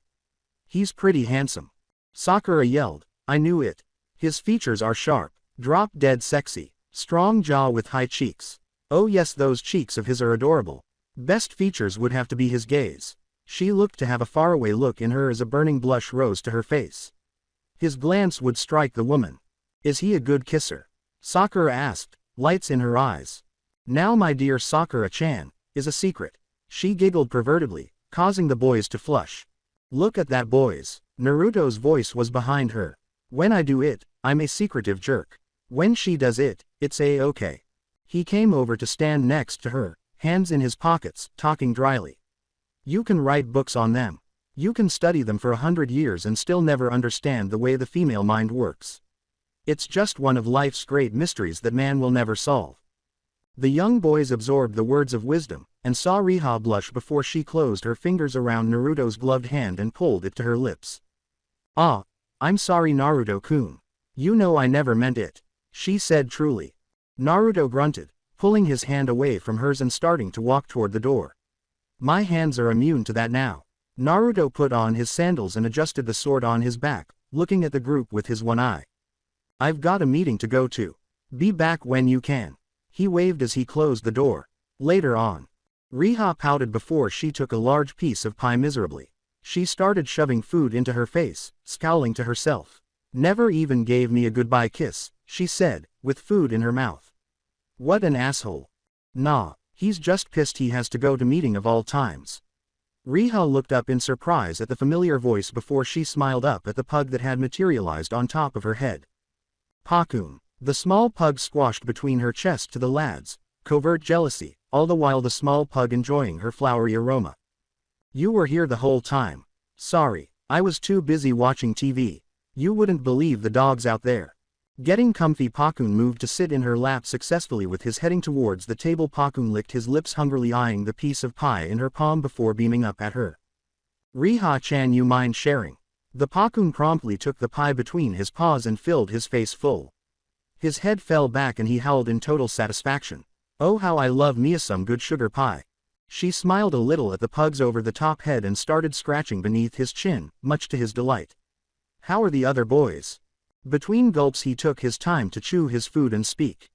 Not terrible. Bull over there is a pussycat as usual.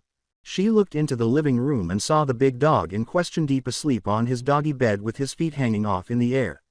His legs would occasionally twitch, which was quite comical to witness. He feels 3 sets of eyes on him, and looks up suspiciously, seeing the eyes of the genin. He grumbled after a minute of looking. What? Sasuke was the first to speak, still not used to the sight of a talking dog, let alone one that ate pie. How are you talking anyway? Pakun grumbled again, finishing his pie and licking his lips clean on Riha as a makeshift pillow. Well, how do human babies learn to talk? They learn to communicate by listening and watching the humans around them. He scratched behind his ear. You hear babbles and sounds in the first few months. Well, first in 2 months, we're usually able to construct and enunciate words. But you are a dog, said Sakura. It can't be, he said. He sighed and pressed a paw to his face. Look at it this way, we're bred to be able to fulfill certain functions and tasks. Some of us are trained to speak from birth, others are trained in elemental nature types, and so on and so forth. Wait, there's more of you, cut in Konohamaru. Pakun sighed and glanced at Riha, who giggled. Yes, there's 8 of us in total that are partners with Naruto. Bull, myself, Urushi, Shiba, Bisuke, Akino, Ue, and Garoku. We've all been trained and raised by Kakashi first before. He dropped his head. A melancholy look crept over his face. Before what? Before he died? Sasuke asked. Pakun raised his head, a grimace on his face. He finished his voice blank. Sakura's eyes softened. It must have been rough on your pack. Pakun nodded grimly. Kakashi handpicked all of us in his Anbu days. I was the first one of the pack. The pug suddenly began to rub his eyes, grunting. Damn, who left onions about the place? An unpleasant stillness filled the apartment room. The only noise that could be heard was the loud snore of Bull. Konohamaru hated the silence, so he cleared his throat. So Pakun-san, mind explaining the discussion in more detail? I mean, considering most animals don't even have lips capable of producing words, let alone the sophistication of human communication, it's kinda hard to accept. Pakun stared at him for a bit and then chuckled. You're smarter than you look. Konohamaru regarded it as a compliment. Yes, usually human speaking needs intricate movements of the mouth that animals simply can't accomplish. But like I said before, we are trained from birth. Like you humans are trained to read and write and whatever else you do, we're trained to access chakra and talk and do whatever is needed to develop powers valuable to shinobi. The pug stretched and gave a huge yawn, tired of all the chatting. Well children, Riha-chan, I would love to stay and explain the glories of summons, but we really must be going. Riha had been quiet throughout the questioning, pouting, catching their attention. Already you're leaving, don't you want to remain longer? Pakun looked up to her baby blues and chuckled to himself. Nah, I'm good. Leaping off of her, his little feet brought him to the sleeping bowl before he jumped on the giant dog's tummy. Giving a short wave, he said goodbye. Ciao. Both dogs disappeared in a puff of smoke. Team 7 members pondered on the perks of having their own summoning, looking at the vanishing smoke. I want my own set of talking dogs, Sasuke said. Sakura nodded eagerly. Hell yeah, I would want my own chihuahua. She finished cupping her face. Meanwhile, Konohamaru was deep in concentration. Eyes widening, he cursed out loud, drawing everyone's attention. Those fucking apes. They are such liars. Slowly Naruto made his way up to the conference room, already dubious of the oncoming chatter. This was meant to be a meeting for the Junin sensei. Years of experience told him that if it was in the conference room, whatever it was nothing positive. The Anbu guards saluted him as they opened the door for him to go in, and he walked in to see all the assembled Junin sensei and some military police. The room was packed, and what caught his attention was that they circled the room in a half circle surrounding the assembled Junin. He entered the room with all eyes on him. Ma, sorry for the late entry. Got jumped by a bunch of kids and had to run from the little buggers. The Hokage rolled his eyes and pounded his fingers against the desk he was seated at, with Danzo to his right and Homura to his left. Your tardiness is worse than Kakashi's. Now if you would please, Naruto, come in so we can start our meeting. He walked up to the front, humbly smiling at passing groups of Junin. Of interest was the fact that pillows were put out on the floor. It would seem that this was going to be a long discourse. A little smile touched Kurenai's lips as he stood near her, and he bowed to Asuma and Guy, who returned the gesture as a greeting. Nothing else was said as they all focused all of their attention to the table. Have a seat. They all sat on the cushions as one. The sound of the door locking was heard and security seals briefly shone across the room. All sound to the outside world was blocked off as the chamber went into utter quiet. No one would be able to leave or enter. Lighting his pipe, the Hokage shifted in his seat before reaching his hand out to Homura. Immediately an envelope was placed in his hands and was quickly opened. Glancing at the paperwork in front of him, the Hokage let out a cloud of smoke before frowning. It's been a little over a month since the new teams were put in the rotation. You guys have already submitted me your stats of each genin on your teams. Blank eyes focused on the group of ninja. What I say is for not only the new teams, but the whole rotation of teams. These stats are abysmal. The Junin shuffled in their chairs, mumbles exploding in volume. Guy instantly spoke out. Excuse me, Hokage-sama. Receiving a nod, he continued. I don't speak for my fellow comrades, but I can say without a doubt, not questioning your judgment, there must be a mistake. I have had my team for a year now, and have been progressively improving them from day one. Surely you. One of the most embarrassing cases your team was, Danzo cut him off. Not even one of your students had at least one elemental jutsu after 1 year. Forgive me, noble old man, but I train my students to fight close in, as a team. Taijutsu. I haven't taught them any elemental, just you, because basically they don't need them. They already. No matter what specialization a genin has to be well-rounded in all areas of a soldier of Konoha. What's taijutsu excellent versus a powerful ninjutsu user? He was right to point this out, but look at someone like Guy, who was an unmatched taijutsu master and had beaten plenty of shinobi no matter their ninjutsu. Forgive me, honored elder, but it is a really offensive question. Both taijutsu and ninjutsu.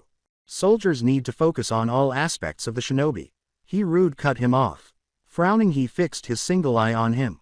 Maybe your team would not be so pathetic if you did not focus on that worthless excuse of a shinobi, Rock Lee. The gathered Junin tiredly glanced at Guy. They knew that Lee was an exceptional case and that to attack him was to insult Guy's affection for his mini-clone. You're sorry. Guy fumed. There is no need to offend one of my students, Danzo-sama. The boy was born with a chakra network that was undeveloped. I have trained him to greater than. Enough. The Hokage's voice boomed through the room, making everybody go silent. Guy grumbled at being cut off again, but he kept it to himself respectfully. After much thought on my part and that of my colleagues, we have decided that a test must be held. He looked at every eye in the room, his voice frigid. This generation has been cosseted for far too long. In periods of peace they were permitted their childhood. But now they were soldiers, and as such needed to be reminded that the life of the shinobi is no game. He crossed his arms over his chest and closed his eyes. Kunoichi in training more obsessed with lads and their appearance than their weak ninja skills. Clan youngsters getting preferential treatment. Lads taking the life of a shinobi as a competition. Utterly sickening. He opened his eyes and looked coldly at the assembled ninja. These children are our future. They are Konoha's future. As the Hokage of Konoha, I cannot allow our future to be put at risk. As such, I, the third Hokage of Konoha, granted by the powers of the Fire Daimyo himself, hereby authorize the SD for this genin rotation. The place went into pandemonium. Hokage-sama, they're only children. You don't mean it. I as a Junin sensei have the right to refuse. You will kill them. The military police around the gathered ninja jumped into action, trying to restrain the Junin who were all now standing. Calm down, please. Order, remain seated. The silent dispatch was something employed after Third World War. It was Konoha's effective license to kill, in the name of national security. It was created by the Dark Shinobi himself, and confirmed by the fourth Hokage under pressure from council. There had been several uprisings against Konoha and the Fire Daimyo throughout the land in recent years. Civilian mobs rioting at mentions of a one true king, and threats to Konoha. Due to the fear of his own people uprising against his country, the Fire Lord gave the authority to murder citizens that were branded traitors. With those rights, Konoha was immune to international law if the killings ever leaked. The targets were mostly tiny settlements in the countryside where the rebellion was strong and had to be taken care of. Forever. It was not a full-blown genocide. It was about making a statement. Treason was when people of the country went against the village. The law was Konoha. It was a method that was true to its name, and it worked. All those charged were quietly dealt with. The message was loud and clear. Obey or perish. It was Konoha on its dark side. Its buried roots coiled in darkness. Mercy was never known. Whether they were men, women or even children, they would be made an example of. The survivors would be kept under surveillance and under strong gag orders so that the evil deeds would never see the light. True to its name, most of the time it was the Anbu that dealt with the threat. Occasionally a team of Junin would be deployed. Rarely were chances sent for the job. Such an order had never been given to genin in the history of the community. The Hokage was serious business. The military police tried their best, but were outnumbered and couldn't calm the irate Junin. There was a major brawl about to break out, when an overpowering presence flooded the room. The ceiling cracked, the doors began to rattle, the very wood of the desk the officials sat at split in half beneath the overbearing weight of tremendous chakra. The gathered ninja froze, a great surge of chakra filling the room. They slowly looked at the seated Hokage, who had a slight glow about him. The god of shinobi pushed his hat down over his eyes and slowly the overbearing weight fell away. The shinobi all released the breath they were holding and carefully sat back down on their cushions. Naruto had been still since the very beginning, without reacting even a little to the news. Stillness reigned as the Hokage raised his pipe to his lips. He let out another blast of smoke, his steely eyes drifting across the gathering. Have you all got over yourselves? Nobody answered. He said it again, his eyes hardening. I said, are you all under control? Yes, Hokage-sama, was the chorus that answered his question. Good. The lights in the room darkened with a flick of his fingers and a projector turned on the far right of the room to the left of the Hokage and the right of the seated Junin and began to show a massive map of Fire Land. The whole area was lit up, showcasing the huge topography of the country with all the cities and small villages of Fire Country. But there was one point that was picked out in red. The Black River was far to the east. The Black River was a big importer of salmon from river country to the south, and there was a little community here that made its living importing and delivering salmon to the big population of the country. As you can see, Black River has become an upriser to the Fire Lord and Konohagakure. Spies have shown that they have purposely been poisoning fish they import into the country and selling it to Konoha at alluring cheap prices. They have become a threat to national security and therefore must be dealt with. Homura, who had been silent during the whole affair, finally spoke up. As much power that we're gifted, we are still limited to a set number of fatalities. Regardless, it would be more than sufficient in delivering a message. Genin will be tasked with specific targets. The Junin sensei felt the familiar pang of dread rising up their insides. Leaders and organizers will be priority targets, Danzo said. His voice became stony. Their families should pay the price too. The projector switched off and the lights in the room went on. There was a dead silence in the room. Color left their faces. Some watched in shock, in disbelief of what they were just informed. Kurenai got to her feet, startling the people surrounding her. She mentally worked herself up, and her flaming eyes met the Hokage's. Hokage-sama, I Kurenai Yuahi, under Article S711 of Konoha Law, claim my right as a Junin sensei to deny the subjection of my genin to the SD. Konoha Law, Section S711. Junin sensei are permitted to use any means necessary to prevent genin who have not yet achieved the equivalent mental capacity and or skill set from taking a direct path in hostilities deemed harsh. Disregarding S711 is a direct violation of the Convention of Rights of Genin under Sector 6 Paragraph 11. Note: all laws are suspended in Sector 1 of the War Act during times of war or conflict. The Konoha Charter. The assembled Junin murmured among themselves. Hokage legislation was gutsy step. Danzo silenced them quickly. Yuahi, I thought you, of all people, would understand how much of a failure this generation of shinobi are. Show some backbone. Before Kurenai could shoot back a rejoinder, Naruto cut her off. You are right, he said. This generation is the weakest that Konoha has had in years. I mean much, no, all of what Hokage-sama was saying is true. But, I will admit they have a lot of potential. And I do mean a lot of potential. I dare say we have some select few that can even put you to shame, Danzo-sama. He hid his grin at the elder's frown. Doing this test will ruin them. They'll be killing innocence in their eyes.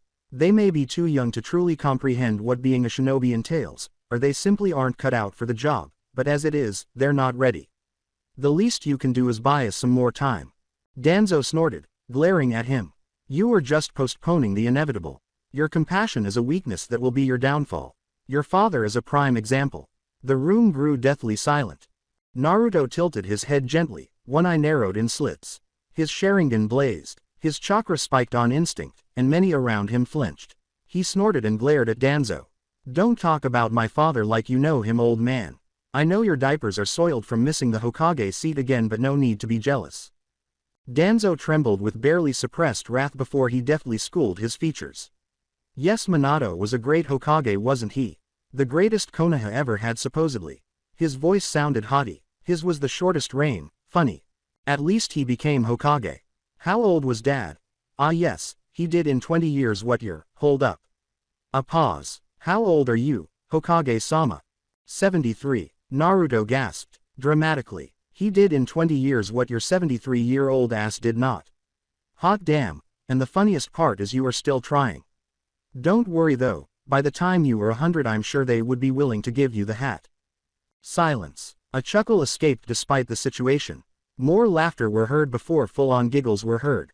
Danzo didn't budge. That kid had just made a fool out of him in front of all the Junin and Hiruzen. He itched to wipe that sneer off the brat's face beneath his mask, but for now he exercised control. He said, patience, to himself. Patience is a must. His uncovered eye watched Naruto soberly, before his lips twisted into a sadistic sneer. If there was one thing Danzo made sure of, it was that he would always have the final laugh. Yeah, what a laugh it would be. His agent was deep. The Hokage watched the connection between the two of them and smirked slowly. Well then, if that's out of the way, Naruto. The Junin looked to the Hokage at his name. Sir. What do you think of the Will of Fire? I was just wondering. The Will of Fire, Naruto said lazily, with a lazy look in his eye. That is the concept that peace is the way or some crap like that. The Hokage nodded. Fuck that shit. Ignoring the surprised gasps around, he proceeded. I'm a soldier first and foremost. I kill, I steal, I lie, and I do whatever Konoha needs me to do. But I have my own goals and beliefs after all. And the will of fire certainly as hell isn't one of them, Hokage-sama. The Hokage smiled to himself, a peculiar twinkle in his eye. He nodded, puffed on his pipe. Now, what was it you were saying about additional time? He added. If you have any opinions, add them. Happily. I think this is SD. But these protesters that are popping up are a concern. Just a means of maintaining control through death and fear. This went against every lesson they had learned in their training, to walk out of the academy a fresh genin from the academy. Naruto shrugged. This village spends, I don't know, billions on academy finances, right? That would be a great waste to me if your very own genin hated their own village. Just saying. He finished pulling out his usual orange book. He winked at Kurenai, who grinned back at him and sat down. It was funny to see Homura's face become crimson. Standing so forcefully he knocked over his chair. He roared at the bored-looking blonde, shouting obscenities. Hokage-sama, don't you hear this treason? This village's basic concept is the will of fire. Officers take him in custody. Send him to be. Shut up. Homaru's eyes flashed to the Hokage. Hiruzen, surely you can't let this boy. His jaw snapped shut at the look he got. He righted his chair, smoothed out the creases in his robe and sat as if he hadn't just looked like he was about to bust a blood vessel. Ideology and beliefs are distinct for each ninja, my friend. Each to his own. The third put more tobacco to his pipe before bringing it to his lips. He hesitated before shooting keen eyes to Homura on his left. Homura, looking if he tasted something sour, produced a match from his sleeve and lighted the Hokage's pipe. The third took a long drag from the pipe and blew out noisily. The smell of tobacco was heavy in the close chamber, but the assembled shinobi had smelled worse. Much worse. Well spoken, Naruto. I do perceive that pile of tardiness usually skillfully conceals that sparkling tongue of yours. I try, Lord Hokage. I try. Amused glances were cast his way. But I regret to inform you that the wishes of the fire daimyo are above the law. You can't refuse, he murmured, locking eyes with Kurenai. He rubbed his chin and looked down at the document he'd wanted to read since the beginning of this much too lengthy conference. He was getting ready to get grumpy. Now, as I was about to say before your interruptions, if your team does not get called, your genin will not be admitted. If you are, you have a week to prepare them. Mentally, physically. I hope that is enough, Naruto. Naruto turned the page in his book. Beggars can't be choosers, Hokage-sama. The third laughed to himself, chuckling. He took another pull at his pipe. Correct, Hiruzen replied. Now as for the teams. Junin-sensei, please pay attention to your numbers. They all sat up straight and listened hard. Team 7 inches. He started first, purposefully cutting eyes to the Junin. Naruto lazily cast an eye over the cover of his book as he buried himself in it. Huh, I'm sorry, what did you say? His eyes squinted on him, but Naruto just looked back at him with languid indifference. He shook his head, and went on. Team 8. The only response from the female Junins was the clenching of her jaw. Team 8. Kurenai glared. Team 10. Asuma sat stone-faced chewing his cigarette. Team 12. Aoba Yamashiro swore under his breath, knuckles cracking. Team Guy. It was strange to see Guy so silent. The man hadn't moved an inch since his dispute with Danzo. Team 13. A hopeless breath. Team 14. A loud, fuck, was heard. And last but not least, Team 15. This bandana-wearing Junin had a terrific poker face. That is all the teams that are issued SD. As for teams that were not called, I hope you use this as opportunity to improve your genin to sufficient standards. Without a doubt you all need it. Rising fast from his seat flanked by Homura and Danzo, his voice resonated through the hushed room. This meeting is adjourned. As he spoke it, the seals of the room began to light, and the noises of the outside world trickled back in. The Hokage and officials departed the room through the broad doors in the rear. The military police quickly marched off, leaving the Junin to themselves. And like a switch, the Junin got to their feet and started arguing. Our kids can't handle this. We must protest. Better still, we should go on strike. What is Hokage-sama thinking? Naruto took a lazy stretch, taking his time to pull himself up to his feet gently before attempting to make an exit amid the turmoil. But before he could think of moving a step, his gloved hand was held as in a vice. His eyes moved up to the beautiful crimson eyes of Kurenai, looking at exquisitely manicured nails grasping his wrist. And where do you think you're going? Home. No, you aren't. And why can I not go to my own home, Ms. Uehi? Now that we're doing a debrief. Can't it wait until tomorrow? Kurenai didn't reply. Naruto sighed and let them lead him to the makeshift circle they had formed, consisting of Guy, Asuma, Aoba, and a few other Junin sensei from the called teams. Hi, I'm the only female team leader here, so our Kurenai took the lead to talk. We need to plan when and where to have our kids go accordingly. She crossed her arms under her generous bust. And to know the targets, names. Aoba pulled out a document from his utility pouch. Here are the names. We have 8 different targets. The largest being a family of 5. Next there is the village leader by the name of Furido Tsuyoshi. He pushed his thick glasses farther up his nose and frowned. He is thought to be the chief organizer of these uprisings. Asuma turned his cigarette in his mouth. What's his history? Any ninja background, or is he just a regular civilian? Aoba nodded, flipping through the paperwork documents. Where is it? Ah, here he is. Furido Tsuyoshi. Born August 30, 1975 AS.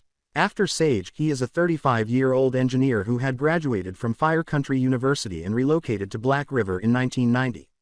There he became an advisor to the community and rapidly ascended to the village head in 1996. Physical stats. He's 5'9", about 160 pounds, Kurenai asked. Aoba turned another page. Solidly built. Any family? A dark-haired Junin inquired. He shook his head, frowning. Here it says he had a wife and son, but they both died during the Third Shinobi War. At last Guy had time to talk. This is really unyouthful. Naruto nodded in mute assent. They had to check the other households and plan accordingly. It was going to be a long night. Looking around, he saw the other Junin who hadn't had their teams summoned were surrounding them, listening intently. Asuma folded his arms. One team gets him first and the others pick off the rest. Kurenai looked at him with her scarlet eyes. And if our youngsters can't take the life of a civilian, then they fail and they are banned from ever joining the shinobi forces again. Naruto said. He sighed, and gave a tired look at Kurenai. I know how you feel, Kurenai-chan. Trust me, but this is nothing new. I've been dispatched to do things like this so much in the past I've lost count. Kurenai's fingers clenched into a fist. Well, my kids are nothing like you. They have their own problems and you know nothing about them, but I have this one student that would absolutely be destroyed by this.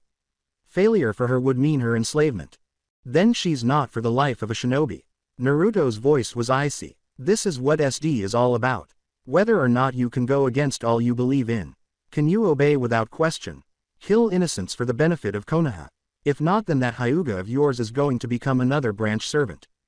Kurenai hissed and looked like she was going to attack until Naruto rested a calming hand on her shoulder. Kurenai, Naruto began. I know you're a new Junin sensei, so your reaction is understandable. But most of what the Hokage said is true. These kids have been babied. And it's time to show them the world. Her fierce look faded slowly and she nodded in resignation. Naruto patted her shoulder and shot her an eye smile and then turned to the faces around him. Now, folks, we have a long night of preparation ahead. Doubts on your team will only make this long night that much more miserable. If any of you don't think your team is cut out for this, then leave. No one stirred. Good. Then let's get this over with so we can use our already limited time to go prepare our teams. Naruto's calm voice pierced through the thick tension in the room like a knife through butter. Shoulders relaxed from their uptight postures, some even let out breaths they didn't aware they were holding. Guy saw the opportunity and put his arms around Naruto, shedding tears. Oh, my eternal rival. The fires of your youth shine ever brightly, like a beacon, lighting the road in this dark period. The man rolled his one eye and was quirky. He sighed. Okay Guy, you can release me now. Asuma grinned, looking smug at the two of them. You know Naruto, you'd be a good Hokage one day. Why not get the old man to step down? Before he could reply, Kurenai added her approval. Yeah, Naruto III doesn't want you to be his successor. I'd rather serve you than him. Haha, that's what she said. Who said that? Kurenai asked, her face reddening. Her flaming eyes scanned the throng but no one had the courage to meet her look. Naruto was still in Guy's man hug and had to be cheeky. Oh my sweet, sweet Kurenai-chan. I would legislate for you to be my personal assistant. She blushed, embarrassed, and scowled at him. Naruto, don't you have a girlfriend? Yes, but a man can dream, can't he? Pig, she accused. Takes one to know one. He looked over at Asuma. Right, Sarutobi. Asuma smirked before trying to throw an arm around her but hissed at the elbow he got. There was a low set of chuckles. Naruto grinned at Kurenai's flushing face, then stopped and turned his one eye to Guy. Serious guy, put me down right now. So Naruto-sensei, he was still getting used to that. What are we doing at Black River? Sasuke asked, giving him a curious look. Tell me we don't have to watch another execution. Konohamaru shuddered. That snake lady was nuts as hell. Sakura nodded, looking a little pale. Yeah sensei, I mean that was brutal. And she had the nerve to offer us if we wanted, a try. She imitated failing to emulate Anko's voice. Naruto scowled. The penalty for notifying the genin about SD were severe. They'd have to go in blind and see how they'd respond. Or go against orders. During the week Naruto tried everything he could to gain them some experience. His first step was to take them to the underground of the Konoha interrogation department to see live interrogations and executions. Lucky for him Anko was busy working. He had them watch and told them it was a test and if they looked away they would fail. Heck, Anko had invited them to join in. He'd been hoping for it, but they all said no. He led them on a few C-class missions that purposefully encountered bandits, to get more hands-on experience. The directive was that there would be no survivors. They had murdered, but they murdered unwillingly. Sasuke and Konohamaru performed what they were told, but it was Sakura who had struggled. She was a complete newcomer to the life of a shinobi who was raised in a civilian family. The guys hailed from the big shinobi clans, and they were used to the hard life.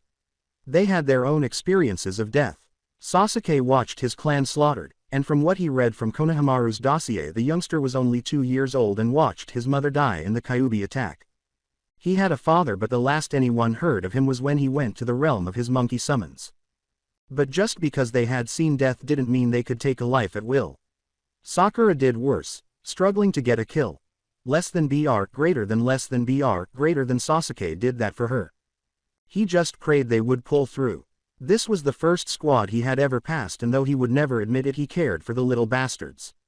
They were officially 2 months beyond due and to have them stolen from him like this made his heart hurt. He loved his comrades more than he loved the village itself. Not that he'd sit back and watch Konoha get destroyed if it meant none of his pals were in it.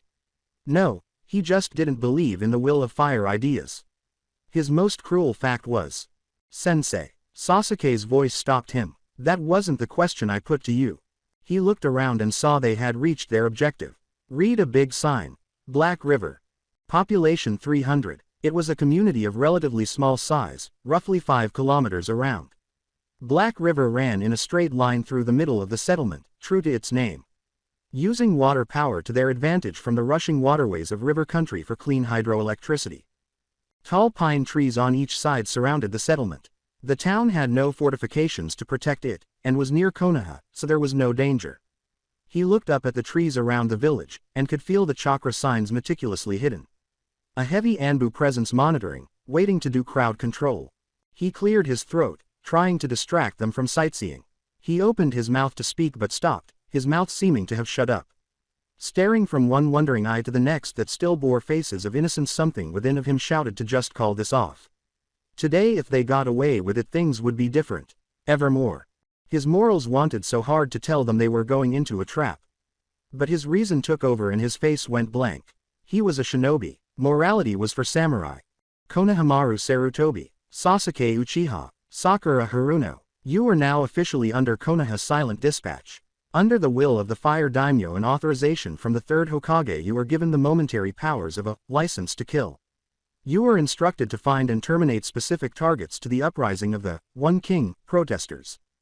Their faces were bewildered at the beginning of his statement, and steadily turned white at the finish. That's why their sensei was so silent. Now it all made sense, that whole week of seeing tortures, of slaying bandits. Before they could say their queries Naruto continued.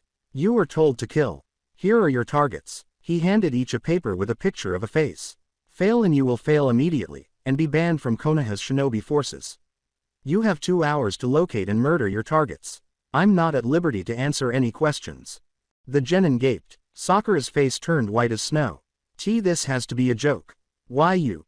You have to be kidding me sensei. Please tell me this is all a big joke. Naruto's face did not alter. You've got 2 minutes to get into the village or you immediately fail. Konohamaru gripped the papers in trembling hands.